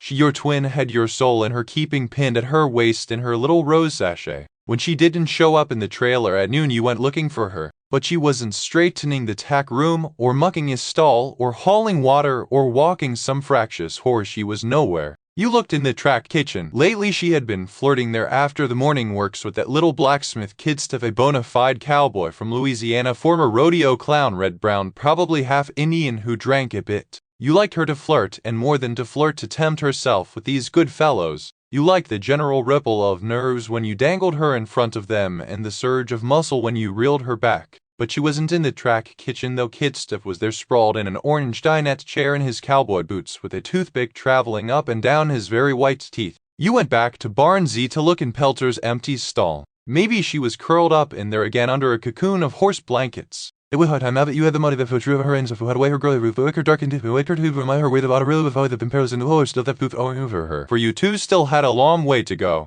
And that's why you recoiled in disgust to find him waiting for you there, that nothing Dambrosy, because of who he wasn't as much as who he was. The runt who claimed Pelter was slouching in front of Pelter's old stall like some cowardly low-rent demon in bed, even with his master Asmodeus literally quaking in his tasseled Italian loafers. You gotta help me, he pipes up. Idling in the dirt road next to Barnsey was that burnt-out pony girl's what's her name's incredibly rusted Valiant, schlepping her even more decrepit one-horse trailer.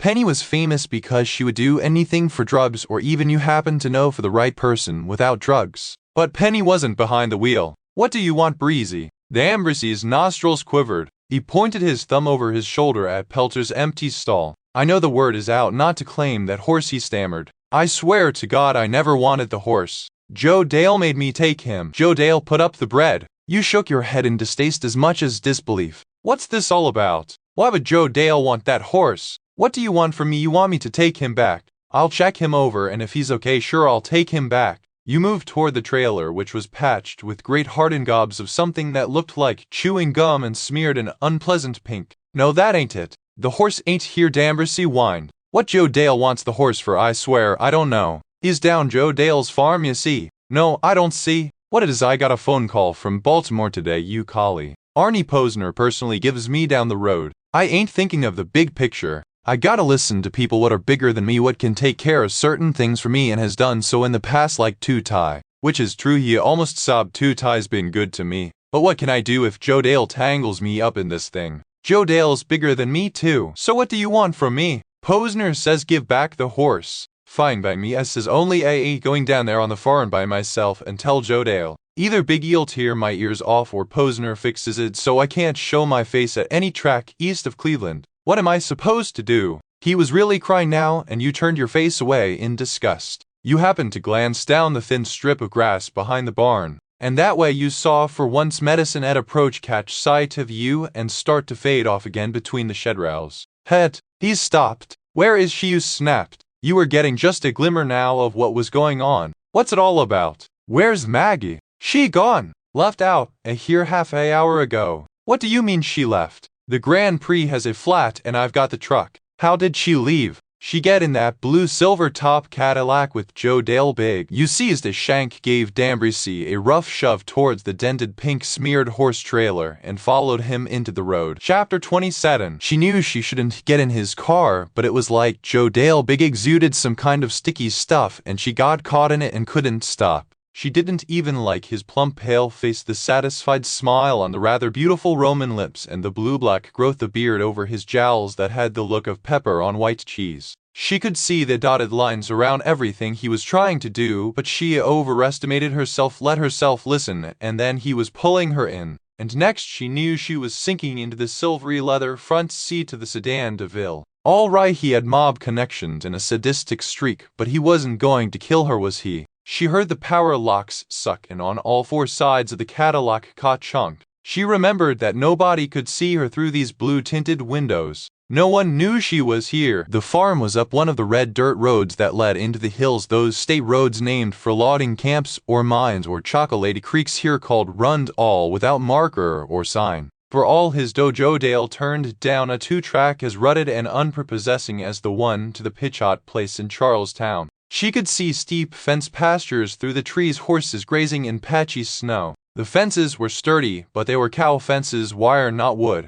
A deep ditch on the lower side of the dirt two-track got her attention. It had washed out so badly that the heady car slid again and again on the slick red edge of a crevasse. Maggie wished that the Cadillac would roll over into it, breaking both their heads, but as ever her magical powers were unsupported by faith. Her weak curses had protected many a miscreant in the past and did so again now. The Cadillac floated over violent declivities and across fatal canyons and rolled to the bottom of the hill unscratched. Joe Dale pulled up in a bare yard of house trailers and horse trailers strewn about without logic. The paddocks were squares of frozen mud. An idle hot walking machine rose out of a churned brown ring in the snow, and at the far end of the hollow stood two long wooden horse barns in need of paint that probably looked more dilapidated than they were. Horses were everywhere. She looked shaggy like big wild ponies in their winter coats. It was a low overhead, high turnover operation. She wondered if Joe Dale's owners ever came around. Everybody said he was in with the mob, but he had owners who certainly weren't crooks. Probably they were as scared of him as she was.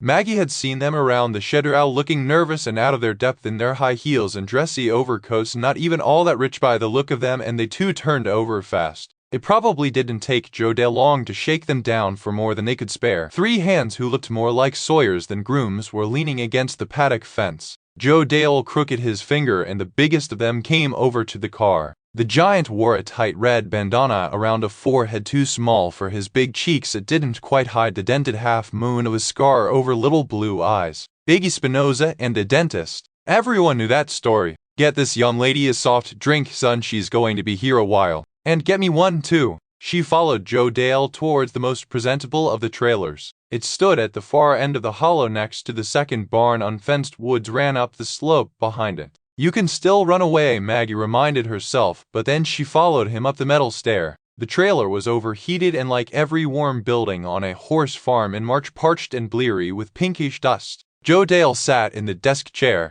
She sat between stacks of yellowing telegraphs on the sofa. Viggy brought them open Cokes in bottles and she nervously drank hers down at once. For some reason this felt queerly like a job interview and for a lowly waitress gig at that, with Maggie digging for a job in her rundown shoes, cheap watch and smelly hair, and Joe Dale, the manager, looking her over, his clean hairy hands spread on mum thighs. His thick legs made his blonde silk trousers as tight as a pair of good cigars. His over-ripeness made her dizzy. She set the Coke bottle on the floor. Okay, baby, now I got you here, I'm going to tell you something I did which I hope you won't be mad at me on account of. You have to see, I really got a thing for you. Did you know I got a thing for you? Maggie slouched deeper into the couch and watched him. I claimed that horse. No, I put Dambrisi up to it. Dambrisi don't have a pot to pee in. You collie, he was working for me. He does what I say. Do you know why I claimed that horse? Maggie shook her head. She felt irrelevantly insulted. She saw that to Joe Dale the worthlessness of her horse went without saying. I claimed that horse because I want to have something you care about. I don't want to take him away from you. The opposite of that. I want to give him to you. If I like a lady, I want to give her something she really wants, something so big she'll see she needs me. I want to give her something that will tie her to me for a little while anyway. I want her to see I was really thinking about her, who she is, when I get this something for her, you see what I mean? I wasn't going to buy you a diamond bracelet. You ain't the type. I wouldn't even want to see you in a diamond bracelet. I like you in that little striped shirt you wear. Yeah, tell you the truth, from the first time I see you I want to reach my hands under it. You think that might ever happen? You think I might get to you? Oh well! He sighed, turned his hands over in appeal, and his big ring clinked against the desk top. Excuse me, I shouldn't have brought it up. You want to see the horse first? She saw that Joe Dale was standing in the middle doorway of the trailer, smiling at her, waiting for her, and she wondered distantly she wasn't there next to him. She was sinking deeper into this filthy plaid couch that had the booby-trapped feel of a sleeper sofa, hollow and mined with dangerous springs. Somebody seemed to have opened her veins and poured cement into them. She was wide awake, but heavy, so heavy that the thought of standing up and picking her way across the paper-piled floor was almost laughable. She raised a hand to push her 3 blind mice sunglasses back up her nose where they had slipped, and the whole arm felt like a bag of wet sand. She could barely lift it. There was feeling in it. She pushed her thumbnail into her finger pads to make sure, but the muscles she was so proud of seemed to have dissolved. See, Pelter, Joe Dale was saying, without asking herself why she decided not to let on to Joe Dale what was happening to her. But what exactly was happening to her? Her body was inert, or almost inert. Her mind bobbed above it on a short string like a helium balloon, unchanged from itself, but aware of its own smooth pointlessness. Your horse, he smiled. His custard pallor was making her sick, but she could pretend not to notice. She couldn't run in this condition. She had to use that little balloon to lift herself off the couch and go along with him until she saw some chance. Her feet pushed against the floor and she lurched across the room. It was like swimming through glass. The effort made her hot and nauseous and caused a great din like an open hydrant, so that in the doorway she saw his mouth move but had no idea what he was saying. Coming, she said, coming. He was still smiling but watching her carefully. All at once she understood that he had given her some drug and was waiting for it to show. She tried to stiffen her joints inside the jelly they were turning into, but for all her concentration she aimed at the door and tacked slowly to the window. She straightened up, pushed off the sill, and tried again. You ain't sick, baby, are you? You need help, Joe Dale said. I'm fine, she replied from a cave in a black rock, one mossy tonsil dangling from its wet roof. She followed him out the doorway, down the unpainted wooden stoop into the barn, her hands catching clumsily at anything that stuck out along the way. Then they were standing in a dark stall inside a high wooden gate, no flimsy webbing, and here was Pelter. She could hardly raise her chin to look at her horse. The effort to put a hand on him rocked her back against the planking. Yes, the place was solidly built, unpainted, but built to last, which brought up the question, how long could all this last? Get this young lady a soft drink. She's going to be here a while. What then was the plan? When she tried to focus on Joe Dale's face, her legs sank away underneath her. She sat down heavily on her tailbone in the straw, and she was looking not in his eyes but at his kneecap. She observed again that he was fleshy plushy, so that his beautiful trousers were tight at the thigh. His right leg had a faint gray smudge on the pleat along the shin. The round thigh, the perfect crease. The gray smudge made her deeply sick. I'm sick, she groaned. What did you give me in that Coke? I didn't give you anything, he said, smiling broadly, but I could give you something. If you wanted. If I give a lady something, it's going to be to help her relax. A young lady is always more entertaining when she stops worrying about business. If you're feeling loose, why not go with it? Have some fun with it. You got your horse back, ain't it? You should be feeling good. Don't you think you owe me just a little bit of good feeling?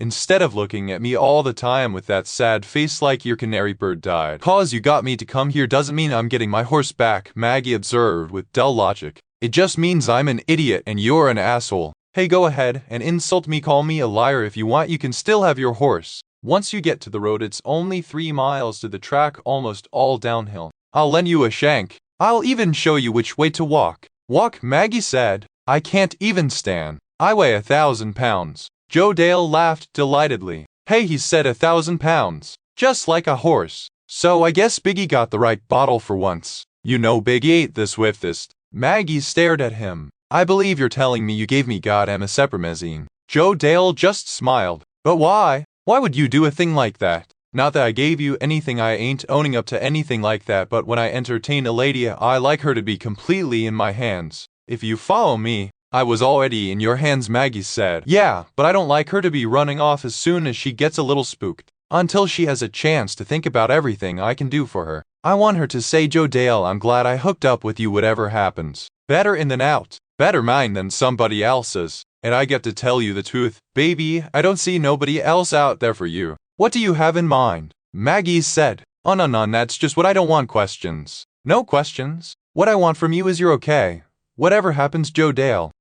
You're still in charge. If I was going to harm you, would I ask your permission? You got to show a little faith, baby. I promise you won't get hurt. You got your horse back, ain't it? You're going home in one piece. You're going home as good as you got here. In fact, better. You don't have to tell nobody nothing about what happened over here. Alls you have to say is, okay, Joe Dale, I am with you. And I'm going to make you as happy as you made me. He crossed his arms and waited. My name isn't Baby. How can I call you Maggie, he said. Maggie? It sounds like an old bag. Maggie stopped fighting the urge to flop back in the straw. She lay down and stared up at the rough gray rafters, which were gloomy, but thick and tightly joined and not even old. She had been right, the place was solid as a cavalry stockade, but there could be no question of staying here and doing what he wanted. She was quite sure that if she said no, he would hurt her, and if she said yes, he would hurt her very much. She felt something familiar and pleasant at her knees, Pelter nosing through straw between her sprawled legs.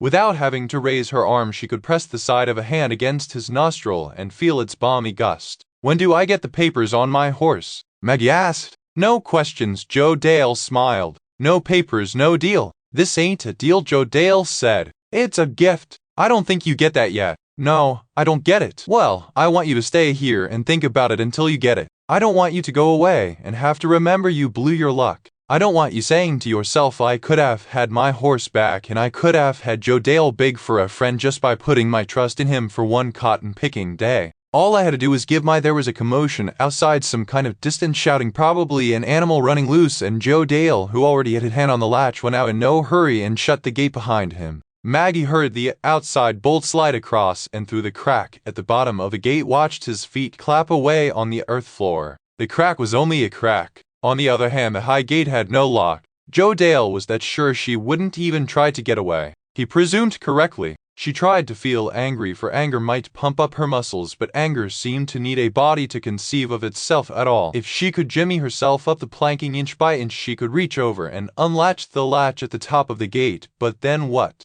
Drag herself out of the barn on her belly. How far would she get like that? And he had even left her with her horse. He had a nerve to figure her for such a klutz, but he was right. She had never been much of a rider, and in all her life had never sat a horse bareback, let alone Pelter a racehorse, without even reins and a bit in his mouth. Still, think of it, Maddie on Pelter. No, she greatly doubted she could get her body up off the ground and onto the horse. Never mind stay on the horse once she got there. She had to try, of course. Nowadays you couldn't just let some black Bart tie you to the railroad tracks and walk away and leave you. The age demanded signs of a struggle even from a corpse. And there was another way of looking at this. The drug made gravity her friend, so that all at once the earth and her body loved each other dearly and fought to be together and worked as one against the forces that might part them. She had always thought that if she knew what was worth hanging on to in life, nothing could shake her off. She'd be a saint, or at least a nun, if she knew God. She'd be grizzled if she could find a man she could live with for more than 12 months. But so far she'd been spared any such moorings. Now she had a feeling that if she could once get the horse under her, she would stick to Pelter like a tattoo. Nothing could get her off him.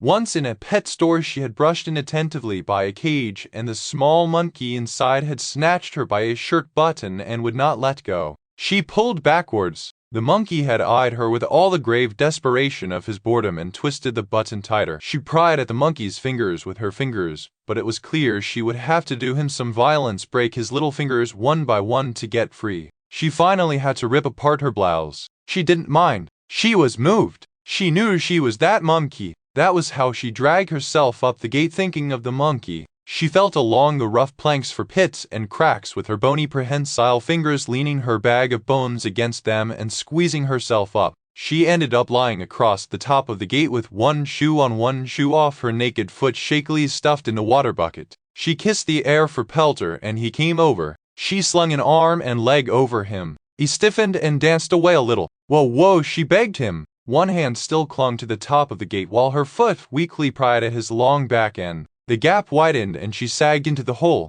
Come back, come back, come back, come back. Suddenly, for no reason, he stepped under her. She was on. Okay, Papa, here goes. Her hand eased over the far side of the planking, turned the bolt, opened the latch, and the gate swung open. Pelter stared forward a moment. He took in the wide-open Chedrau, the dark wooded slope all around, men shouting in the yard below, and straight ahead the unobstructed sweep of light to the dirt road. He felt Maggie's warm weight on his back and the strange freedom of his head and burst into a gallop. She sank her fingers in his mane, tried to spread her dead body all over his neck and shoulders like a cape. When he ran flat out, she found he was level as a table. It was easy. She felt sure that if he didn't prop or swerve, she would never fall off. She wasn't sure why he ran so fast, whether it was mischief or exuberance, whether he knew how little it would take to lose her, whether he schemed on losing her.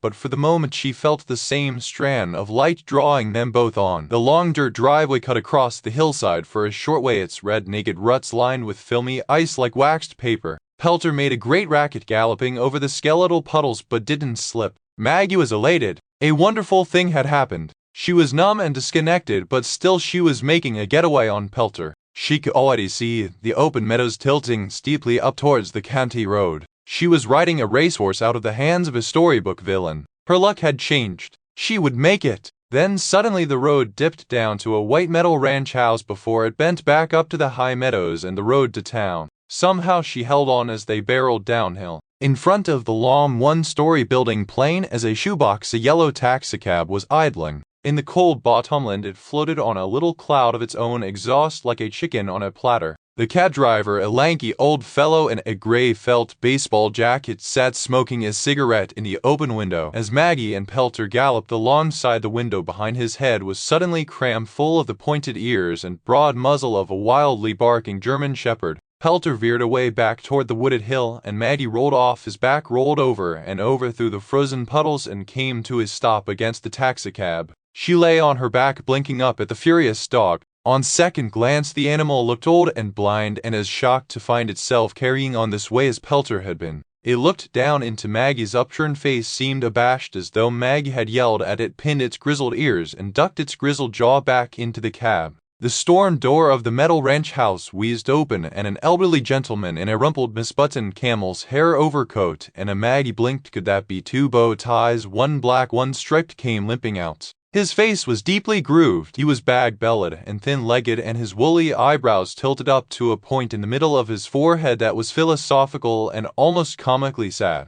He was a lachrymose and remarkable-looking fellow, and Maggie saw at once two other even more remarkable things about him. He was waving a big blue squarish gun, and he looked oddly familiar. Suddenly she recognized the face in the back seat of Joe Dale's car from long ago. "You are the picture of your lovely mother at 20, but for the hair," he had said. Now he said, "Margaret, my dear, are you ill? You look terrible. If Joe Dale Big has laid a hand on you, I swear to God he's a dead man." "Uncle Ruddy," she said. "Way, Uncle Ruddy." It was a question of cosmic significance. He took off his black felt hat with the green silk puggree band and held it to his chest. His sad eyebrows joined in the middle, and he opened his mouth to answer. Before he could speak, Biggie burst out the aluminum door behind him and caught him a great swipe in the back of the neck. The gun went off. Biggie jumped back with a blank look, feeling his chest for holes. Maggie felt crumbs of frozen dirt bite her in the face. The dog filled the window again, barking crazily. The cabbie ducked down out of sight. Uncle Ruddy, if he was Uncle Ruddy, stumbled hard into the unpainted railing of the rough little stoop, bounced off and whirled around in a stiff crouch with the blue gun smoking in front of him. Maggie noticed how small, white, and hairless the hand on the gun was, a woman's plump hand in some old painting without bones. "That's enough, Elizabeth. Quiet down. Biggie, get back in the house. I ain't going to hurt you. Your old man don't need you collie. Nobody gets hurt because here's my niece. You lied in my face, you dumb jerk, but I got no beef with you. You don't got the brains to know what you did. Now get in the house." He made little pushing movements with the gun. Biggie sniffled with rage but backed away into the ranch house, feeling behind him for the storm door. "What do you expect of a pitiful retard like that?" Uncle Ruddy said. "Come on, I'll take you home, Margaret." She was crawling over the frozen, bumpy ground toward the back door of the taxicab. The door handle looked as high as a weather vane. "What about the horse?" "He's running loose," she said hopelessly. It was all too complex. She had no strength to chase the horse. D'Ambrisi owned the horse. Joe Dale Big had paid for the horse, and the horse had disappeared up the long dirt driveway into the woods.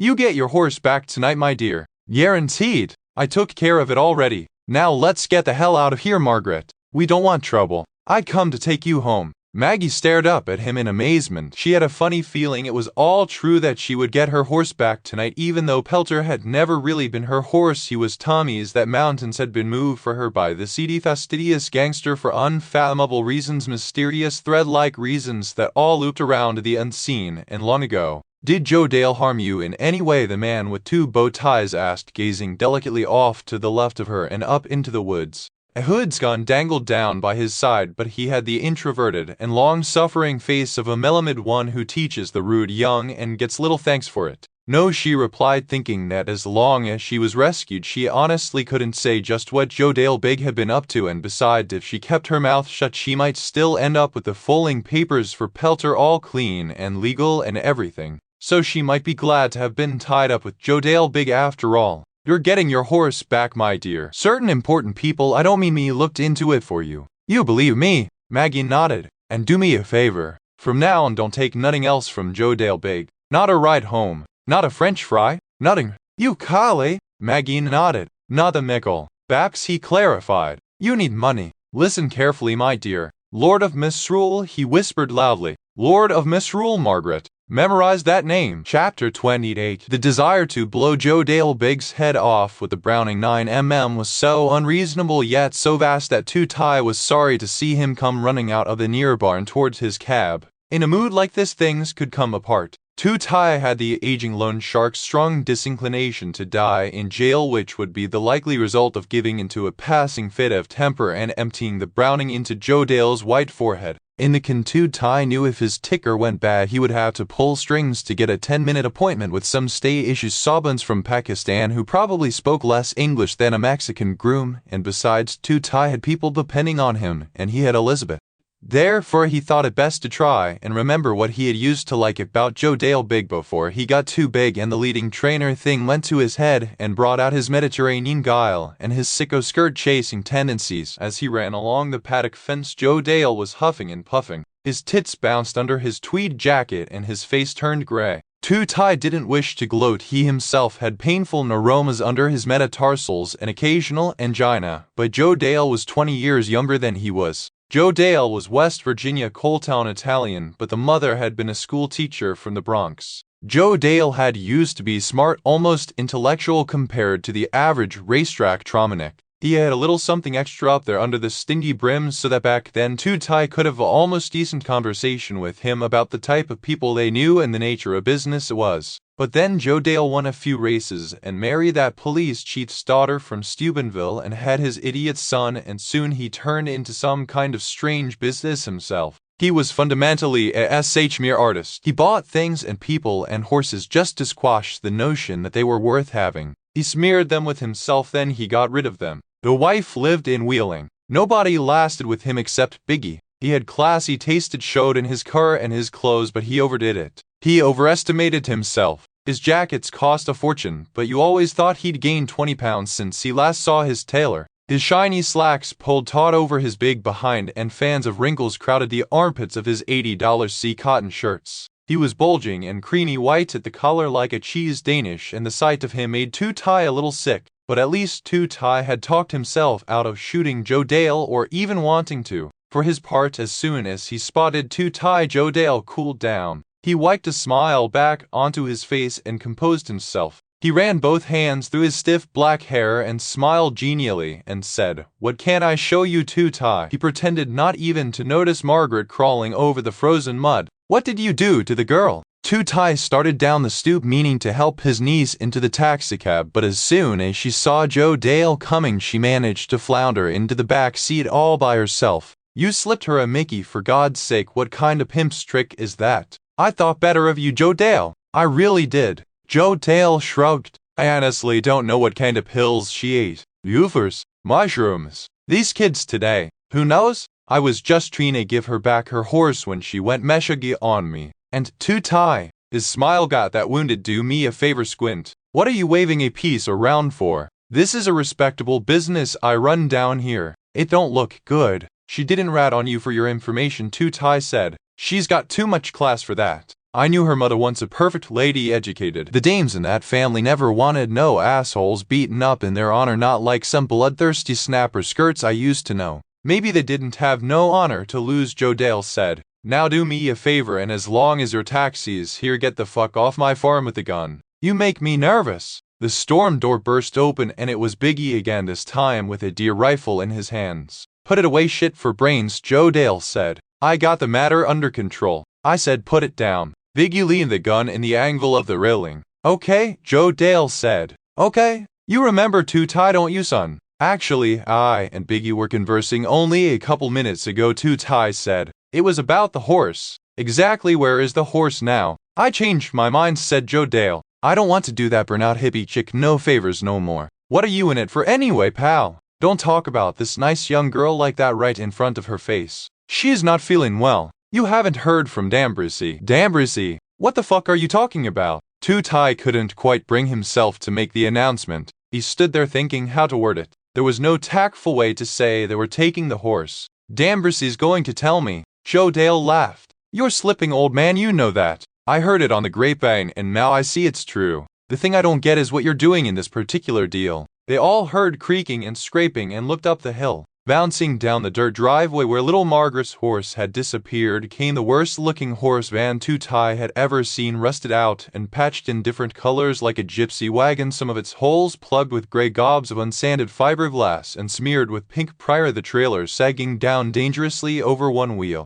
And it was pulled by little lime pie green six-cylinder Valiant that ought not to be pulling nothing even when it was new. Two-Tai shook his head. Why was he mixed up in this? He had never put a van that pitiful on the road, not even in the days when river van and horse transport was nothing but an excuse to have a phone and an office before him and Posner's seen there was good money in it. Then it was sheer luck they were in place for the golden age of West Virginia Boeings when Charlestown started siphoning off the low-end claimers from Pimlico, Laurel, Bowie, and Atlantic City. All of a sudden, boom, 2,000 horses a year turning over at the twin half-milers on the Shenandoah. For a while, they bought every used crate with wheels they dared set on the highway, and the money rolled in. And now horse racing was already dying again. But he had never seen a van as pathetic as this in all his days. The driver's scared face showed in the window, one cheek stuffed with bubblegum. Now who the fuck wants to get in my hair? Dambrissy, Joe Dale said in disgust. He paced up and down, but he was beginning to be a believer. As soon as the driveway widened out, Dambrissy tried to back the trailer around. He wanted to park the thing in position for a vast getaway, which you really couldn't blame the schlub, and ended up with one wheel dangling over the ditch.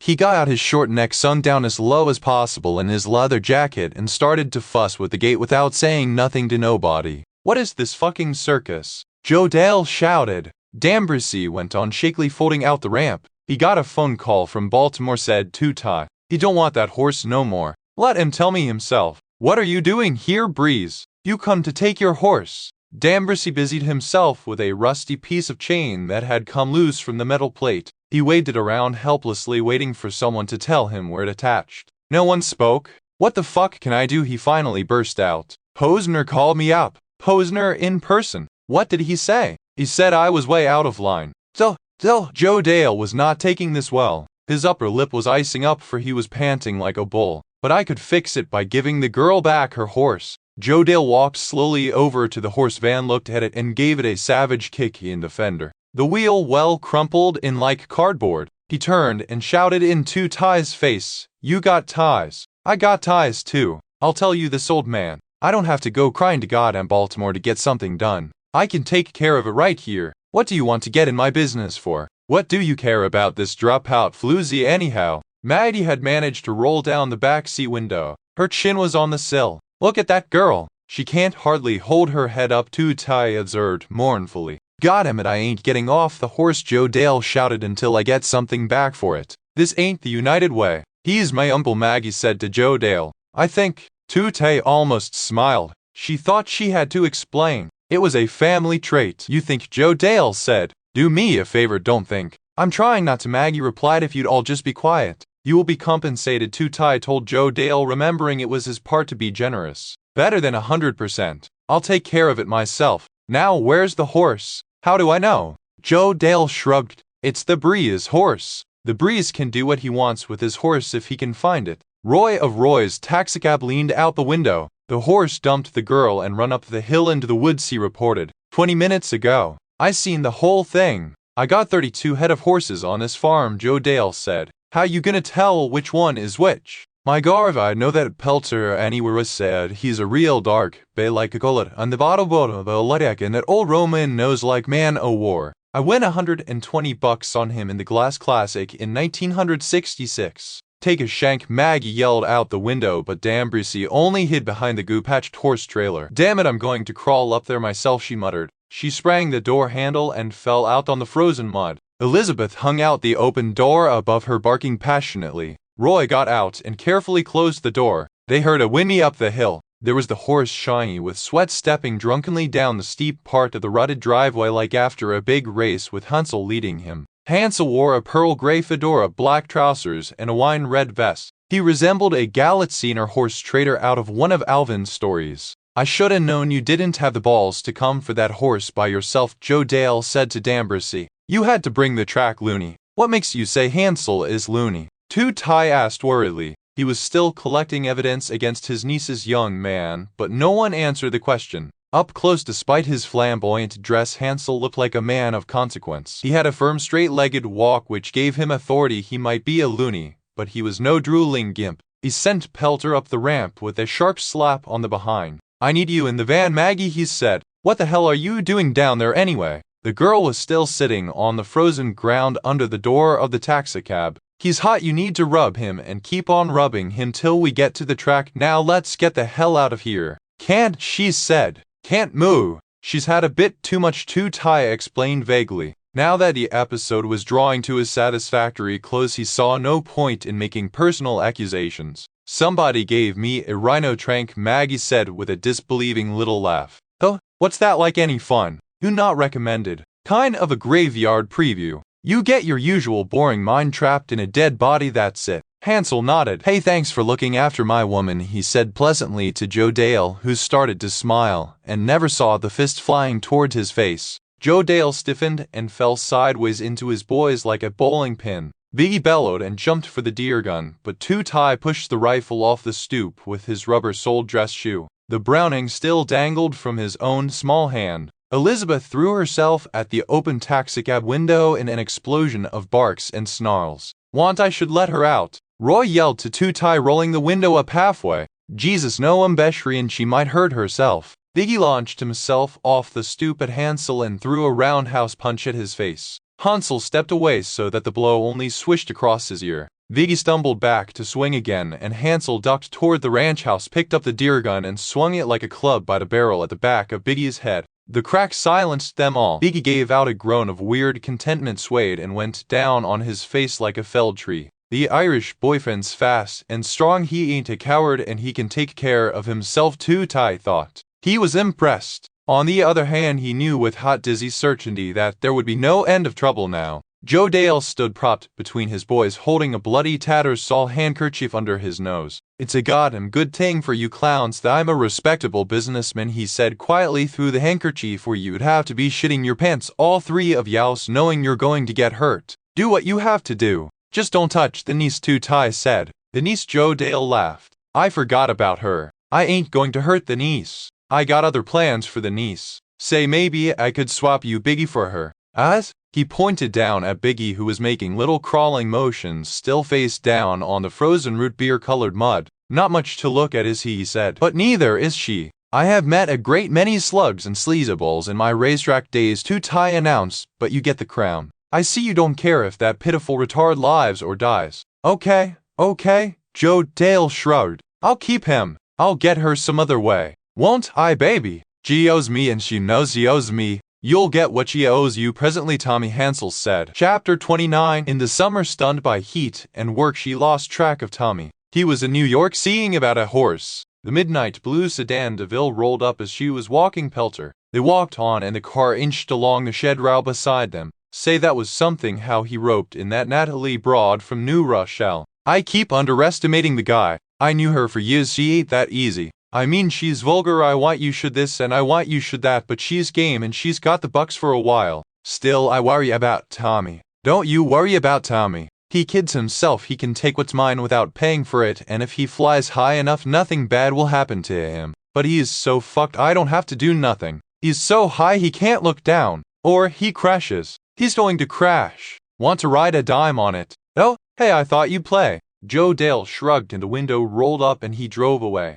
When Tommy is back, they never touch or eat in the trailer. Margaret no longer tries to cook on the faux wood counters with their black gummy cracks and peeling celluloid edges. At night after the races, they are exhausted at 4 in the morning getting up to feed. They are not awake. Sometimes Tommy doesn't come back to the trailer at all. Whatever they are not laborers. Their bodies don't thank them for this long reminder that they are not brother and sister pharaoh, not prince and courtesan, not even a proper hustler in his mall. They are working too hard for that. Or at least Maggie is. It's not entirely clear what sort of business occupies Tommy. That first summer they knew each other when he came home in the afternoon from the track and she from the paper. They were in bed in 5 minutes with all of it. Newsprint and horse manure, saddle leather, ink and hashish, past performance charts and food pages, sweet feed and recipes for blancmange and corn souffle. The sheets literally reeked of all that. The sweat-damp canyons of the feather bed were gritty with their mixture. In some way their unmissable lives fused.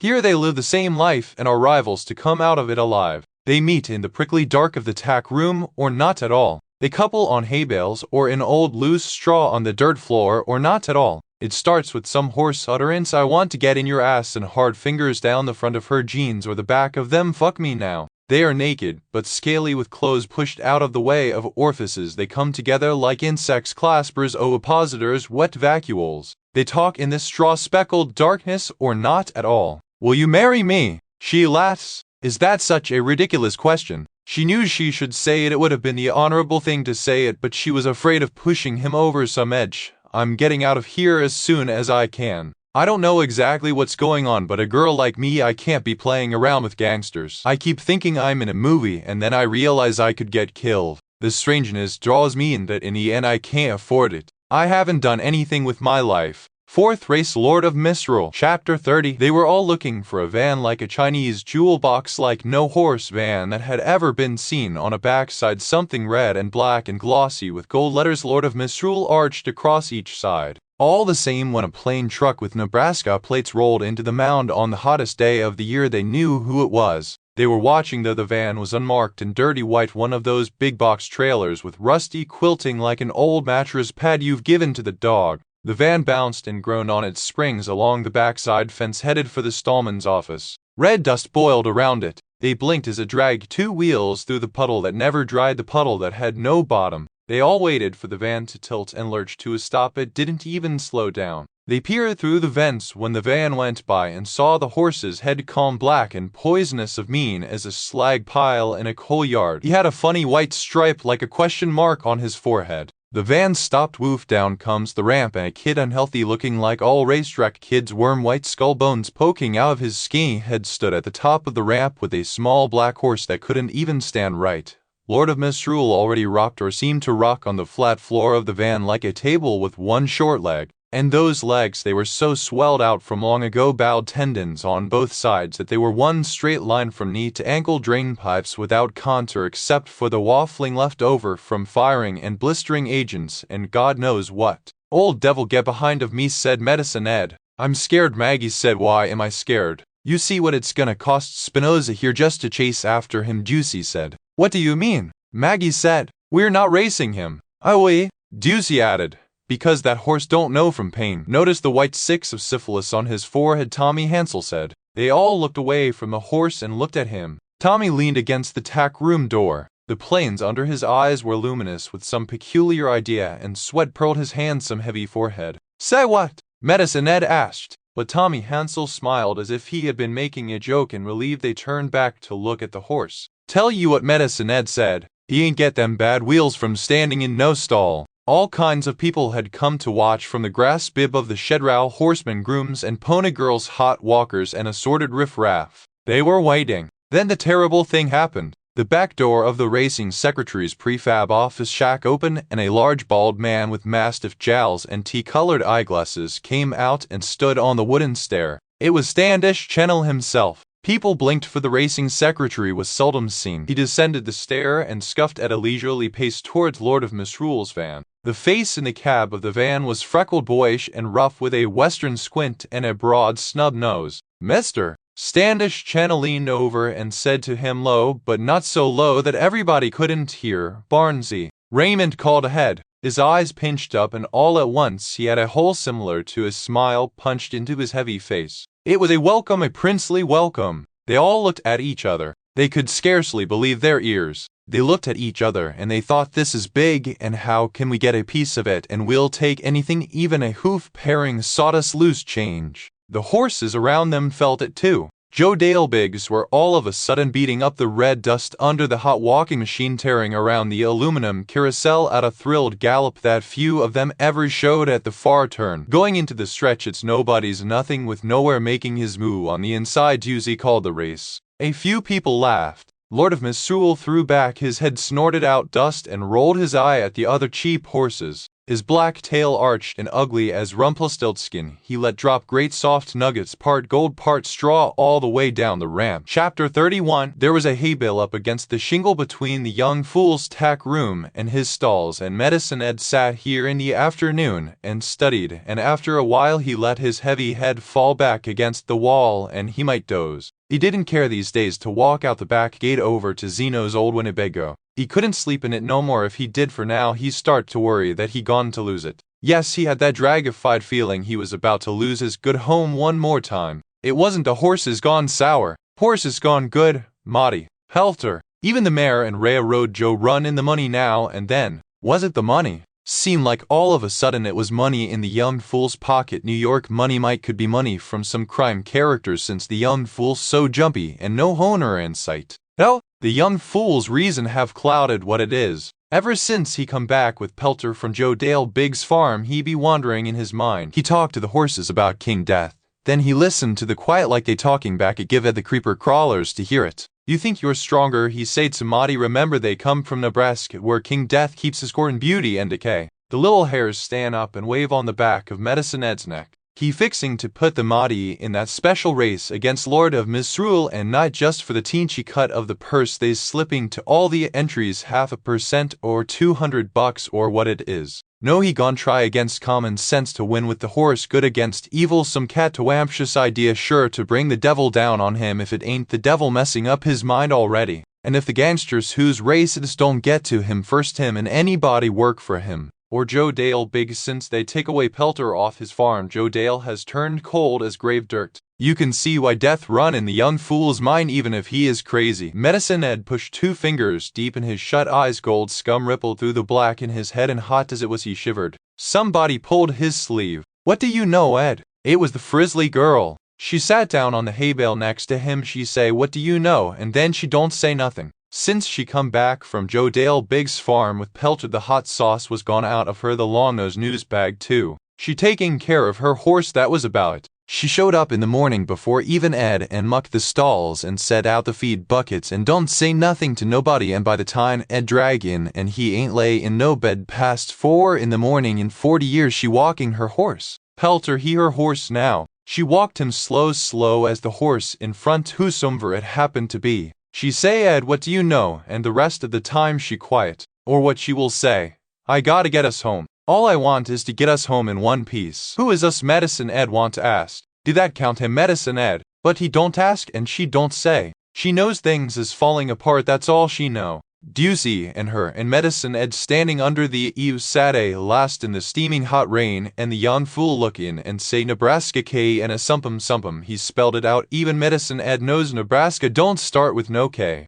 That spells knacker, he say. You see how it's almost the same word. Medicine Ed he don't say nothing. He don't want to get in no disputes with his boss about how you spell this and how you spell that. But Dusey say Nebraska spells B-U-T-E, butte you mean. That's the only thing they got going for them up there. I've been there, I know what I'm talking about, and that's the only reason that horse still wins. They pickled him in Butte. It's more to that horse than Butte, Medicine Ed put in. Butte or no Butte, the young fool say. Butte is the work of man. We'll see who the forces of good like on race day. Anyhow, Butte is not entirely unknown here at the mound. The young fool's woman don't pipe up like she used to. Don't they test for Butte? She know better. She knows that Spitbox is some timey thing and a more at all these half-mile tracks. Nobody told her. She finally figured it out for herself. Working for the young fool all this while she learned to say, I don't know nothing bout no needle with the rest of them. These last years everybody creep closer and closer to post time with that needle unless in the office trainer rules somebody off who done made a nuisance of hisself some other way. Very seldom do it come up positive. Yet and still the frizzly hair girl too has her entry in that special race. Pelter will run and collect his $200 and maybe even a few more dollars to show. She say, soon as this race is done we're going home and dark of night out the back gate if necessary. She say, going back to Charlestown, that's why we need us every dollar I can lay in. Did that us include him medicine Ed? Don't count on it. Now of a sudden she say, I gotta get him out of here Ed before he hurts somebody or somebody hurts him. But I don't know if he'll go. Of a sudden she let it out. He have his own idea about things. Medicine Ed agreed. He's got it all worked out now where everything fits. I don't know what to do. She looks at him like he can tell her something. It gives him a peculiar feeling like inside his throat is Trina grow wings. He tries to think what he can say. From what he know of doctoring he could tell the frizzly hair girl various ways to set a person crazy. A drilled coconut with his name inside and thrown into a river put a person on a long drag and adrift until his mind get to wavering and go away. A railroad spike through his clothes keep him a-going and a-going, can't get no rest and never satisfied nowhere he goes. Or his name on a paper in a rotted apple and buried, then he just fall. Can't figure out nothing. Get what you call like mindless before he do go. But the young fool, something have made him think he big when he's small and strong when he weak. Something have set him thinking he the king when he ain't nothing. Long as he think he king he can see how low he don't know that ask the bad luck to leave him well is still time and put it back on them that brum it and say back to the devil where it come from. Medicine Ed could tell the frizzly hair girl about all that, and even if she don't end up thinking he the crazy one, what she gon' do about it? What can he say to give her hope for better? Old Ducey declared the other day it was certain medicines now for crazy people to clarify they mind. A hospital doctor could write you a prescription for that. But he didn't hold with it. If it was so and you could cure the insane with a little pill, why was all the state hospitals full as it take them for white people same as black? He wished to help the girl. He tried to put his lost home out of his mind and think how he could help her, but what could he say to give her hope when he don't hope himself? He felt her shoulders start to shaking and he knew she was crying.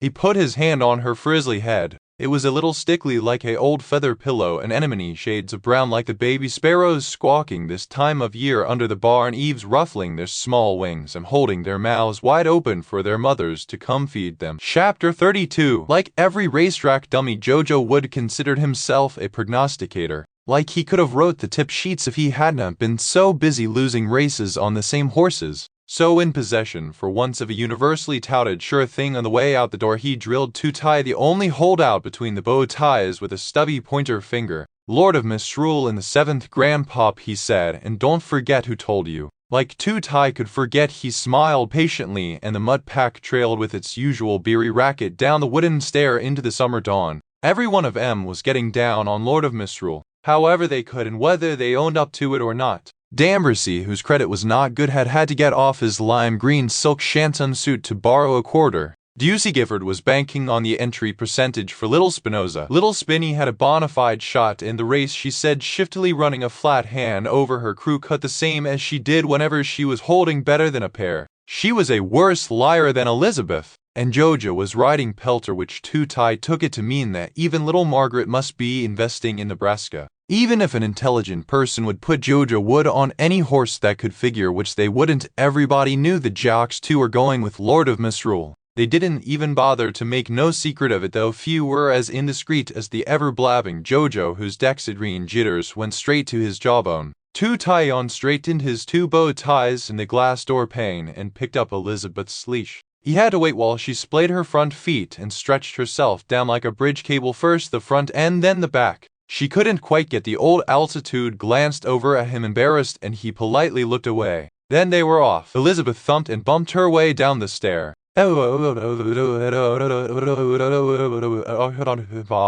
For the last 3 years she was losing the spring in her hind legs, and now she was off in her left front too, since she had chased a squirrel into a board fence by the old natrium plant. Usually anymore she only went after the squirrels in first gear if that, and he had the feeling when she did give chase it was a issue of self-respect so she could call herself a dog not with no hope of catching nothing, which was only reasonable. In 12 years she had not caught up with a single squirrel. Then again, he did not encourage the killer instinct in Elizabeth. She was more of a thinker, not an athlete, nothing like one of those idiot fox-running dogs, all yap and slobber, which the good old boys from Wetzel County turned loose from their station wagons to tear all round the country while they stayed behind and reclined their seats drinking Carling Black Label beer. Outside on Ohio Avenue already the air was pearly with the heat to come. The sidewalks had that dry gleam, and Elizabeth dropped behind. Two-Tie looked at the two of them in the window of Mouser's furniture. His own face shocked him, gray and hanging over his neck.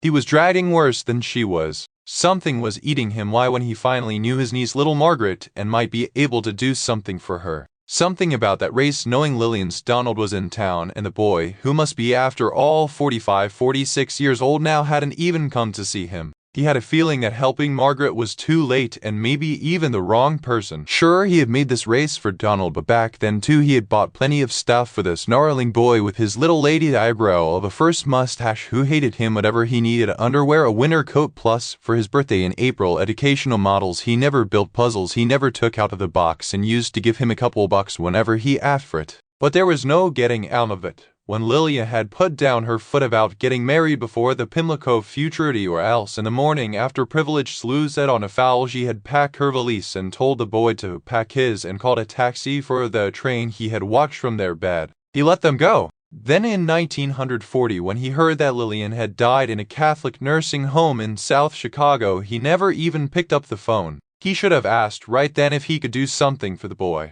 But he already knew that Donald blamed him and he was afraid. Two-Tie sat down on a concrete bench at the edge of the cemetery. Today Elizabeth didn't even poke her nose in the yellowing grass at its foot, but let herself down at his feet with a grunt. Whether we take a piece of Nebraska or not, he asked her. After all, he had practically roped the race. He had as good a right as anybody, but he had a funny feeling about it. He lined up the reasons why he should keep his money in his pocket. True, the public had no way of knowing the race was made for Lord of Misrule. The outside bettor was not going to like the horse who had finished, if you called that finishing, 64 lengths out of it last spring at Axarbon when he had took that spill. Fell said the chart it didn't point out that the horse got up and walked home. And then there was a long nutting in the paper, and finally 2 more outings since Memorial Day, one emptier than the one before. So the public was not going to bet the horse, but every racetracker in the northern panhandle was. Every horseman in the know, every groom who had a horse in the race, were every groom who knew a groom who had a horse in the race, every big-eared loafer and sponger and hanger-on which covered about everybody. There was far, far too many cane-knockers involved in the race already, loud mouths up and down the line. The word was out. Around here $200 to enter didn't happen every day. In short, the odds on the horse could only be none too good, and worse, in the event the betting public was swifter than usual and the late falling price on such a fabulously sorry animal from a kingdom far away tipped them off. But it wasn't even the price that troubled Two-Tie.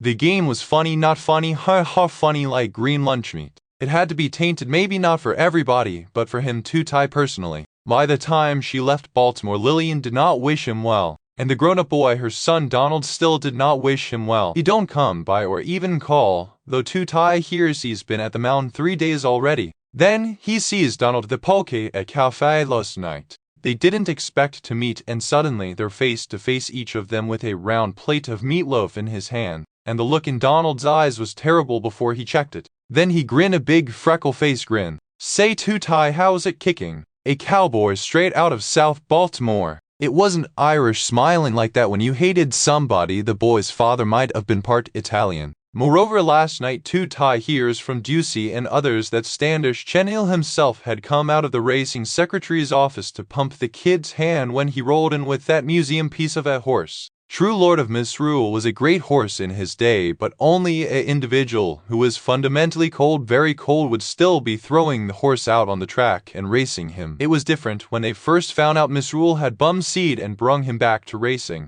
Then he was only 5-6 years old and had plenty of tread left, and he liked to run anyway. That was the story, which some horses do. But after a while he got sorer and slower, and his big-time owner fell on hard times, and the horse passed from hand to hand. ever downward of course. Ty had figured Donald must be in some kind of dire personal need, but no, the word was that Donald was doing good, very good at Axarban, where he had ended up. At Axarban alone on the planet Butte was a mitzvah 100% legal. The boy didn't have to come here to play his whole card, that was clear, so why did he keep away from that race? Ty advised himself out loud. It was a funny feeling he had. Elizabeth in the rough grass picked her head up off her paws and gave him a worried glance. He could fly down to Gulfstream for a couple weeks, or show his face at Fort Erie, or catch the end of the meeting at Ruidoso Downs. Anymore, nobody knew him from Adam at those tracks. But what would he do with Elizabeth?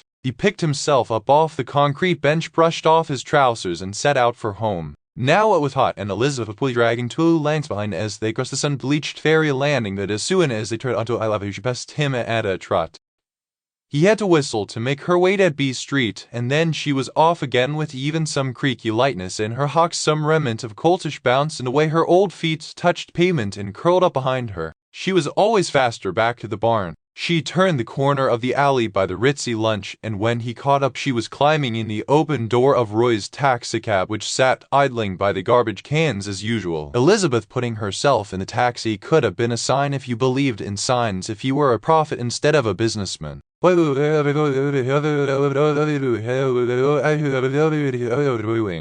on, Elizabeth, let's go home, he said without conviction, for he was interested. His niece, to say nothing of the whole mutt pack, was in it one way or another. He had some other people's dough to lay off, and Elizabeth was always up for a taxi ride. But no, he had a funny feeling about the race. Stay away. He whistled sharply. Elizabeth still didn't come. It was a fact her hearing wasn't what it used to be. Time was she could hear him peel a banana 2 rooms away. Strangely enough, the dog liked bananas. Whatever he ate she wanted to eat, with the exception of pickles, but she wasn't above playing his sympathy now and then, and pretending she didn't hear him when she did. If some suggestion didn't suit her, he leaned inside the taxi. Come on out of there, Elizabeth. Can't you see the dog likes it where he is? A heavy body was pushing him from behind. But you get in. That's right, get in the car. He felt a hardness against his kish that he knew was a gun. It wasn't too late to get away. He could twist clear of the door or fall down in the gutter where he was. Even a Bolvin like Biggie, it was Biggie he saw over his shoulder, wouldn't shoot him in the public street, not in Carbonport. The moron would have strict instructions.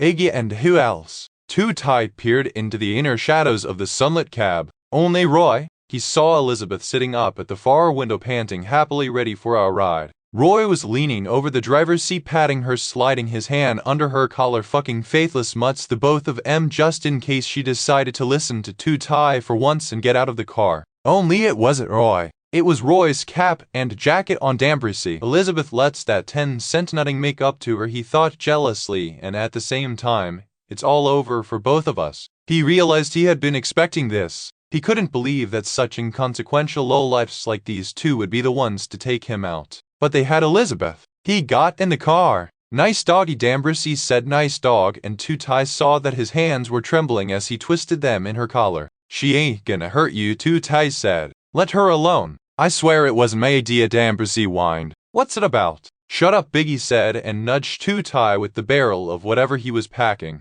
Possibly it was only a warning, not that he was taking any warnings, not from these two, not from nobody. Maybe they were supposed to bring him to Joe Dale or to Donald. He would have thought that Donald or Joe Dale, being the type of men they were, would wish to take care of such a thing themselves. Sew the matter up with their own hands, so to speak. Tell him in his face where he had went wrong, try to make him whine how sorry he was, let him beg for a break now that he was a dead man, then burn him anyway. He had been expecting this for some time now. He sat back in the back seat of Roy's taxicab and watched the blue cables of Powhatan Point Bridge dip down and tick by one like magic wands that weren't working. He didn't want a break. He didn't have to degrade himself. Only there was Elizabeth to think about. In the crack at the bottom of its steel plate railing, the river glittered like broiler paper. Then they were off the bridge. Bushes whizzed by and trees. If this was what he thought it was, he should be looking at nature for the last time. But maybe he was a klutz at heart. Nature didn't interest him.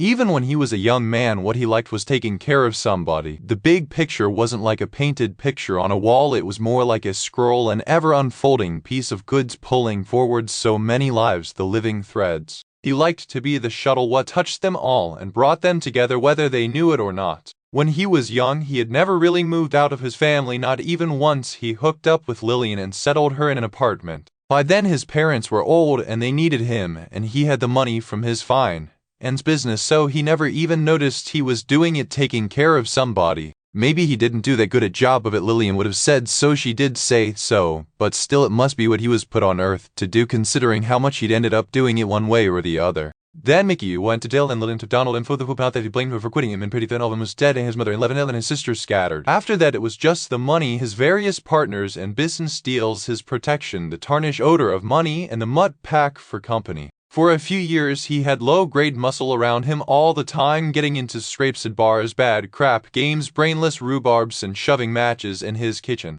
The boys didn't have enough to do. After a while around when Ike was elected the second time, he let the protection go. That was when he got Elizabeth for protection. What a laugh. She would have looked after him if he'd let her, but he was too afraid she would get hurt. Like now, she knew something was wrong and she was worrying, looking across at him with a dent in her black forehead, her gold-pointed eyebrows bunched together just like a mother. He put his hand on the back of her neck. She was an old lady, a little slow on the uptake anymore. She didn't see so good or hear so good, and she didn't like her routine interrupted, but she was clocking now and ready to rumble if it came to that. Roy's taxicab passed the cut-off to Indian Mound Downs. Ty looked over his shoulder but got no last eyeful of the jewel-green Boeing bottomland by the river was still a basin of fog, sped past the Horseman's Motel and trailer court the length of the little strip that passed for a town and up into the hills. Ty prepared a few words. I always run a honest business. I thought more of you family comes first, but then the cab bounced past the steep driveway down to Joe Dale Biggs' farm. Dan Brissy was pushing it too fast for the patched and cracked West Virginia blacktop, taking the snaky curves along the ridge on two wheels, stomping the brake at the same time. He was no lowrider. He must be afraid somebody would see them. It looked bad and sounded bad, nobody saying a goddamn word, and Dan Brissy's hand shaking on the steering wheel. Do me one favor, Breezy. Don't leave the dog with nobody to look after her. She's an old dog. She won't know what's happening. Where I go she goes. You follow me. Nobody ain't gonna hurt the dog, Biggie said. I like dogs. You want to come home with me, fella? What do you say, Duke? He roughhoused Elizabeth's head and her lip curled up. She's a lady, she don't like that rough stuff too, Ty said. He despaired of explaining anything to Biggie. Promise me, Breezy. You hear? She won't know where she is. If anything happens to me, put a bullet in her head.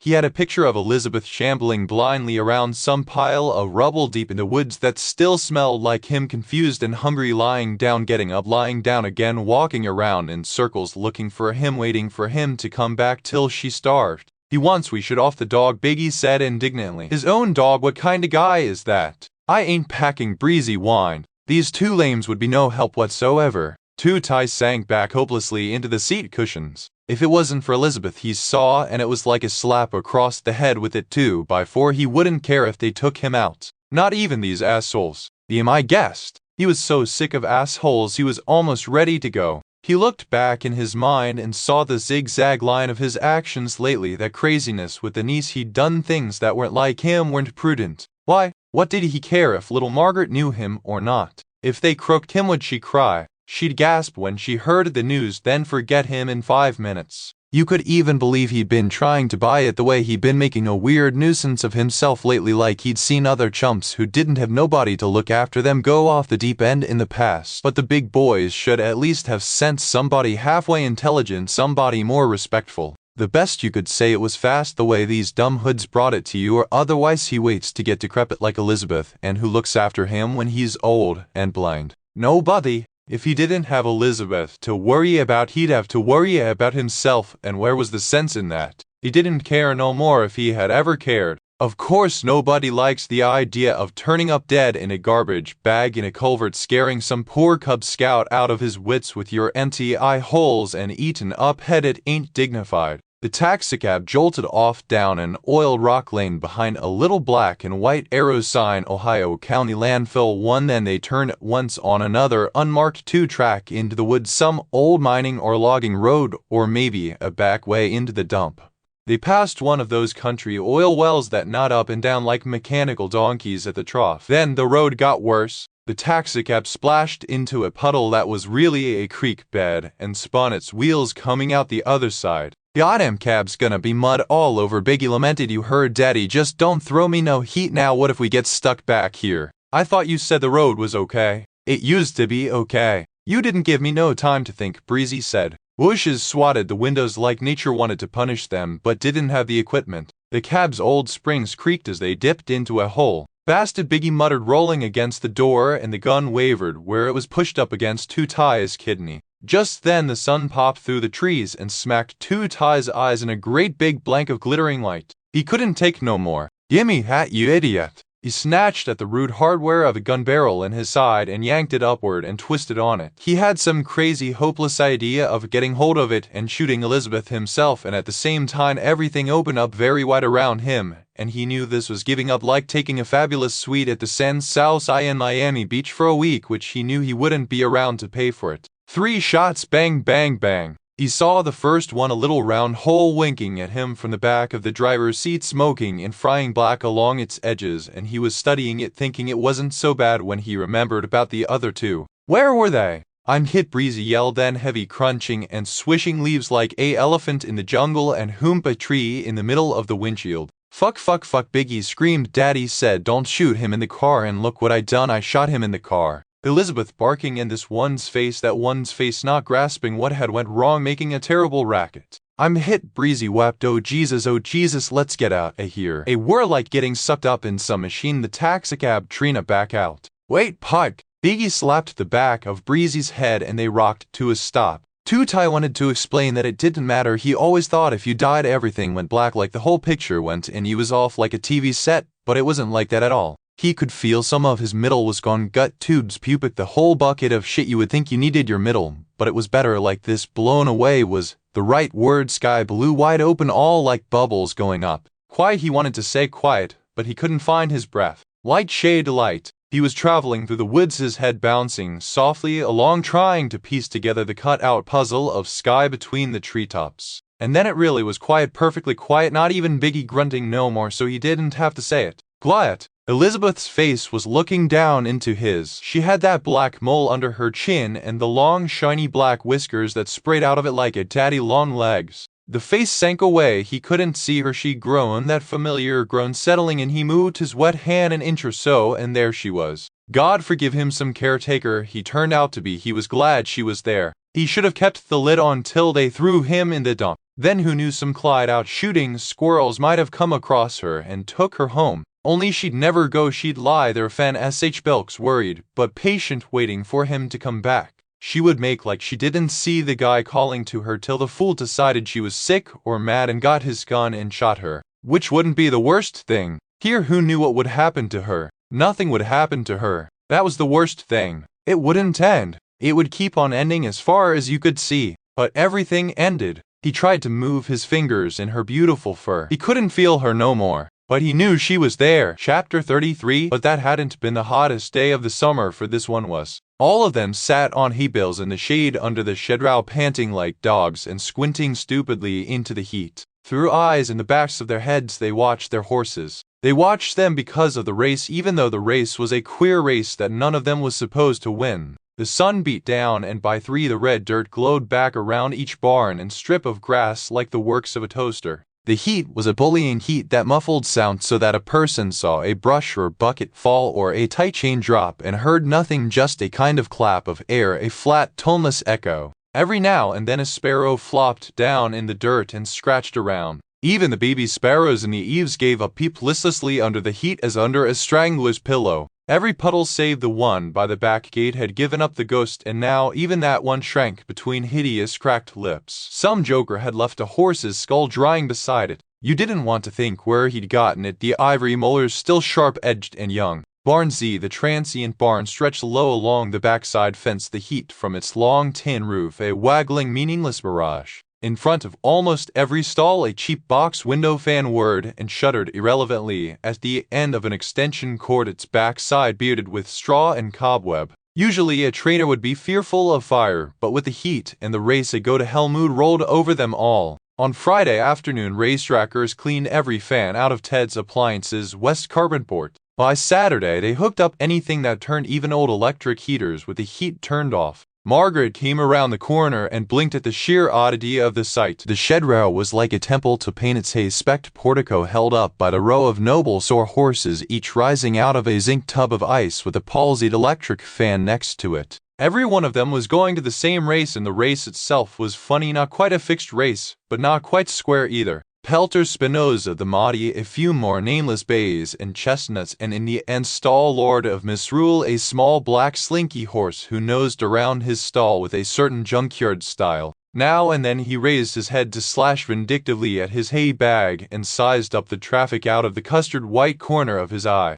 In front of his stall sat the sickly-looking punk, with the almost shaved head and bumpy headbun smacking flies on his legs with a rolled-up comic. The boy was too young to be in anybody's pay. He must belong to Nebraska. He had his father's curving soapcake of a nose. His fingernail worked some red spot near his mouth corner. He made a point of looking baldly at the sweaty crotch of every girl who passed. "Look at the prune on that," he said out loud over and over, hawked and spat. That's how bad he wanted some grown person to talk to him. Chapter 34. Medicine Ed don't want to talk to him. He can't be distracted. He watches the boy through a crack in the tack room wall. The goofer dirt need a little time to take. He must be very deeply in earnest. Maybe he should have throwed it round last night, but last night he ain't make up his mind yet. Everybody say that horse can't lose. The jocks in on it. All the grooms in it. Every big trainer at the meeting have a piece of it. Yet, and still he have to be sure. His hope his piece is little tomorrow be riding on it. You want to be down on a sure thing long as it is a sure thing, even if the horse don't pay, but even money. He can double his nut in 1 minute, and after all, what do the people's savings and trust of Wheeling pay?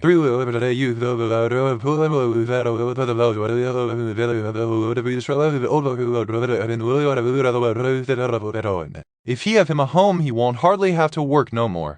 Then if he still be getting up awake all night like he do now, he can get him a little job, somebody be glad to put him on a stall watch for pocket change. And then he don't need nobody. No more young fool. No more frizzly hair girl. That is his plan. For every night the young fool can't sit nor rest, he going up and down the shed row, going in the stall and out again. He talk craziness to that red horse, the one Zeno taken from him and which he claimed back, and which he think is going to win that race for him. He whisper about the expected one and saints in Ireland, and that he think that secret is between him and the horse. He don't even see where Joe Dale Biggs boys are cruising up and down the dirt road watching him through the blind windows of that midnight blue gangster car. Yesterday Medicine Ed just cooling on his hay bale, braiding a busted shank, waiting to hose out the feed tubs, when the DeVille come grinding over the red dirt in front of him so slow it don't even raise no dust. The window slides down in the door, and it's Joe Dale Big. "You going to collect a couple dollars for losing tomorrow?" "Show is Mr. That speculation grandson don't figure, am I right?" "Show it is. I know you ladies ain't gonna turn Nebraska around. You ain't that stupid." Medicine Ed watched the air wiggle over the manure pile. "What about Hansel's horse? The one he filed his nut hand over. What's the name of that horse?" Medicine Ed shook his head. "Red horse. I disremember the name. Don't know nothing, eh? I'll bet Hansel drops him in for $12.50, it'll come back to you. His name, something like Mahdi. Could that be right?" Medicine Ed shook his head. "So I hear Hansel's buying up castles in Ireland from that horse. I hear Hansel thinks he's sent Jack and the Beanstalk, or Jack the Giant Killer, or somebody. He freed all the slaves of Ireland, is that right?" "Hope I'm not the giant." Joe Dale laughed. "I better not be the giant. Am I?" Medicine Ed shook his head again, don't know nothing about nothing, and looked away at a sparrow taking a bath in the dirt. For these was the type of wondrous secrets the young fool was swapping with that horse all night long.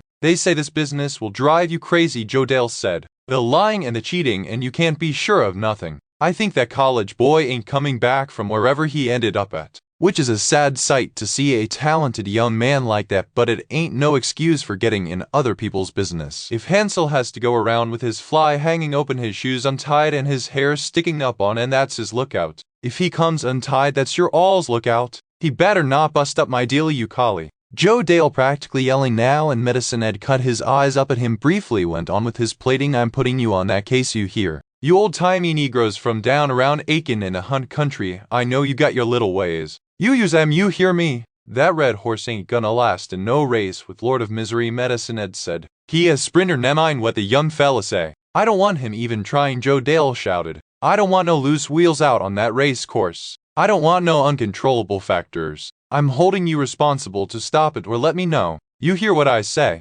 Slowly Medicine Ed raised his eyes to him. Already the purple window was riding back up in the door. Joe Dale's black sunglasses gleamed in the crack of it. Medicine Ed said. "Shall it is?" "Yes, he full of cautionary thoughts. He a owner now and a co-trainer too. The horse is gone good. Everything coming they way. He Medicine Ed Mike could have 5 more years. Or 6. Or 10. His eyes be good, his ears still good, his draggy leg no worse, mafac better than it was last January when the shed row spigots freeze and he have to haul full buckets down from the clubhouse. His remembrance still good, can't he be content to make it little by little? His pay coming in punctual plus $20 when anything run in. The young fool wander in his mind, yes, but he free-hearted. He dig even deeper than Zeno. He don't forget Medicine Ed. Yes, that evening Medicine Ed was thinking let it go call to Ty put some down on the horse, only just a little, don't get greedy, don't stir up the devil, don't conjure with that old stakes horse from Nebraska, don't take his life. And then there come Joe Dale, all the sign he need that bad evil is lurking round and he must cover himself. In a Winnebago he pulls together the pink plastic curtains over the sink and sinks his head and washes his hands.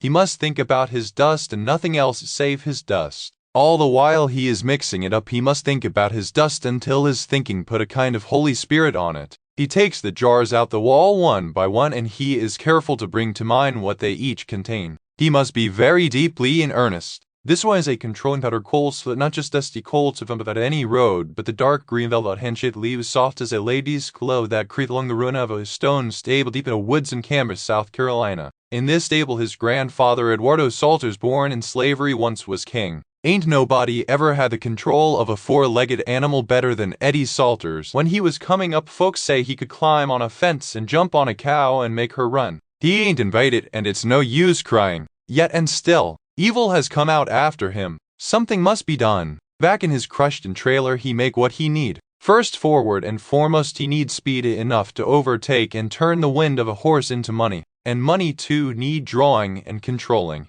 In a little whiskey bottle is boil of muniplant gathered far from water which run itself away. In this jar is 1 teensy pinch all he have left of the blood of Platonic. Platonic is early speed and Cannonball is speed early and late, and here mixed in the grave dirt of Cannonball if you dig you find 4 glassy glittery things, wings of the bobfly that can overtake and grab on the legs of any horse so long as he be running. Yet and still, no use crying. Common judgment tell you that. For fact is, and it say so right in the Bible, a horse never saved nobody. Psalm 33. On a plate of glass he move around a little of this, a little of that. He seek for that spirit of imagination, wonder to know what to do and when is enough. You must be very deeply in earnest, madam, Eulalie said to him when she learned him doctoring, then luck will come. But he has trouble tonight to keep his mind on one thing only. His remembrance acting up, he can't get that little filly broomstick off his mind. He keep thinking of the frizzly hair girl, he can choose to tie her to him, he know how.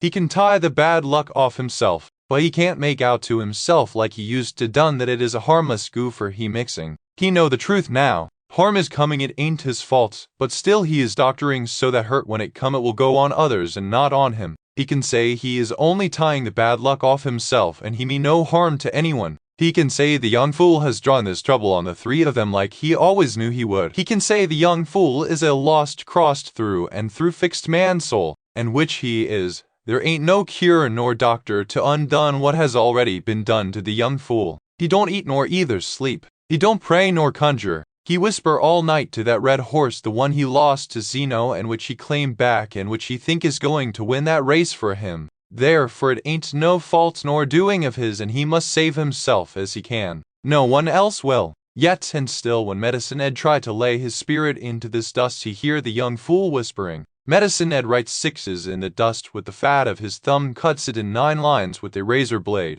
He tries to stay on the good side of the devil, but that holy spirit of wonder be missing from him, and when he has mixed up the dirt it don't feel the same in his fingers and he don't wholly trust it. It don't feel like hissin'. For once in this life he is not sure of his dust. What exactly do he mean to do? Is he fixing to go for that red horse who is near used up anyhow? Should he see to his bankroll and help that old black stakes horse out of this life? He has knowed tired horses too proud to loaf. He has knowed sour animals that wanted out even if they still could run. But Nebraska, sore and tired, have that special hard heart black as a size spades which will hold him out past his burying day. And mean he was never nothing but alone in this world with his bum seed and getting passed down owner to owner all the way down to the ground, and he know it. And yet and still he want to live and do he can't help hisself. Which medicine can sort the right end out? Which dust will serve? He cannot be sure. He need help, O Lord. And he tried to pray from the 35th Psalm of David loud over the young fools, whispering,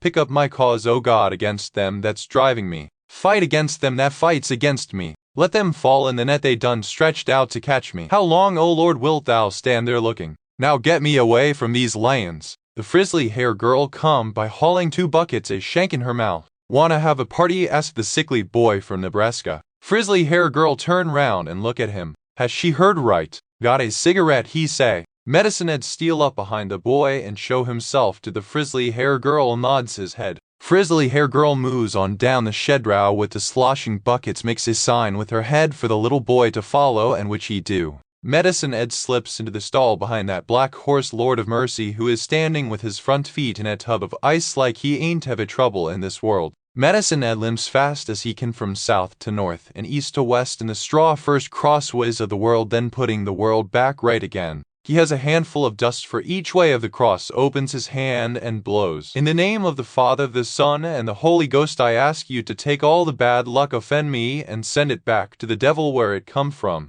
Spare this horse if you can, but if hurt must come, make it go on them that would hurt me. I swear, O Lord, when I have my home I am through with the medicine. Only this one last time do my work." Chapter 35. She sank her strong, ignorant fingers into her horse. She felt along the gnarly scar tissue at his spine, which she pictured as roots and branches or the foot of a rock. "Nah, burl carbuncle soften," she told them. "Draw your claws in. Let go." She tried to believe in the blind connectedness of her body, its unknown powers. She felt if she had faith enough, she could make it happen. "You're going to show in this race," she told Pelter. "It's the poor people's derby. Now it's hot as the devil out there, so take it easy. You have 7/8 of a mile to come to yourself, and you don't have to win. You don't want to win. Even if you could win, that wouldn't be healthy for me or for you. But even with that clown on your back, you ought to run third. Just get some exercise and run your race." Little by little, the pool of pale pink oil of winter-green horse liniment vanished under her fingers. She felt deep tremors moving like waves below the brown, glistening fur from shoulders to loins of the horse's very long back.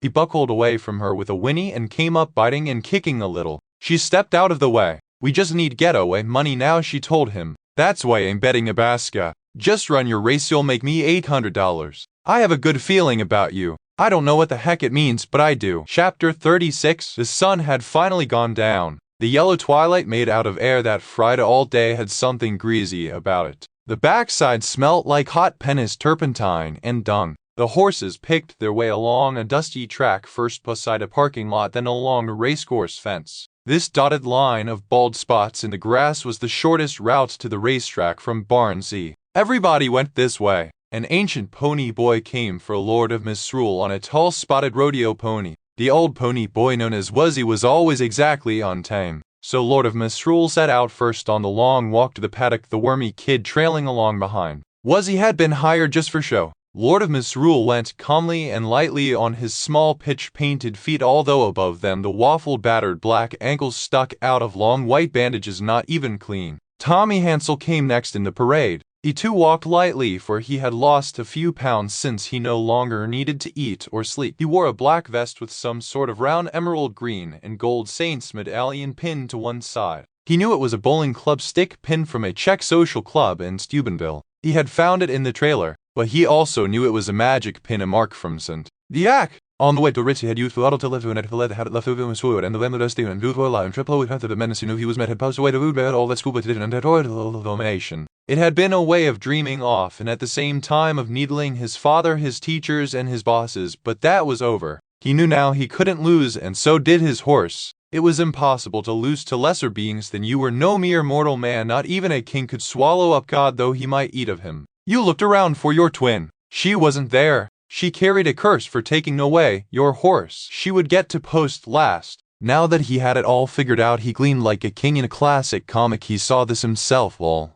though his ruffled shirt was a little grimy, something he could not make out by himself in the dead blue fluorescent light of the trailer. A cold blue fire burned at the backs of his eyes, and the eyes seemed off on their separate missions, one east, one west, wider apart than ever. His boots had been burnished amber by a Charlestown bootblack, but he wore not by accident one red sock, one blue. His madness had wrecked the careful economy of the body. His color was high, his beauty spendthrift. It couldn't last. Tawny Hansel leads the Mahdi. The Mahdi won 5 times in the winter. Then Hansel claimed him back. In March, in jail for $2,500, he showed once, closing in April, ran 2nd, then 6th, then 5th. Last week he didn't quite last for $1,650. What does it mean? Just because Hansel is nuts, you can't say for sure he doesn't know what he's doing. He might be working for Nebraska, he might think he's taking orders from some reptile king on Pluto, and he still might win, who knows. The Mahdi rolls along the path to the racetrack, his red broad and shining as a John Deere tractor, but when he walks, can that be a tiny catapult, an almost insignificant shortening of the smooth action of his brawny farm, some little tightness or twisting in subcutaneous cables? Can he be sore? Sonia's birthday, a tall gray 6-year-old mare with rundown heels in front and a ruffle of sweat like a dingy tutu between her thighs, crunches her way along the gravel path, swinging her head from side to side and backing up as they near the paddock gate. She is not happy about this race, but her training needs $200. Next comes Sudanese, a neat and abstract black horse, no markings, well made, with a crop of uneven knots about his delicate joints and an air of deep self-absorption. Who recalls that 6 years ago Sudanese ran in the Gold Bug Futurity for $200,000, led to the 16th pole and held on to show? Certainly not he. Next come Walgamot, Island Life, and Hun the Moon, all mainstays of the $2,000 allowance field, la creme de la crud of Indian Mountain Downs track favorites, each with his loyal following, all routers, all grizzled regulars of the 9th and 10th race, named on many an exacta ticket, each dragging his day of glory behind him, some Farmers and Merchants Cup or Pickle Packers Association handicap, or even some just missed minor stakes. All are reasonably clean for this race, scarred in gleaming dark bays of various shades and descriptions, the commonest run of racehorse, dirt cheap, bone sore, and all more beautiful than chests of vials of inlaid rosewood and pear. Hun the Moon, an amiable gelding of 10 years old, stops to snatch at a dusty tuft of crabgrass along the parking lot fence. If this race is anything special, he hasn't noticed. Next to last comes little Spinoza. Old Ducey Gifford has borrowed Penny's exercise pony. Bob put on a cowboy shirt and a bandana, and they go to the track in style, Spinoza doing a crab dance on his tippy toes, rubbed and oiled to a brown-black pearl. He might be sweating a little under the floodlights, but who ain't? The little philosopher is in the highest of spirits. All his friends are near. Ducey leaned down and whispered to Medicine Ed, it's his distance and he's ready. Alice wants to try with him. What do we got to lose by letting him run? Goddamn, he's ready to ramble. Goddamn, he looks fine. It's no way in the world, said Medicine Ed. Y'all don't want to win with that horse today, even if he could win. You might could stir up the devil that way, and how are you gonna settle him down again when it's done? Somebody could get hurt. Hell, I'm getting paid $200 to run the horse, not hold him. I didn't sign up for nothing but to bring him to the gate at post time, and here I am. I don't want it on me, Medicine Ed said. Joe Dale big in with Nebraska. If you cross them gangsters or mess with the game, you don't want to meet them riding nor walking. I already don't want to meet them riding or walking, Ducey said. Ain't that good enough? Say you down on Nebraska. Hell, I am too, but I'll take that purse money instead. Come to that, I'll be covered, and wouldn't that just be horse racing? I never been afraid of dying. This world ain't been so good to me, I can't stand the thought of leaving it. Ducey ball up her jaw like a bullfrog and march on. Medicine Ed lowered his eyes from her, for that's how it was for him too. Matter of fact, it was behind that one thing, how the world ain't give up her bounty to him yet, that he couldn't make up his mind to leave her, but give her over and over, one more chance and one more chance. He looking back of him for the frizzly hair girl, she kicking along in the dirt with pelter gray as a ghost. He drift her way. Alice and Ducey, they fixin' to turn Spinoza loose, he whispered. She stared at him, shook her head. Then she laughed a little. My word, whatever happened to majority rule in this partnership? Everyone seems to have lost their way on the road to this weirdo race. But what can we do, Ed? She laughed again, still shaking that frizzly head, but scared awake and beginning to believe. I guess we can't complain to the racing secretary that our partners are on the square. Somebody could get hurt, Ed said. I know. Spinoza might could run round that black horse. What then? She shrugged. Take the money and run. By now they walking the paddock fence. Medicine Ed leaned on the rail with his heart going too fast, and she walked on looking at him across Pelter's back with a worried wrinkle in her forehead. Medicine Ed scoured the crowd for a tall gray gentleman with high-heel rusty red paddock boots, a string tie, and a curl in the middle of his forehead. He will be laughing through his long gold teeth. Ed didn't see death nor either the devil, and his heart slowed down. Well, fine and good if somebody got somewhere to run to, Medicine Ed said to himself. If not, you can go to the wind. Now he's standing by the $100 parimutuel window deep in thought. His whole bankroll through the helping agency of Two Tai is already riding on Lord of Misrule. It is too late to take back. Yet and still his pocket full of money, though he owed Two Tai that money and the medicine might not take. Yesterday when he was at his work, why it wasn't that spirit of wonder, and so consequently he ain't sure. In the end he take and put the powder to the four corners of the world, but he ain't sure. It's time to bet, and Medicine Ed still hasn't made no move. He is standing by the parimutuel window thinking 7 furlongs is little Spinoza race. Horse could run in. Well, fine and good if somebody got somewhere to run to, he mutter, but at the same time he is thinking horse might could run in. The young fool's horse, that Mr. Ball Weevil twin, which last summer ain't had a mark on him, looks sore and common and out of his class. Pelter is number 9, well out of it for him, the race too short, and anyway he seemed to know it's what he don't even break a sweat. Could be he figured it out when that do-less jockey Jojo Woods climb up on his long back. The war horses, all them old milers, whatever they name, is number 4 with an E, number 5 with a feet, number 6 with some other misery, so his head go down when his left foreleg come up. They will run honest enough, put no shame on nobody, and do nothing to speak of. And which is exactly what they suppose to do, collect $200 and go home. But little Spinoza, the 3 horses horse and the women's horse, now that horse might could run in. Deep dapples have rose in his round mahogany flanks. He jog a little feeling good. He shine like a parlor piano. He seemed to have lost his years behind the kind treatment he get, this feeling of home and family and nature with the goat and the women, and that some way you always feel the danger laying in ambush for an animal so childish carefree in his mind. Yet and still, it's something between that horse and Alice Newsom, who is up on the horse now in they second-hand silver silks with them funny little half-legs pressed up under her. It's something in the way she ain't man, nor either woman ain't people, nor either animal, and the horse too. Little Spinoza have never quite had his 4 feet in this world. It's like them two know each other mind, and have somewheres to meet, some halfway place. They ain't stuck with things the same what they've always been. Horses out on the track now and up on the board, the numbers jumping like a toad frog pond, all except Lord of Misrule. He is steady at even money. Nobody was supposed to know nothing about the Nebraska deal save them that has a horse in the race, and yet and still it is so much down on the horse that nothing can pry that big one loose off the board. 3 minutes to post and little Spinoza stand at 6-1. Can little Spinoza win? It be a peculiar day when Medicine Ed go down there and lay a bet against his own medicine. But things has changed, even if Medicine Ed ain't changed. He is not sure of his medicine no more. He sure it do something. What it do that he can't see. Yet and still, how can Lord of Misrule lose on this crooked track with all that gangster money saying he win? That bunch that play poker every night at Two Ties has run through money like Grant through Richmond to play they last dollar on the horse. How can the horse run out? He is standing by the parimutuel window thinking, yet and still 7 furlongs is little Spinoza race. Horse could run in. If he do run in, them that hate me is brought low and destroyed. They will be hot at me and they will pursue me to hurt me, but gone to glory if he do run in. Wouldn't that be fine? I take that money and fly, and Medicine Ed step in line, reach his hand deep in his pocket. There is one man in front of him, and now he done. Your wager, say the clerk. Medicine Ed can't move his tongue. He is thinking.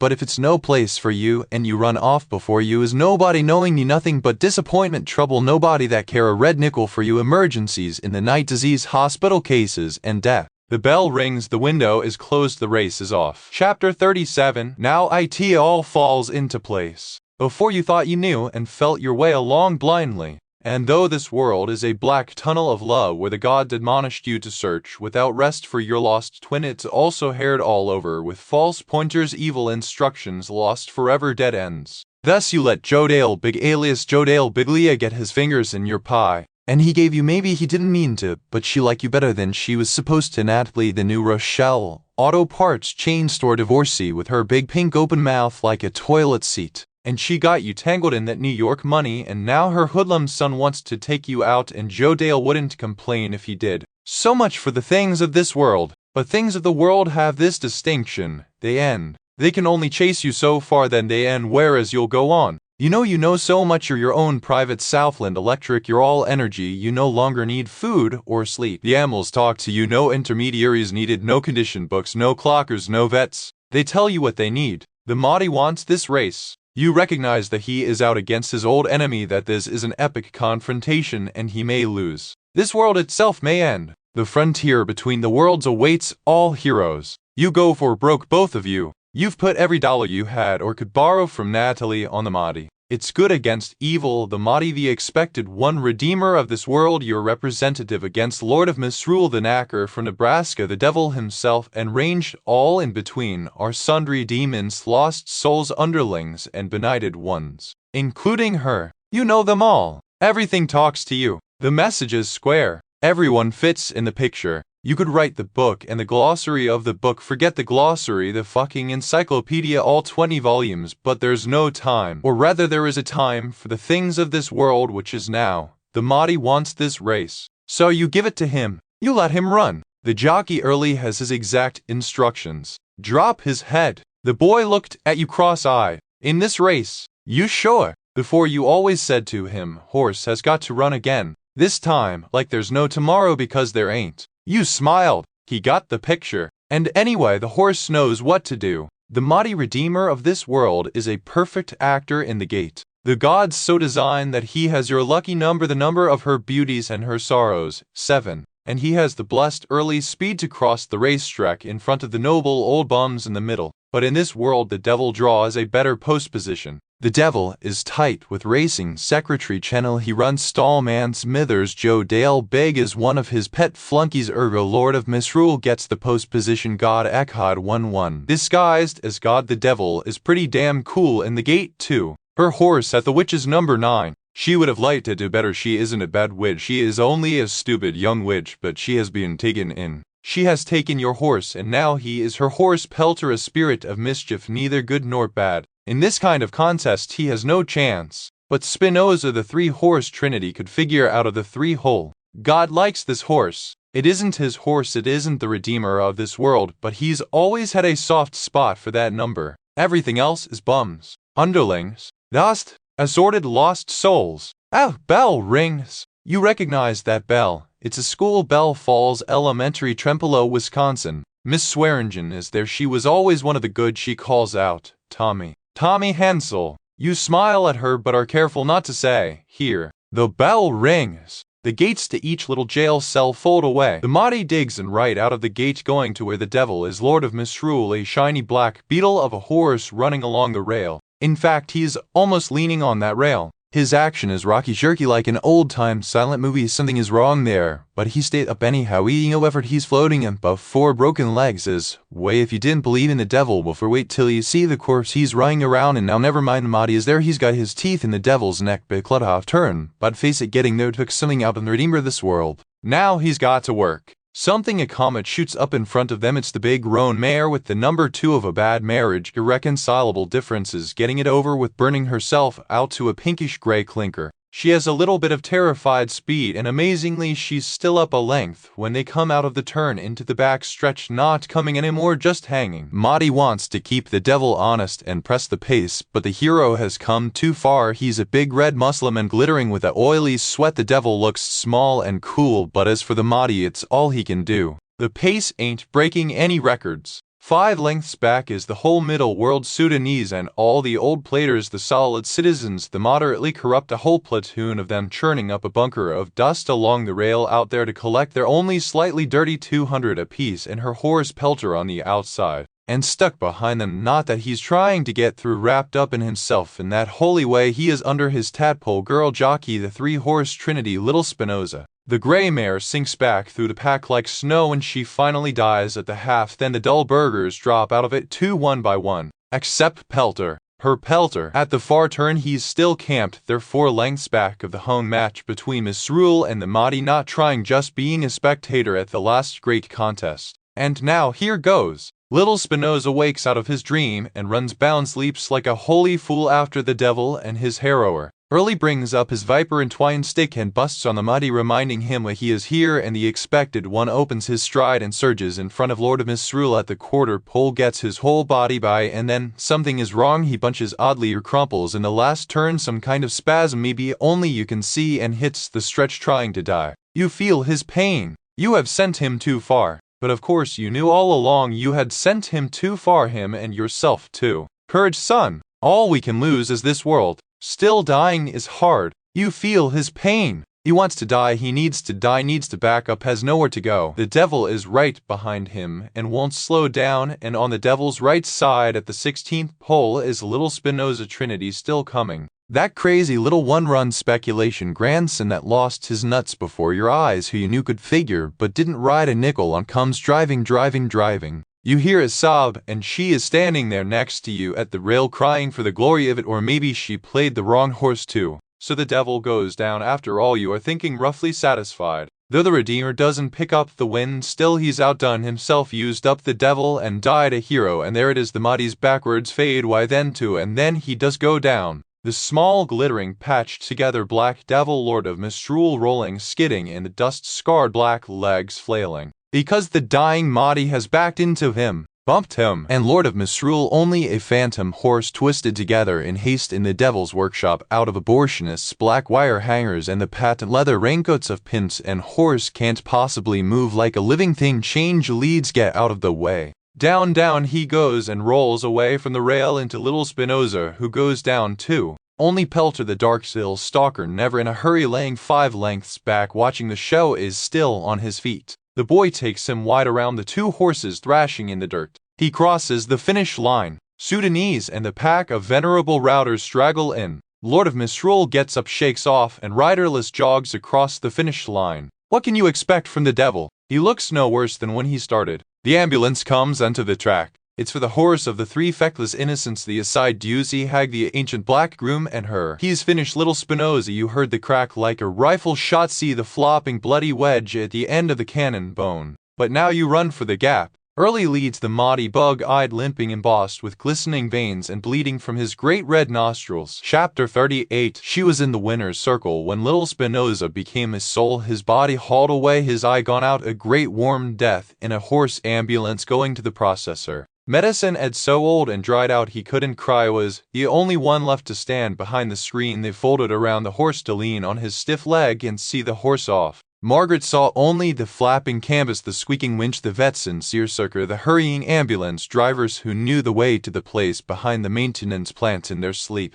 Meanwhile, betters of all shapes and sizes crowded the rail, so well paid by the sight of the dying horse on the track that for once they forgot to swear at the jockeys. It was always the jockeys they blamed. Then more commotion. The Mahdi jogged through the gap, nostrils bubbling red, trying not to drown in his own blood. Vague and red, and now in a way more ordinary than ever, a cheap wreck of a horse being led away to his barn, maybe for the last time. She heard Tommy's weird sing-song, all part of the plan. From where I sit to lose is to win. Who was he talking to? No one she could see. Then another sight she would not soon forget, Alice Newsom, who didn't know where she was, crawling on her hands and knees in a blind circle in the gritty blonde dirt of the finish line. 2 valets lifted her off the track by her elbows. Ducey needing her mesh cap, faithful as a dog, or you might say the only real gentleman there, followed them away. Would care for Alice. Ducey always did the heartfelt thing. I never been afraid of dying. This world ain't been so good to me, I can't stand the thought of leaving it. But I can't leave it yet, Margaret explained to Ducey in her mind as she watched them disappear through the little green door to the jockey's weight room at the back of the paddock. I'm attached to this world, she said, and when she looked up again into winner's circle there was Joe Dale. Maggie stood at Pelter's head holding the shank like a groom, while Joe Dale stood at his tail looking fixedly at her, his arms folded across his thick chest, a bit of gold glittering inside the open collar of his black polo shirt, his legs planted apart in lemon silk slacks, his face unreadable. The photographer took him for the trainer. The flashbulb popped with Joe Dale still in the picture. She must have blinked up too grimly at Jojo. The jockey began to speak. We wasn't even trying, he whined. I never called on him, but he wasn't that far out of it. And then it opened up and he just strolled across the finish. She wanted to say, Schlemiel, I can't even count on you to lose when our 2 lives depend on it, but she knew he was telling the truth. Jojo had surely bet his push on Nebraska like everybody else. Forget it, she said. Jojo slid down from the horse, took his saddle, and slunk away. Joe Dale was still staring at her with an oddly empty face. I'll catch you later, baby, he finally said. I'm going to try not to waste you. I'm going to try to keep each part of this thing in the right box where it belongs. I'm going to give you a chance to work your way out of the deep hole you're in. Then he walked away in his slacks that were sleek but puckered at the hip just a little too tight. Maggie looked around for someone, but all the others, Dusy, Temmie, Alice, Medicine, Ed, were seen to their horses or themselves. The worm-white kid went by with Lord of Misrule, whom Outriders had finally cornered in the backstretch. The small black horse pranced loopily somehow off. Whenever he moved could he be nerved in all 4 feet. As they passed through the crowd, the kid showing off snatched at the shank. The horse threw up his head, and by chance his liver-flecked, oddly malicious eyes swept over Maggie. She felt an electrical crawling at the back of her neck. He was so far past the point where other horses quit that he had come out the other side. They would have to shoot him to stop him. But you see, I do have to live, Margaret explained to Dusy. I do want the world. I can't die yet. I need to find out how it all ends. Then there was nothing left for her to see there, no one left for her to talk to. 2 men from the spit box loafed politely in the gap, waiting for her. Slow as she could drag him, she started up the gravel path with Pelter toward the test barn. Pelter was in a fine mood, and why not? He'd had an easy outing. He'd just been getting going when the race ended, and his blood was silky with butte. He blew gusts that smelled like flowers out his handsome nostrils, shook his head, maps of rich sweat broke out along both his flanks. His winner's number dangled under his throat latch. The 2 men from the spit box had hung it there. Now they scuffed along, one at his head, one at his tail. Lyle and Johnny were their names. She recalled the Odom brothers, supposedly on the lookout for cheats, though they themselves were cheats, somebody's cousins from the secretary's office or worse. Were they what you bought if you bought the spit box? Who'd? They were ordinary-looking country boys, round leathery faces and short weak chins, one blonde and going bald, one dark with a stringy pompadour. The dark one looked sullen, the fair one smug, but they had faces like gravediggers, not murderers. Whether they were crooks or not, she knew she was dead, at least as far as the purse went. So much for getaway money. For a race she hadn't even meant to win, she would come up positive. She could make it easy for the boys and drop a tablet of phenylbutazone in their specimen cup right now. She had one on her, ran a finger down her pocket, felt the carbuncle of the big white horse pill studding her hip bone. By now bute would likely be found in every cc of blood or urine the spit box took at this low-rent bowling, or would be if they bothered to test for it. This time they were sure to test for it, weren't they? Of course, lost money was only money, shame was moonshine and mire, and getting ruled off the track would be a relief. It was the other kind of death that had her worried. So she was in no hurry. She even hoped that Pelter would stretch and piss on the gravel path like a nervous filly done before the boys could get the plastic wrap off the cup. Then maybe she'd be safe in the test barn all night, walking round and round and round behind the razor wire fence, letting the horse lead her while she slept with her eyes open. But of course no such thing would happen. Pelter was a schooled gelding with exemplary manners. They walked slowly on. Some betters had had enough. Their automobiles leaving early, mashed over grass and pebbles and the ruined meadows that were overflow parking lots. Headlights swept the path. Then it was dark and quiet again, as only a racetrack is quiet, munching, scratching, glimmering. In the dome of false dusk over the still-lit racetrack, a million bugs were whirling, and from time to time, slow and studious by comparison, came the fluttering swoop of a bat. The 8th race went off. Surge of voices like a big rolling surf. The rest of the betters at it again. This here hoss bought me my '56 Chevy pickup, the blonde brother suddenly remarked to the dark brother over Maggie's head. Pelter, the Darksville stalker. First horse of West Virginia. The truck that would not die. Good little truck. Was that the one had a hole in the floor by the gearshift where you could see the road going by? The dark brother asked. I remember that freezing piece of blue shit. Well now, you go on and be that way, said the blonde brother, rolling the ends of his mustache in his fingers. I reckon quite a few people are in a sour mood because they lost money tonight. But not me. The dark brother said. Oh, you bet like a girl. Put $20 on Pelter to show, please, mister. Too tie, sir. You bet like a damn girl, and except for a miracle you can't win enough to buy you a grease job. The blonde brother turned to Maggie. Who's signing the card on this horse? You work for that handsel fellow. The brothers exchanged sly grins. "I can sign," she said, starting to shiver in her little striped jersey. The black damp rising from the river had rolled away the heat like a stone. "Is them goose pamples," said the blonde brother, running a finger along her arm. She drew her arm away. "I wasn't planning to be here this late," she said. "Let's get it over with." On they walked around the rim of the test barn, Maggie and Pelter as slow as they could go, the brothers strolling behind. She peered into the glinting, clanking dark beyond the test compound and asked herself why she had medicated the horse for a race he couldn't win. She didn't seem to know anymore how an animal would act if required to live on the racetrack in its own nature. In fact, she wished she too were padded right now in a good gray cloud of drugs, a dome of false dusk with gothic bats in it, a soft pearl of the mind. She feared disfigurement, death next, pain least, but she feared pain too. She was in no hurry to go back to Barnsey, but Pelter was. He drank, they walked a turn, he drank again, and before she could whistle the horse was pissing into the steaming sand. Then there was nothing else to do but to head for the gate of the compound. They passed a tiny office lined with dusty bottles where a light was shining. The long flickering fluorescent tube hung a greenish mask on a small man hunched at a desk. In front of him was an open fifth of some off-brand bourbon. She saw the familiar lariats on his cowboy boots. It was kid stuff. "Howdy, Miss Margaret," he said. "What the hell are you doing here?" she whispered. "Filling in for my friend Rolly. I believe there was some horse he wanted to play." "This place is crooked as a dog's hind leg," Maggie said. "It's just for the one race." Kid Stuff smiled. "It was a special race." He passed her the open bottle. She took a swig, and so did he. It was clearly not his first. "Tell me, is Indian Mound Downs going to send my urine sample to the lab with its usual diligence?" "Now why would you ask that question?" Kid Stuff said. "Y'all haven't been trying that new B vitamin out on this horse, have you?" "Certainly not," Maggie said, "although I must say at his advanced age it would be a kindness." Kid Stuff cleared his throat. "I believe the racetrack will handle that test with just as much care as every other day. Nobody in racing needs a positive." "I might not be in racing too much longer," Maggie said. "Anyhow, plenty of old geezers liked Pelter in that race. Not everybody was as smart as we was." He smiled again, his good teeth glowing like lightning bugs in the queer green light. "Kid Stuff, if I make it off this racetrack alive, I will always think of you fondly," she said. "Why is that?"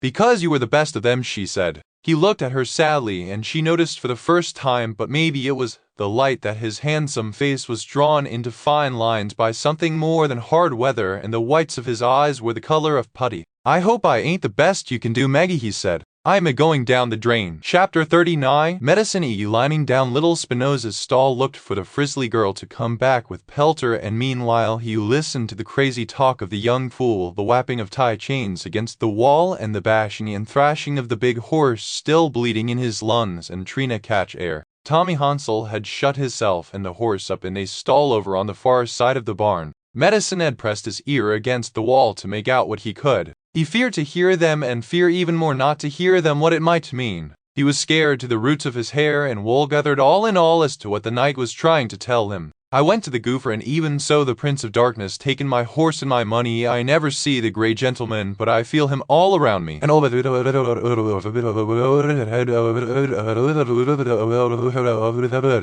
Of course, he couldn't see through the dark glass who was in it, but he could guess. Messa had raked and strewed white ziasabirilam about the stall until his eyes teared up, and all the while out beside of his eye he watched for any roll of the black glass, any hand, or either long small barrel out the window of the door. And that was how he come to seen it at the last hose of barn Z. The hose pulled tight round the far corner of the barn, and the river of water pooling and muddling there where no horse was. He had more sense than to walk round the shed out and eyeball that in the open. He went to his tack room, leaned to the chink in the back wall, and tried to make out what it might mean. It was that yellow taxicab from downstairs of his apartment in Carbonport that Mr. Tootai used to road around in. Roy's taxicab from the lunchroom, what it was, with all four doors flapped open in the scribby light of the darkest corner of the fence, getting hosed up and down like a hot horse, only it wasn't no horse. The Silvos rolled, they pedaled a diet of it was another. He could even see the fellow let him from here at a village and it would rush away with the door wide open.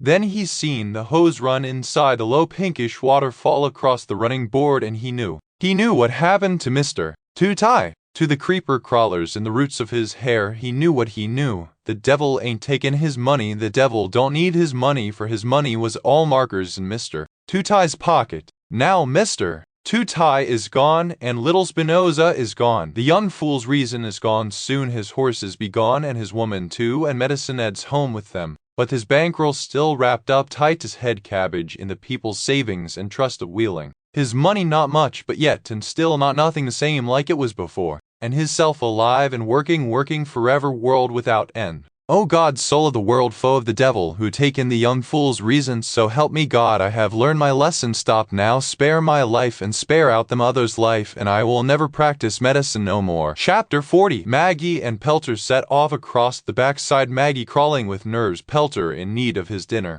On both sides of the fence things were alive. Above the racetrack, the lights had faded to a half-world, and losers streamed for the exits, shedding their dead tickets as they went. Now the headlights of 1,000 snarling autos crisscrossed the path that she and Pelter picked their way along, mill up and down the shed roused. The long dove-gray grainy beams sifted in and out of each other like long tall ghosts. The losers in their automobiles, Margaret trusted they narrowed their bloodshot eyes at all they saw. She felt almost safe walking here. Inside the fence too, the long barns were alive. Here and there hot horses were still walking, buckets squeaked, hoses hissed on and off, nozzles burst into rhinestone fans, and the soapy water that grooms scraped off their horses hit the dirt with a rude clack like a hand across a face. In every shed row a stall or two glowed yellow, and bodies, plenty of bodies, crossed back and forth in front of them. A lie, all the shed rows were alive, but most of all barns.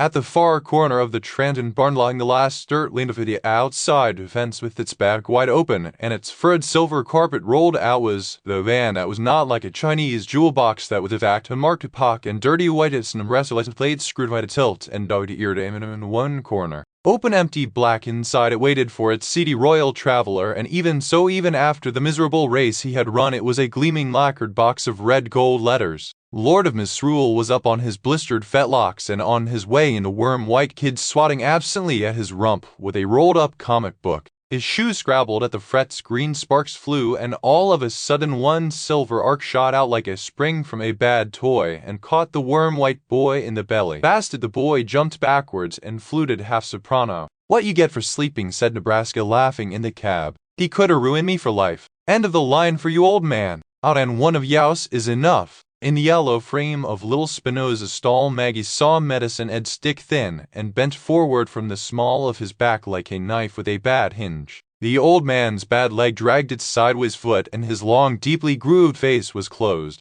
To look at him you wouldn't know anything special had happened tonight at all. He was carrying away the last pads of wet straw from the empty stall on a pitchfork. Behind him lime dust powdered the wet black floor, the sugar that ghost horses eat. He had mucked Pelter's stall first, and it stood open, a cube of warm gold floating up of a deep floor of fresh straw. Then he had emptied Spinoza's down to nothing. She saw that he worked to fill empty time, and she remembered that he too had lost little Spinoza. How much of a material loss that might be to the old groom she had no way to know. A few of these old guys squirreled away thousands, or that's what people said. He had no vices that she could detect. He didn't drink, or smoke, or snort, but surely he cashed a ticket now and then. Soon she wouldn't see him anymore. Why did this distress her so? He thought her a fool, and his deep suspicion of her had awakened in her over time its opposite emotion, a deep trust in his wisdom. She needed a counselor who had no use for her, and suddenly she felt she would be helpless without him.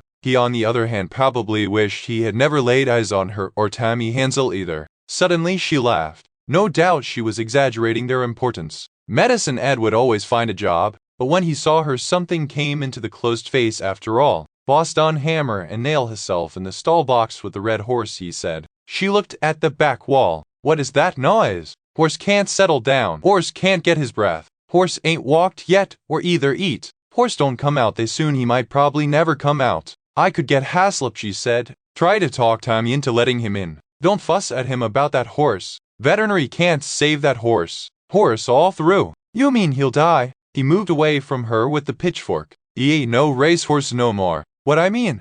They were whispering. "Are you with me?" Tommy rang out suddenly, not at them, but at something only he heard. "With me?" He laughed rather scornfully. "Is that such a ridiculous question?" "Tommy," she called, "won't you please come out of there?" "Mavi, where are you?" "I'm out here." "How did you get out there?" "What do you mean?" "You were in here, Maggie, a minute ago. On account of the light you have to get out of that light. You know the light I mean. From the gatehouse." Why, she said reluctantly. They use it to give you a weird kind of feeling they're drawing the insides out of you. You know that feeling. Maggie? Yes, she said. Why did you leave me? I'm here, she said. You may be a traitor. Well, Maggie said. Maybe. I know you can't help it. You're weak. He's lost his mind, she whispered to Medicine Ed. Now what do I do? Why you want to do anything? They carry him away soon enough without you doing nothing. I need to get a van right now, she said. Why did I wait? That fucking race, that's why. Now where can I get us a van at this time of night? You don't need no van.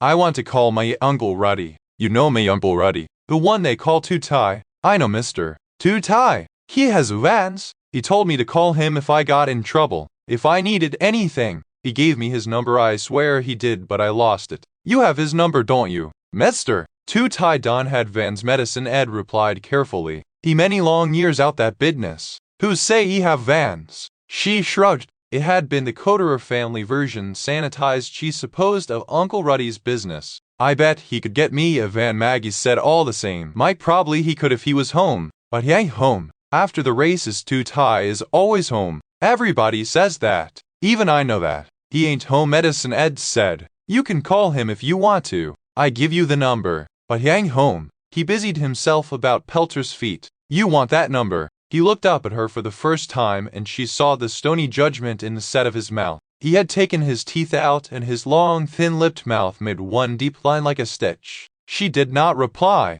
After a while he repeated, You don't need no van. Tommy won't leave without the horses. They gon' send a van all right. They gon' send a van directly. But not for y'all's horses. What do you mean? They ain't gon' let you take them horses. The trainer ain't fit. And he owe money. They gon' take his horses. I don't believe you. How can they just take away his horses? He looked up at her again with something between pain and fury. I tell you, young woman, his horses ain't nothing, and he ain't nothing. They do what they want. It's no owners for them horses. His horses is gone to the block. Why you worry about them sorry horses? You gon' have enough trouble to get you man out the can again, or either out the state hospital or wherever they put him. Get him out, Maggie said, for she had never perceived the care of Tommy as her job. Tommy's horses were one thing. Tommy was quite another. Nobody gon' pay the keep on them horses. They at the end of the line. They gone to the block. So much a pound to pay his bills. They can't have my horse. Pelter is not going to the dog food factory.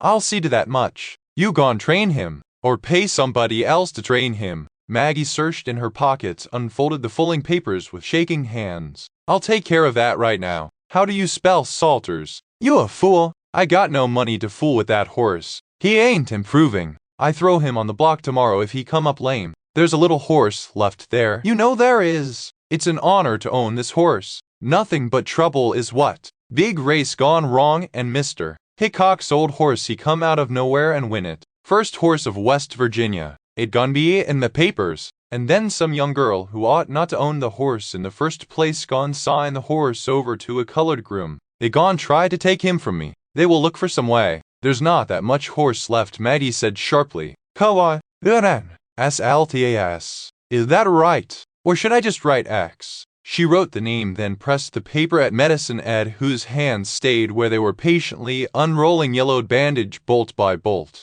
He wouldn't look at her. The paper fluttered down to the straw. She ducked under the webbing. She did not have to watch him pick it up. She knew he wanted that horse. True, the old man wasn't the mask of joy. His long, deeply graven face was closer, indeed, to the mask of grief than the mask of joy, but what he resembled most was himself. She wasn't sure she hadn't been snookered. She could know, and her Pelter's dark was if his tattoos like swamp white of other guy. She looked up and down the shed row, feeling broken in two. The ancient racetrackers who had discouraged this attachment all along nodded their ghostly heads satisfied. An Indian Mounds Police Department station wagon was inching its way up the dirt road so slow it boiled in the greenish dust of its own headlights, and scuffing along duck-footed in front of it pointing the way was Archie the track stooge who manned the back gatehouse when races were on. Suitcase Smithers hadn't even seen fit to come in person to clear away the difficulty.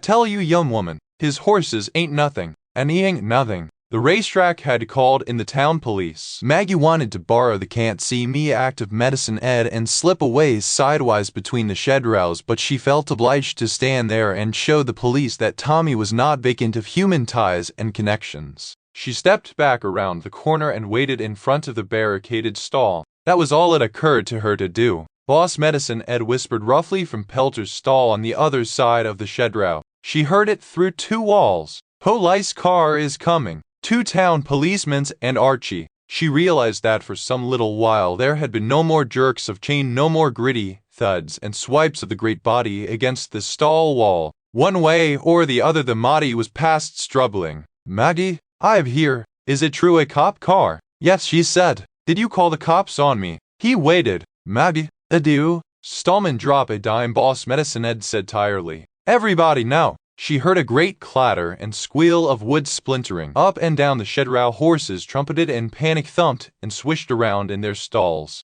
Tommy was kicking his way out of the back of the stall. It was quickly done. Some of the planks near the dirt floor were short and new, a patch job where the wall had been kicked in by horses many times before. They had kept the Mahdi in here because he was an easy horse. The police wagon came around the corner, ground to a stop, and idled irresolutely. In its head beams, white dust dully chased itself. After a time, the car doors flopped open. Maggie woke up. Now that Tommy was gone, she didn't have to answer any questions. She backed out of the light and ran back around to the far side of Barnsey. At Pelter's stall she paused. The folding papers had vanished. Pelter nosed the hay bag in the front of his stall, calm, brushed, and shining. As Medicine Ed's horse, he looked better already. Medicine Ed squatted before a ragged hole in the back of the next stall, his stiff leg out to one side in its usual mirthless Kazatsky. He was inspecting a mass of shadow on the other side of the wall. The thick, sleek throat curved up where the Mahdi had sunk to the ground on his tie chain. His mouth was wide open. The horse was dead. The town constables were knocking on the other side of the barricaded door. "Tommy Hansel! Tommy Hansel! Indian Mounds Police! Please open the door." Medicine Ed's lips twitched, getting ready to say Mr. Hansel, he gone, and I don't know nothing 'bout nothing. Maggie faded off, zigzag between the shedraws. She left as Medicine Ed used to do, ducking into the walking rings where they were boxed in at the ends of shedraws, never hurrying and never looking back. But suddenly she heard too close to her the priestly davin of an expensive car. The midnight blue Cadillac was in the dirt road, not following her but pacing her to the exit. "Leave," disappearing axe to the old man. She ran straight for the fence that divided the backside on that end from the surrounding field. A little gully rolled away from the fence on the other side so that the bottom wasn't flush. She scrambled under, stood up in blackberry brambles, ironweed, and Queen Anne's lace. It was the edge of some fenced wilderness belonging to track maintenance.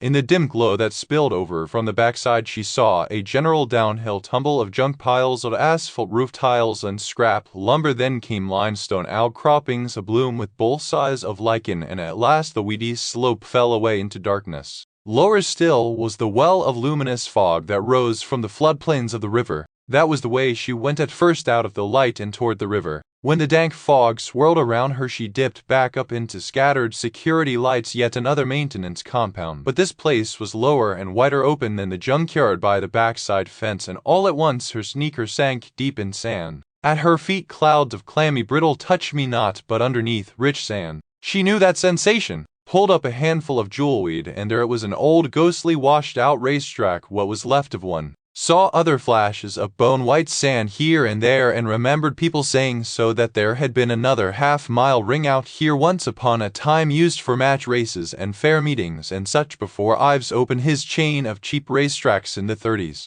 The old track had washed out in storm after storm, and when they built the new Indian Mound Downs, that was where they had put the place out of sight behind chain-link fence and sumac thicket, down a few crumbling rums of limestone guarded by owls and copperheads, well out of sight of the racetrack as it was now. So this was the place site of the track generator and pumping station, but also the place where they dragged their dead layer of the horse ambulances, loading dock of animal processing plants and tan yard. She slowed down, treaded cautiously, for now the fog had risen from the river and lay across the old infield in long torn drifts. Above it floated fuzzy disembodied heads of Joe Pye weed, and now a whole wrecked starting gate stuck up suddenly out of the weeds and missed, lopsided, rusted, sagging down on one side. Here an old dung pile, shrunken, sun-crusted, speared all over with ripe plantain. Her feet kicking through weeds began to strike this and that leavings of someone who had camped up here, tin cans, chunks of fire, blackened wood, a couple of lawn chairs trailing broken plastic webbing, and a chunk of plyboard lay between them like the old grooms used to sleep on in a spare stall when there were spare stalls. Some gyp must have lived up here, maybe a real gypsy back then, for here was his desiccated gyp robe doubling as a clothesline, here his dried out long johns, his dead socks, even a set of jockey's silks bleached gray and rotted to shreds. Maybe he had to get out of town fast. Such things happened.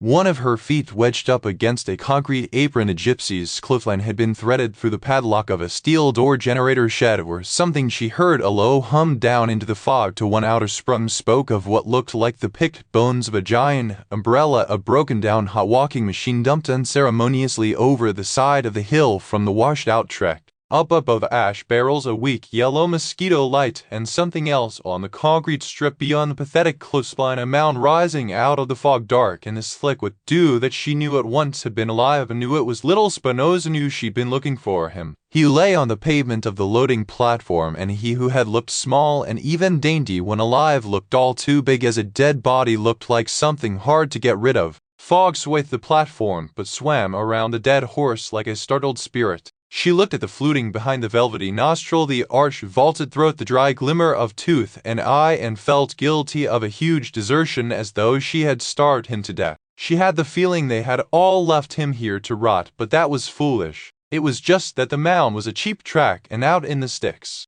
After the night races let out, no one was at work in the rendering plant. The knackers would pick up the carcass in the morning. If the rats ate his eyes in the night, or foxes chewed the cannon bone, the broken flesh savory with hormones of pain and fear, who would know, who would see? She had always liked to sink her hands into Spinoza, the speculation grandson, at first feared to be a killer, in fact the most pliable body of all. Once he foolishly gave his trust. She remembered how she used to drape herself sloppily across his rump with one arm while she worked on his tail and thighs with the other, how after a while his spine would curve up like a bow and his knees slightly buckle so they would end like two amiable drunks holding each other up before a magistrate. Now she made herself run a hand over his dead body. The hair was gritty and clotted like a mat on the floor of a taxicab or a rug for wiping your feet in a public entrance on an ugly day. It felt filthy and contagious. She drew her hand back, wiped the open palm down the side of her jeans, and leaned against the wall. She had thought the ghost of the horse might be around here somewhere, but whatever she had meant to say to him by touching his body, she had surely told him the opposite.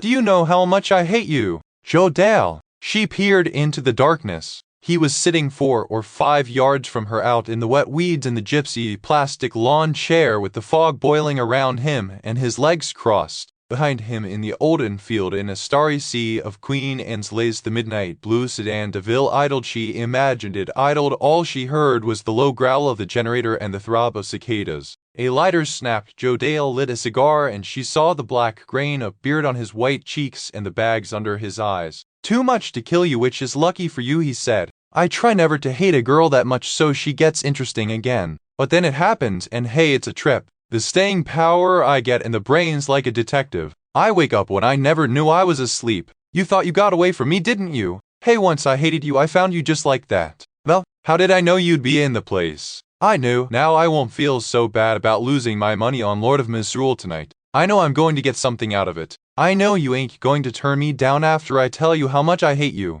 You won't want to miss this. I mean, you don't get this too often. At least I don't. Am I scaring you? Hey, relax. When I hate a girl that much, I only want to be with her. To experience her, you might say. There's nothing like it. Love can't compare. You know what I mean? Probably not. Well, like love is to you, hate is to me. I got to be with her while it lasts. Then she's like any other broad again, and I can throw her out. I'm free, she is free. You Kale! He did not get up, and she was conscious of looking down at him in the infield over the dead body of the horse. So what do you say? He asked. She opened her mouth, but nothing came out. The cicadas swelled up in the interval as loud as a discotheque. Then she saw another person coming across the infield, glinting silk sleeves, dark vest, tall and well-made, the walk at once elegant and faintly simian owing to the turned-back hands, carrying a pitchfork. Tommy, head tipped to one side as if listening to voices within or out of his head. She saw him see them, saw him lean in leisurely attention on the fins of the midnight blue Cadillac.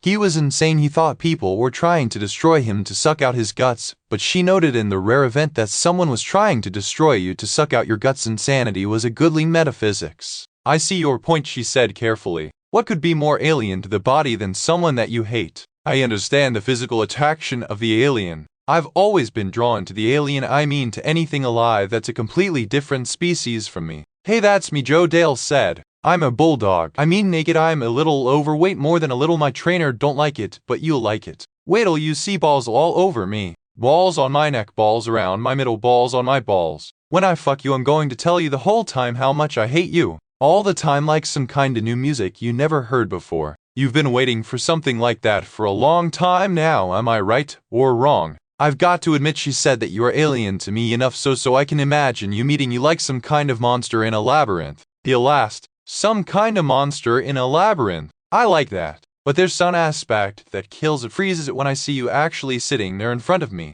Takes the life out of it. The snuff aspect, he said. Exactly. The snuff aspect. That you could take my life. Hey, I'm unarmed. He pulled open his white windbreaker to show her. You could still run away from me, he said cheerfully. Go ahead. Try. You got room. I couldn't I? But I'd like to know what it is you hate about me. Okay? To be frank, you love trouble, he said. That disgusts me. You think you're too intelligent. You think you just accidentally end up where it's a coincidence that horses get wasted around you, maybe people too. But it ain't an accident. You make it happen. How exactly do I do that? You should have gone along with me the first time I suggested something to you, he said. It was just a small thing then. I tried to make it easy for you. To take the matter out of your hands. But you got no trust. That's true, but I don't see why you couldn't just stay on your side and me on mine. Hey, I didn't invite you into my world, did I? You showed up. You took not 1, 2 horses from me. You fought me because you're a destroyer. You eat corpses like that one there. I just fight back. Then we're not so very different after all, are we? Fuck yes, we're different. I do cold things, but you make it happen. It's like weather, it goes where it's summoned. I wouldn't do what I do if it wasn't for low pressure cunts like you. I wouldn't even think of such things, believe me. I believe you. You better go if you're going to go, he said, getting to his feet. Otherwise I'm going to get my hands on you. I waited long enough to get you out of my system. I'd like to get out of your system, Maggie said. I honestly would, but I don't think I can help you there. Sure you can. First I'm going to get those little boy tits out of the way, which I admit I always kinda like them. I bet they're full of hard little bumps though, like a golf ball, probably cancer. He laughed. That's a foretaste. Hey, didn't I figure you right? Isn't that what you like? Somebody who can reach his hand up inside you and tell you what disease you're dying of. He was standing at the edge of the loading platform now, his hands level with the head of the dead horse. You know, I think you'd better stay away from me after all, she said. I don't think you should come any closer. What, you're going to use that fucking dead horse to keep me away? I don't see what else you got. That's because you haven't really looked, Tommy said. He was pushing through the tall, tough blooms, pitchfork in hand. If you stood in the right place, you could see everything. But down in the dreck where you live, you can't see. Tommy Hansel, Joe Dale said, turning around. He raised his 2 empty hands in the air like a preacher and slowly backed away toward the washed-out edge of the racetrack. You crept on me. I gotta hand it to you. Fuck, man, you got me good. But then I didn't know you were the sneaking up kind. I thought you were the raving loony kind. I was just saying to your woman here. Tommy swung the pitchfork at his face sideways like a bat. Maggie watched in fascination the tines of it close on the round white jowls like a barred window. He staggered backwards, his hands curled on his face. She stared at the little bush of whisker on each upper knuckle, the square glow of each clean white fingernail. He had had a manicure. Tommy swung again. The elbows in their yellow windbreaker pointed up like 2 yellow sails in the fog, and he went down. Tommy stood over him, holding the pitchfork low around its neck. He dislikes horses, actually, Tommy said. It's beyond indifference. Are you going to kill him? If you kill him, Tommy, when they catch you, they'll never let you out. You're leaving me, and I don't care what happens to me, he said quite lucidly. Things might look different in a little while. I'm not worth it. I'm really not. It doesn't matter if you're worth it, he said. We're one thing only, you're too weak to know it. You think I'm nuts. You're lucky I'm not nuts. Do you know why? Why, she asked reluctantly. Because if I was really nuts, I wouldn't let you make that mistake. I'd correct it. She nodded. She thought there was something to that. Joe Dale, groaning, rolled over on one side, then got his knees under him and pushed up in a salome, his face still down in the dirt in the basket of his hands. You two deserve each other, he said. Tommy laughed. There you are, Maggie. Even that sick prick can see it. Why can't you see it? Do me one favor, Joe Dale said. I can't see too good. Put me in my car. I need to get to a hospital. I'm thinking of going to Ireland, Tommy said. Would you want to live in Ireland someday? You know I'm supposed to be descended from an Irish revolutionary hero on my mother's side, James Napper Tandy. Is that so? Maggie said. I never knew that. And she sang, Oh Aaron, must we leave you driven by the tyrant's hand? Must we ask a mother's welcome from a strange but happier land? They smiled at each other. That's fine, she said, but I don't think we're going to Ireland. You know I'm a bastard, he said. I'm not really my father's child. Maggie recalled the gray mechanic, a dried-up mask of Tommy behind a cluttered desk at Hansel's Esso and used auto Trempealeau, Wisconsin. No, I think you really You could see a resemblance. I am afraid I must say I did. He was almost your double.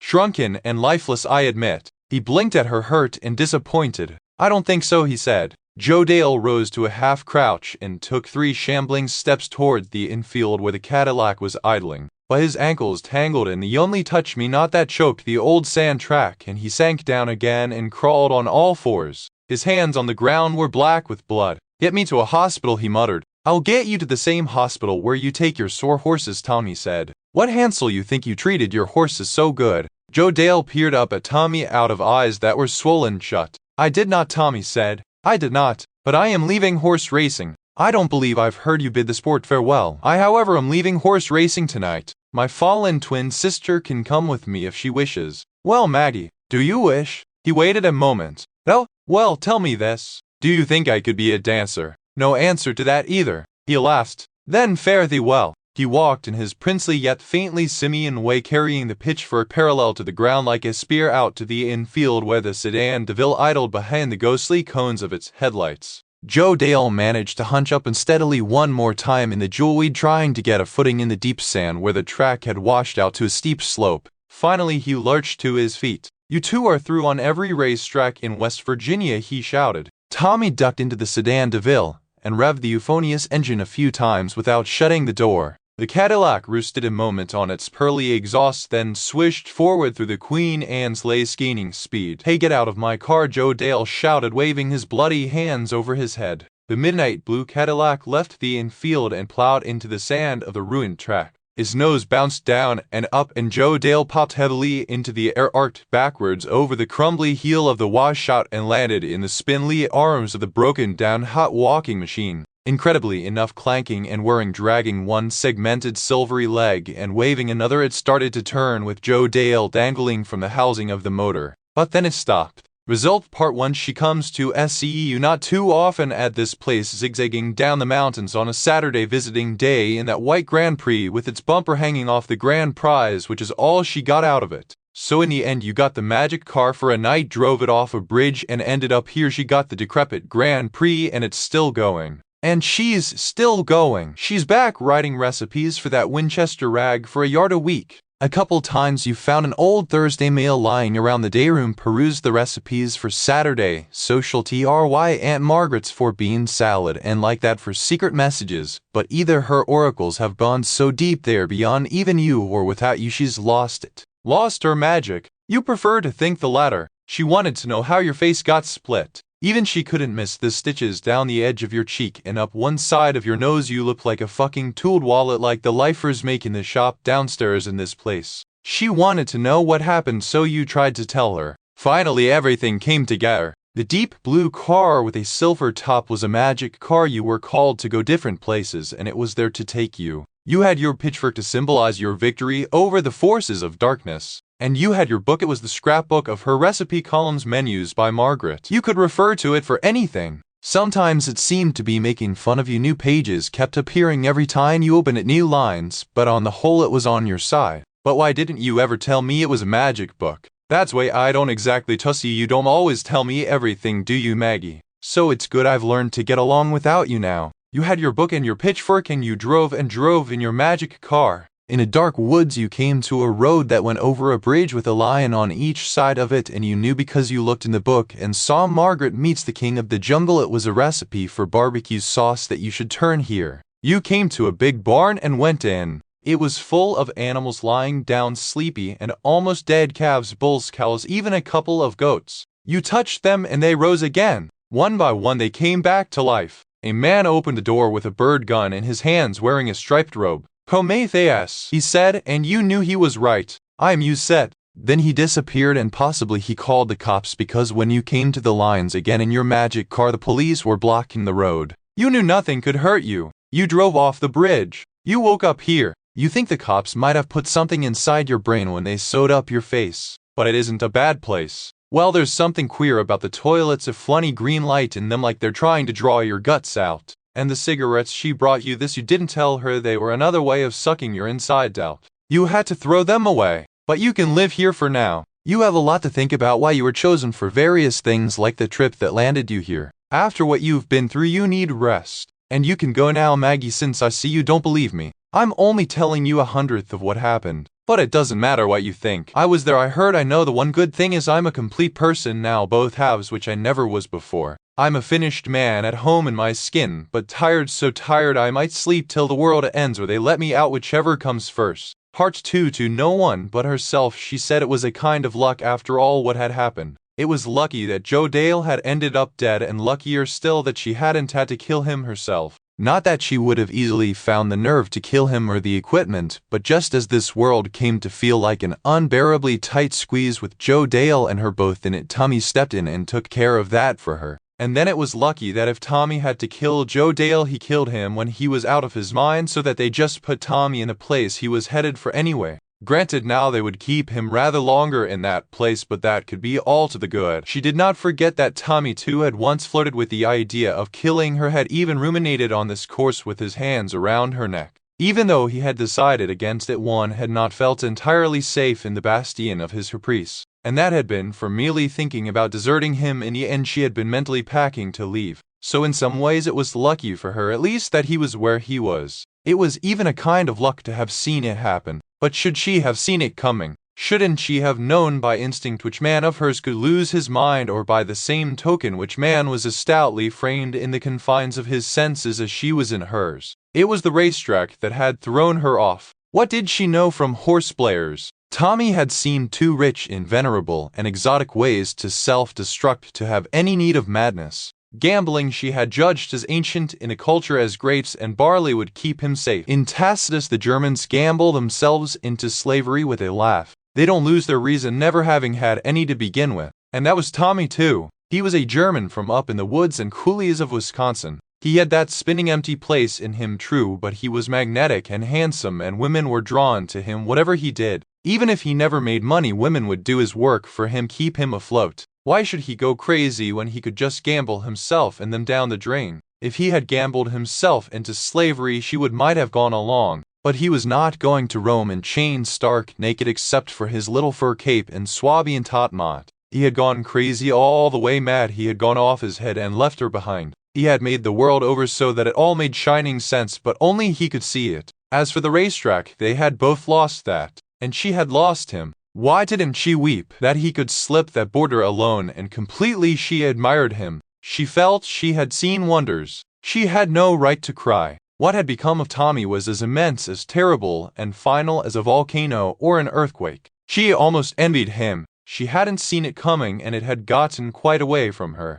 She must never have understood Tommy at all. She made it a project to get to know the new Tommy in the hospital, though she could only get in to see him every third Saturday of that. And it was curious how he thought he didn't want to know her now, almost as if she, his twin, had been one of the confusions he needed to put behind him. It was strange too that he didn't seem to miss her when he must be lonely as a planet in that place. But she knew he needed some human tie whether he knew it or not. His eyes, even in the dim light of the visiting cell, were electric, shedding almost visible beams, and there was a tremor in the eyelids like the buzz of fly wings, regular but too fast to see or count. Maybe it was the medication they had him on, but from where she sat it was like observing the spouting eye of an hallucination. She thought she was watching madness create its world atom by atom or pixel by pixel. If he asked her to leave before visiting ended at 4, she would head north to the mound from the state hospital in time to catch the 8th or 9th race before driving east over the mountains. By now Medicine Ed had the horse back running for $1,500 often on a Saturday night. She watched them from the stands or from the palisades of the walking ring. Medicine Ed would give her a nod, not unfriendly but well short of a smile. She had to admit it showed that Pelter had a caretaker now who had worked for Whirligig Farm. He gleamed like the great Platonic with his mane tightly braided and a fancy checkerboard on his rump. Medicine Ed's stick leg looked no stiffer and Pelter's long back no lumpier than before. They were a pair of cripples who knew how to hold on as they were. Kidstuff had been right about that 5,000 added purse, but they had found ways to take it from her just the same. Place show and fourth moneys had to come out of the same sum, and those special finishers' percentages took another healthy slice. The track had treated Tommy's debts as her debts. She didn't care to argue the point, but then creditors came out of the woodwork. Certain persons, Jojo, Alice, Kidstuff, Medicine Ed, had to be staked from what little was left, and generously in Tommy's name. What did it matter? Let it all go. Call that life ended behind her. What also came down like luck was the claim the Racing Association paid on Lil Spinoza. The destroyed horse was redeemed at $3,000, $1,000 for each of them.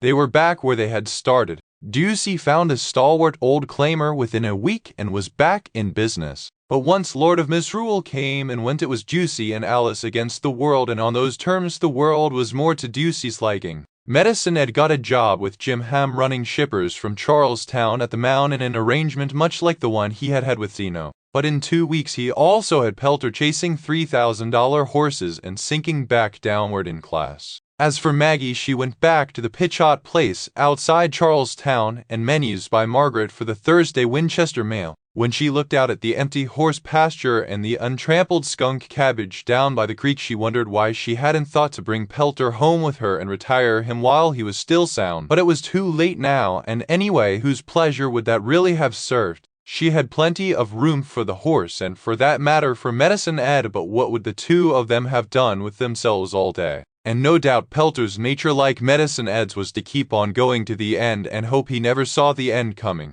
Anyway, the two of them seemed tied to one another. Part 3. He couldn't exactly care for that horse, nor either did he think the witch-eyed horse cared much for him. Sometimes Medicine Ed would swear that horse knew more than a horse could know. When he walked Pelter like now in a beady fog in the morning dark of November with a two breaths fuming like dragons and winter coming on, he tried to eyeball the horse out the side of his eye to learn what was what, and what do he see but the horse eyeballing him back. They eyeballed each other to find out how the other one was getting along, the feet, the legs, the back. They eyeballed to find out what the other one was eyeballing. They eyeballed to check if any little signs be present who will be the first to go. Whenever Medicine Ed sneaked off to his Winnebago to warm him some soup in a pan, that horse eyeball him. You could hear him studying, now what is that evil old conjure fixing to do? If he go to that medicine, if he think either of us time is short, and he commenced to mixing that goofer, why I'm going to get him first. Often when Medicine Ed be laying on his side in the straw unrolling bandage or packing the horse's foot with clay and helpless as a baby under the horse's back, and he could hear him thinking that,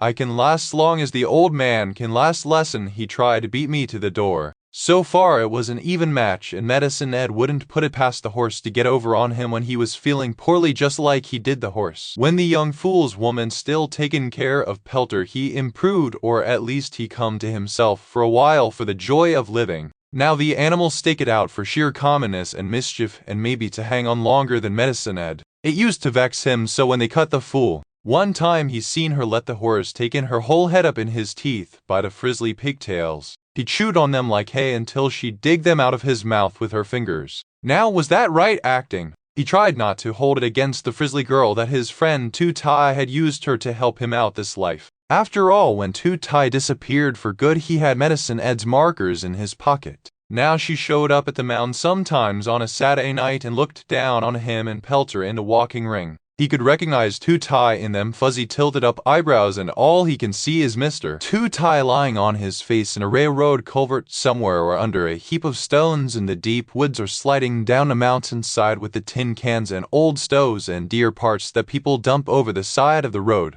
My could be they never find him, and all Medicine Ed can think is she don't even know he died for her sake or who he was. It's a tie in the blood, and yet, and still it's no remembrance, no one to mourn or either grieve for him. Now that she was gone and out of his business, he had to give this much to the frizzly hair girl. She must have did something right with all that modern science she used to make it up as she go along. Damn if Medicine Ed be caught petting and nursing an animal like that, but he had taken sometimes to rubbing Pelter up with cloths after he worked like a young horse. couldn't hurt, and they had the time. The horse gone good for 1500, and sometimes when they walking the shed row like now and eyeballing each other like now, he was careful to remember into the horse that the mount has claimers at 1252. It's still another place left for them two to go, even if it is down. About the author, Jaimy Gordon teaches at Western Michigan University in Kalamazoo. She is the author of 3 previous novels, Bogey Woman, She Drove Without Stopping, and Champ of the City Solo, and has published poetry, plays, short stories, and essays.